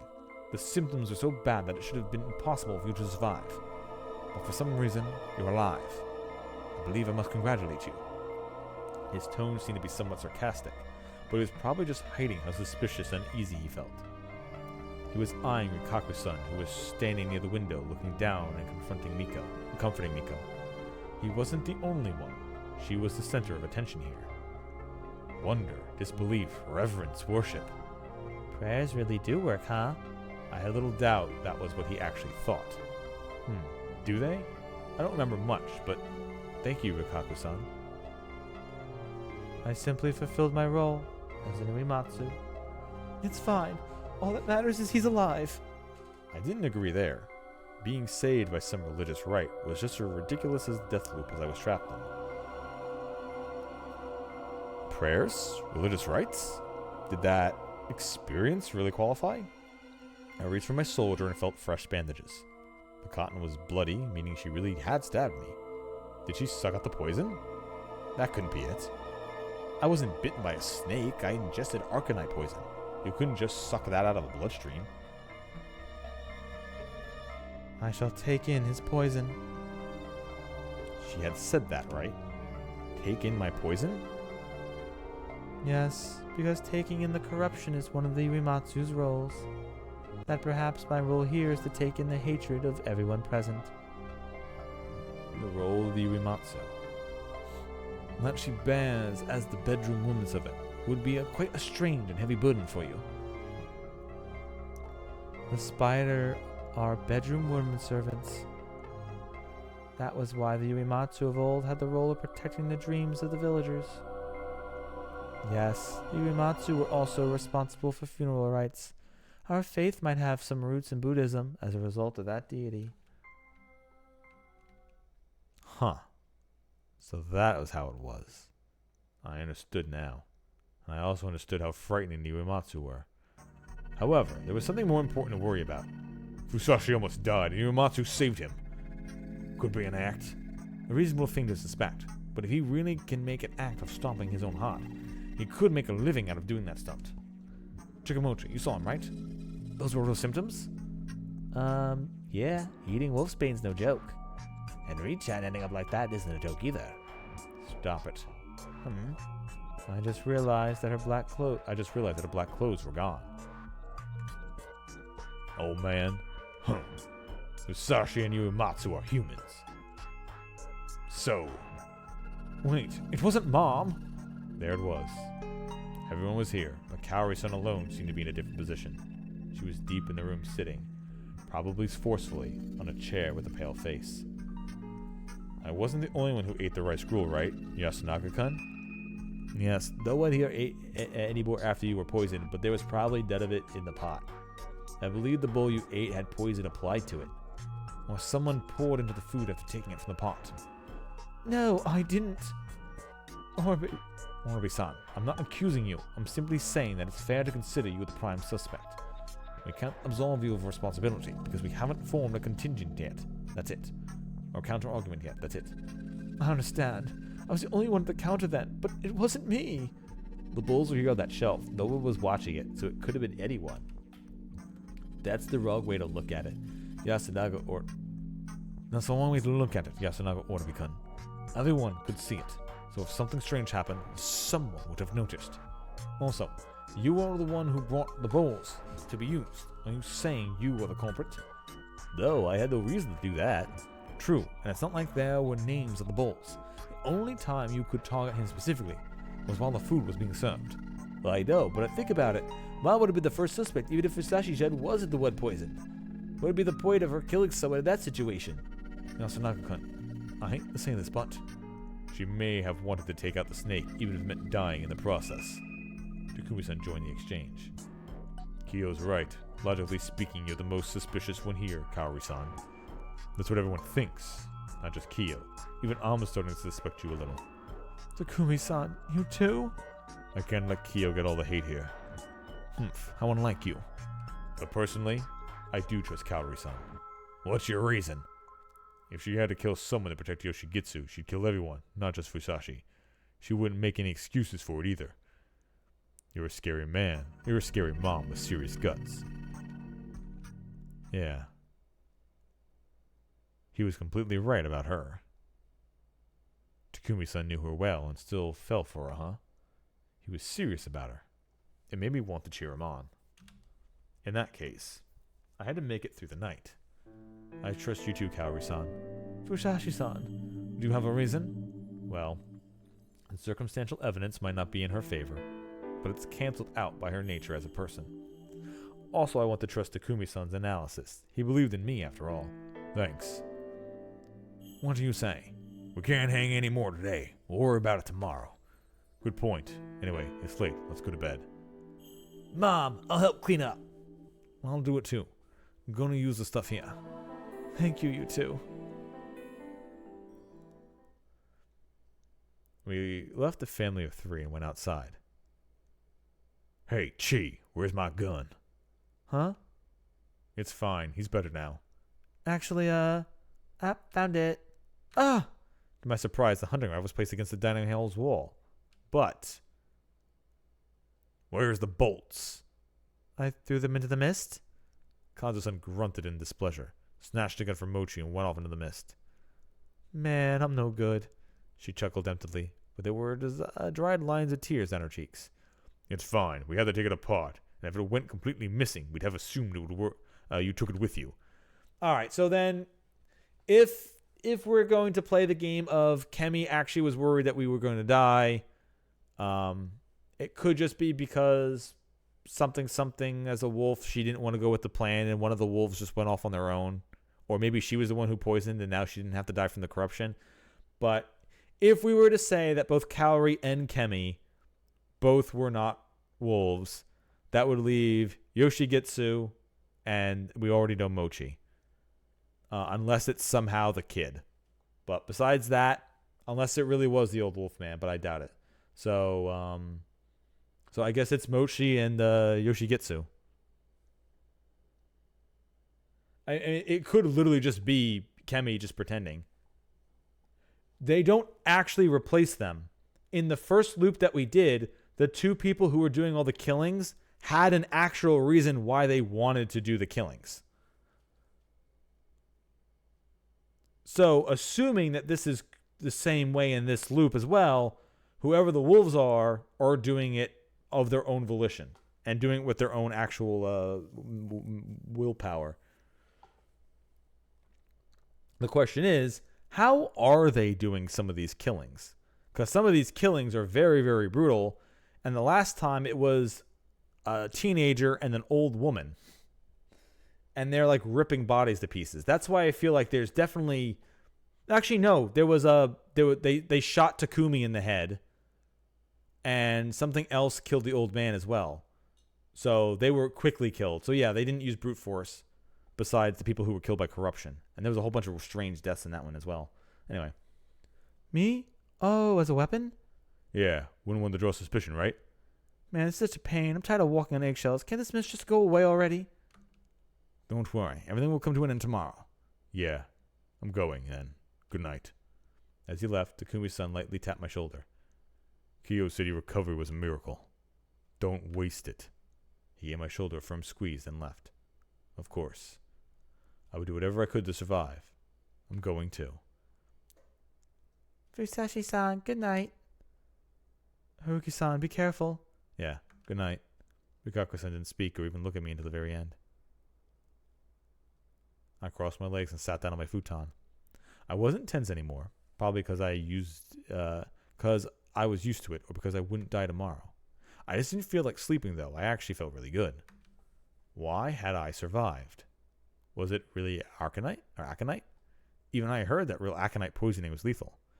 What if it was actually some weird poison that just made it seem like you were dying and fully recovered afterwards? That kind of trick would be kicked out of the Rookie of the Year Mystery Novel Award for prep reading, in the prep reading. That's the wrong way to look at it, Yasunaga-kun Onobe-kun. Everyone could see it, so if something strange happened, everyone would have noticed. Why would be the point of killing someone in that situation? I could relate with both of them. Kiyonosuke was right. That was unlikely to be pure coincidence. And now Yasunaga-kun was right that it was unlikely to risk to take for someone who didn't need to. All this thing. Also, we found out that no one else but us got poisoned. So this one was like a direct attack on us for some reason. When last time we thought, because we didn't know that much, we thought that they tried to kill a lot of people.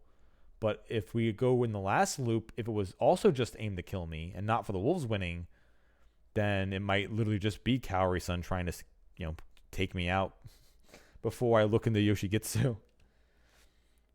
All this thinking about whodunit and made me feel like I was in some mystery novel. Though, since I could easily dispel the suspicions on Kaori-san, I could more or less see how it was. The very premise was wrong. So, I knew exactly what I had to do today. I took out my notepad, wrote down the name, Yoshigitsu Oribe, and put it near my pillow. Suddenly, there was a knock at my door. I quickly became tense again. A visitor now? Right after I almost died? I decided what to do after seeing their face. But then I realized this hut didn't have any way to look outside the door. However, there were spaces between the board and the door, most likely warped by changes in humidity. I peeked outside through them. Kemi? Another knock. Who is it? I went ahead and asked. It's me, Kami Sarazawa. What is it? I want to ask something. Well, ask away. Shouldn't you be sheltering right now? It's dangerous outside, isn't it? Sure you should be here? I'm okay. There's still people walking around. Can we talk? I don't mind if it's through the door. Sure. I realized that I can't do anything. I'm a huge failure. I've been causing trouble for everyone here ever since I was little. That's why I studied hard, entered a college, and went outside the village. Did you know that the only way people from Yasumizu can leave is either going to college or finding work somewhere else? I didn't actually. You have people who work away from home? Yeah, Takumi-chan left once. His mom and dad were outside too. News to me? Yeah, his dad is sickly, so he goes outside every now and then. Then why is he here? The incident, no, the feast 8 years ago killed a lot of people, and he returned to help clean up, but the people that were still alive weren't enough for Yasumizu to function. Teiba-chan depended on him, too, so he, you know. I see. That's why Takumi-san didn't know about the last feast. The rest were in Kamafujiyoshi, right? Yeah. So no one besides Kanzo and the old wolf guy were here. Oh yeah, Haru-chan. Huh? Haru-chan was so lonely at night that she left the school and was staying at all by herself. She then went through the mountain path and... Huh? She was in Yasumizu too? I don't know. The adults said that they found her in front of Yasumizu and there were rumors she saw something there. I don't know if that's the reason why, but she started acting weird afterwards. People said she was possessed by a wolf. It came as no surprise, but Kemi still had the info I didn't know of. Had Haru-chan caught a glimpse of the feast? But then that would mean she too survived the feast of the Yomi Purge. As things were, there was no way to leave Yasumizu and was engulfed by the mist. I didn't know if you could enter it, but it was natural to think you couldn't leave after doing so. Thinking rationally, she wouldn't have made it to Yasumizu in the first place. But her possession. If she'd seen something in the mist without ever making it to Yasumizu, she could have become afflicted with some trauma or something divine because of it. Hell, who knows? Maybe she looped before us. I see. So you rose. You have tried again several times, have you not? Yeah, okay, she might have done that. Okay. She might have looped last time. If I wanted to find out more about her, it was too late for that this time. I could have been wrong, of course. There's probably a lot more info for me to find, not to mention I couldn't go back unless I died. Also, I decided to save the human so I would see it through to the end. Of course, that included her. Sorry, anyway, where do you think you're useless? I mean, I can't vote, right? Nor can I think of Yasu-kun or Takumini-chan. Yasu-kun and even Nasato-san are doing whatever they can. If you ask me, you're the reason why no one crossed certain mental lines. What do you mean? We grew accustomed to killing and unfairly punishing each other. In a way, we're already insane. Still, we surely regret it. If we killed people purely for revenge, and we were absolutely in danger of doing that, and I kind of think that you've been racking your brain trying to avoid that at all costs. That's how it seems to me, anyway. Did I miss the mark? Sorry, I didn't mean to act like I know everything about you. I'm just saying that people have what they're good at and bad at, and I think that you're a valuable asset in your own. Haruki-san. What? All of a sudden her voice cracked briefly, weighing down with sorrow. Why? Why are you so nice? I'm useless. Even when you collapsed, all I could do was cry. Just say it. Tell me I'm in your way and I should die. Why would I say something I don't mean? It wouldn't help anyone. Say it. I can't hate you if you don't. I love you, Haruki-san. I can't bear it anymore. This wasn't a mission of love. This was an SOS, if not a plea for death. Do you hate your home? I do. Everyone here too? I hate them so much. As if that's true. But there's no place for me here. In the end, she was someone who abandoned Yasumizu. Even if there was a space for her to live, she just couldn't adjust to this way of life, and her thinking was no longer the of Yasumizu inhabitant. However, moving away didn't solve all her problems either. She saw a glimmer of hope in her homeland and returned here, or so I assumed. But she didn't get what she wanted, and suffered in vain, and on top of it all, she was caught up in the feast. It must have been incredibly painful, so that's why she treated me so nicely when we first met. There must have been a profound emptiness in her heart, but I couldn't return those feelings during this loop. I already accepted someone else. I get it. Rokako-san is cute, isn't she? I had no idea she had superpowers too, though. Superpowers? She took away your poison. That's why you survived. It's amazing. I don't stand a chance against that. You're charming too, you know. Then go out with me. Play with me, hold my hand, take me on a bike ride far away. Let me spend all day sleeping in your arms. Open this door. I could do that, but that would be an empty gesture. Being granted false hope only led to greater despair. So I didn't open the door. I couldn't. Liar. I lied? Not blatantly, maybe. You let me get my hopes up, then just left me hanging, and now you say you won't lie? How mean. So cruel and unfair. I'm just awful. I might have underestimated some things here. Trying to save someone you'd given up on was just as naive hypocrisy. In the end, you need to be prepared to never see them again. but that only works when you've been physically separated. I was probably the only refugee she had left, but in the midst, there was nothing for her to hide. She could only attack herself in a roundabout manner by criticizing me. And I want you to reject me properly. No matter what happened here, it wouldn't end well. Worst case scenario, she could disappear into the mist again. Could I really write off as simply drama between a man and a woman? But I'd already decided. The moment I opened my mouth, What are you doing here, Sarazawa-sama? Rikaku-san's voice. It's nothing. I'm just being pathetic. Night is for sheltering. As for the snake, Fusashi-sama is in danger. Should you not be more considerate? You're walking around too. As an Uematsu, I must perform my nightly patrols I can. That's just an excuse. Someone will die regardless, and what will you do if something did happen anyway? Even you could be a wolf, right? Stop it, Kemi. The head of the Uematsu family, a beauty, a woman of character. You're not very popular in Yasumizu, but everyone here thinks you're a good person. In Kama Fujiyoshi, you're actually respected and revered. You have a place to return to, but none of that matters, does it? Kemi. Don't say my name. Rikaku-san might be a wolf. She might be a terrible person. This might all be an act. I am human. Anyone can say that. What matters is whether you can get someone to believe you, and you use superpowers. Of course everyone will believe you. Of course he'll love you. I don't stand a chance against that. You have everything I don't have. You even took Haruki-san. That's just too cruel and unfair. Okay, I do agree with Stormpike on this one. Where the fuck is this coming from, Kemi? We have barely interacted this loop. So unless you're looping too, insane. In-fucking sane. She didn't want to hurt Rikaku-san.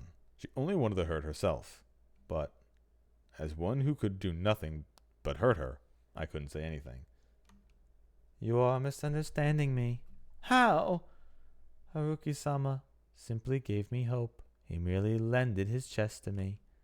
In fact, he refused my indirect request. Even as he was dying, he clearly rejected me. There is nothing between us, and never will be. You're lying. You're just playing it off. Rather, I am the one who has nothing. I am a hollow woman, possessing only the Uematsu family's crest, history, and faith. I do not have a place of my own, either. I do not even have the power to cling to salvation. My entire body and mind was sold off to Shinai-sama. What do you mean? Once the mist clears, I intend to finish my business here. Hand Miko to the police. Let the flow take me away from here, and accept where I end up. But you're different. Once the mist clears, Yasumizu will surely accept you. Your cheerfulness, strength, and consideration gives everyone hope. This is where you belong, and I have no such place. And Fusashi-sama belongs elsewhere. As those born in Fujiyoshi, we cannot dream of spending our lives with him. Let us go back. I will take you to your room. No, I don't get you at all. It's not that complicated. If you love each other, then date and do whatever you want. I cannot do that anymore. Why? She's right. Yeah, Rikaku-san had my thanks. She gave me the best way to deal with this. Fusashi-sama, I want to ask the head of the Uematsu something about the feast in Fujiyoshi. However, I won't open the door. Kemi-chan, you can go now. No way. If you don't believe that much, we won't have worked out anyway. Then I'll stay here. What would you think if someone sat in and listened as you went over your history with men? All right, I'm going. I had no idea if she really understood. Or understood it the way I intended. But she probably could tell that we were about to speak on something unpleasant. Haruki-san, once the mist clears, what do you have to do and do it right? Backing down was part of a proper breakup. Good night. I could hear her walk off. Then, nothing. Uematsu-san. Let me apologize for one thing. Okay, I need to drink something because my voice is really dying here, and I don't know how much longer this is going to go before the night actually ends, or I wanted to end it. I kind of want to stop it here and just be like, all right, I'll be back at this later. Because, oh man, all right, one moment.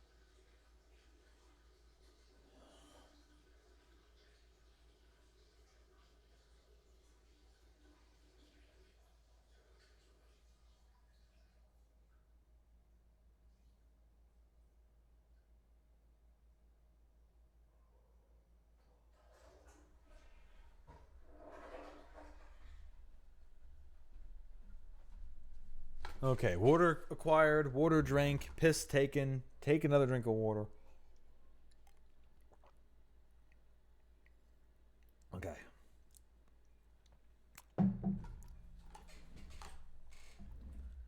Let me apologize for one thing. Yes. I showed you something unsightly earlier. If we weren't in this situation, I'd have actually loved that. Please don't say that. It made the mood less tense, but wasn't quite enough. Then I'll just ask, was that an act or something? Or a mask you wore when you had to fulfill your role as Uematsu? I could hear her gasp. You knew? That response proved my assumption was correct. The bedroom woman servant. I should have questioned the lewdness, the derogatory nature of that term a bit earlier. The Uematsu were the Fujiyoshi head family in charge of the night, including the secret matters related to it. They weren't just the night watch and people in charge of funerals. They also handled the nightly affairs of men and women. That meant they were Fujiyoshi's local sexual service providers. As the head of the family, Rokaku-san obviously knew how to handle such things. If I had to guess, all the Uematsu girls were given such a role. Also, I imagine that taking in the poison and corruption was closely related to bodily intimacy. I didn't know how much about historic Japan's ideas of medicine, but I knew about the Chinese idea that lovemaking and health were closely tied together. Well, even if it wasn't something like that, knowing the human body, they could have easily formed the logic that it released negative energy. Spiders ate their prey by melting their insides and sucking them out, and boy, wasn't that fitting. There was also the Jorogumo, the orb-weaving spiders, who shared their name with a yokai that linked to many lustful stories. In the West, the female spiders that ate their males were called widows, and the black widow was extremely poisonous. Unnerving, elegant, and sexy at the same time, spiders were unique creatures that created webs they used to catch their prey and consume them by melting them with poison. I can understand why equating them with evil women and enchanting ladies was so universal. And just now, I practically asked her if she was that. I was more or less right. Fujiyoshi was once a place where hunters thrived, attracting many outsiders, a lot of whom were rowdy. To keep them from going after local women, Fujiyoshi had to train specialists with the right set of skills. The Uematsu gained influence by placing their own relatives in that role. Also, prior to that, the Uematsu had some religious significance, turning their monopolization of sex into a sanctified act. Their influence must have spread to birth and child-rearing as well, and the yoke of tradition made them very powerful. The Uematsu successfully gained control of the darkness most people bring encountered by donning the filthy title of bedroom woman servants, and facing that darkness head-on. The Miroguma controlled through the public side of faith and politics. The Higuchi handled the food and smithing, new info, while the Nasato handled medicine, among other fields. I wondered where the Uematsu came in, and now it all made sense. But as time passed and their family business ceased having a place in modern society, their influence began to decline. War, the drop in demand for hunting, the spread of diseases from the outside had made the Uematsu love relevance. And the final descendants of the family had neither the originality nor zeal to adapt to the times and survive. Because of our role, we did not consider protecting the bloodline to be important. If a Uematsu girl gave birth, the child would be an Uematsu regardless of who fathered it. They would be taught the family's teachings, rites, some absurd laws, and become true Uematsu. The head would always be a woman who also worked as a bedroom woman servant, and if she had a daughter, that daughter would be the new head. But if she did not, a different qualified girl would inherit the role. The Uematsu were bound not by blood, but ideals. And if Fujiyoshi rejected them, we would be a hollow shell of our former selves. And it is not like any of the other three families would want to merge with us. The head of the spider's family, the priestess of the spider, had to be a dark background befitting that title, and the future was bleak for her as well. The Uematsu were an unnatural relic of the past, and by cutting them off, the other three families would be able to further modernize themselves. Despite no chance of the family recovering, Rikaku Uematsu was born into an unenviable position and grown to be another bedwoman woman servant. I wasn't capable of claiming I could understand her. It wasn't an exaggeration to say we lived in different worlds. It would have been absurd to even claim I could take on her despair. You are truly gentle. I couldn't understand what she meant at all, so I thought about it for a few seconds before I would ask. You heard all that, yet you did not curse me as filthy, or talk down to me. But this gentleness hurts. If you simply cursed me, I would find it much easier to give up. I think I understand how Sarazawa-sama feels now. Give up, and then there's a 15th choice. Ooh. Is that the choice where we're like, nah, I was dying and I pushed you off, but that's just because you were doing your duties. When I do actually fuck you, I want to do it, like just a normal way. I don't want to be in a half dead state. I want to give a good performance. Key 15 is the sex rap. Exactly. Why did the locals think it natural to put themselves down and give up on what they wanted?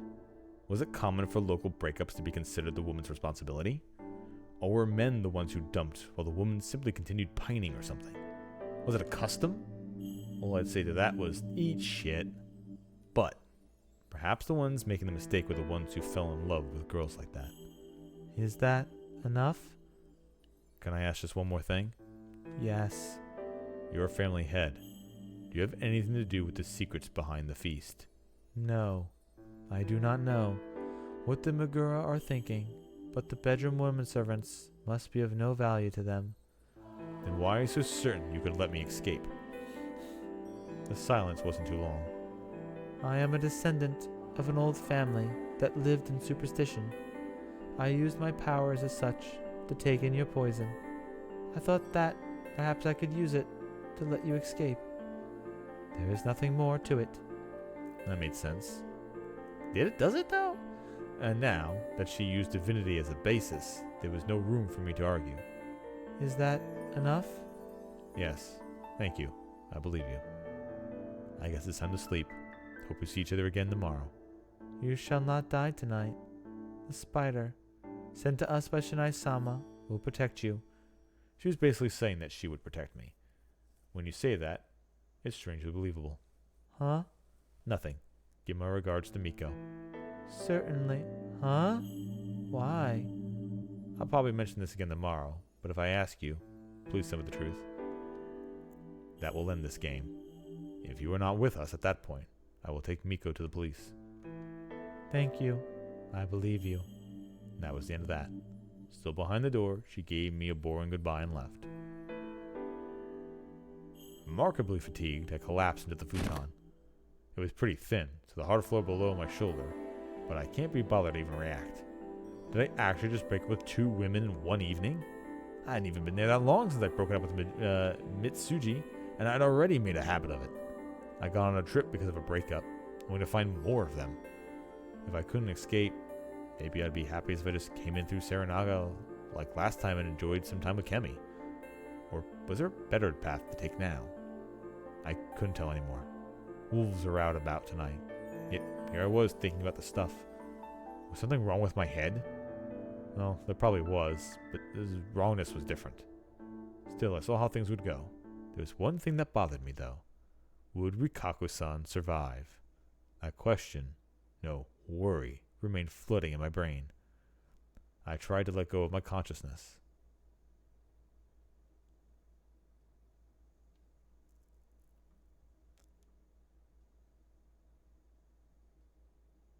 And never woke up. All right, here we are. 5:16 the next day. Nothing I woke up to came to me as a surprise. Okay. I am putting the save here. I am going to save. Overwrite data. So what we're going to do is we are going to pick up with this next time, finding out how the end of this loop goes. who dies, who live, who's wolves, and how it truly ends. And obviously, there's plenty more we're going to be doing. We need to find. There's a couple other sections we never chose here, including having the main guy, the one reporter guy, not die on the first day. That's a big thing, important thing. It feels like that could change a whole lot of stuff. So anyway, thank you all for watching. I will not be here tomorrow. I have a birthday to go to, and it's going to take an entire day pretty much. I will be back on Wednesday to continue streaming. Whether this or I start the puzzle game Blueprints, I'm not sure. I might do one more day of this just to completely knock out this loop, or to set whatever might come up next. But anyway, thank you all for watching, and I'll see you all on Wednesday.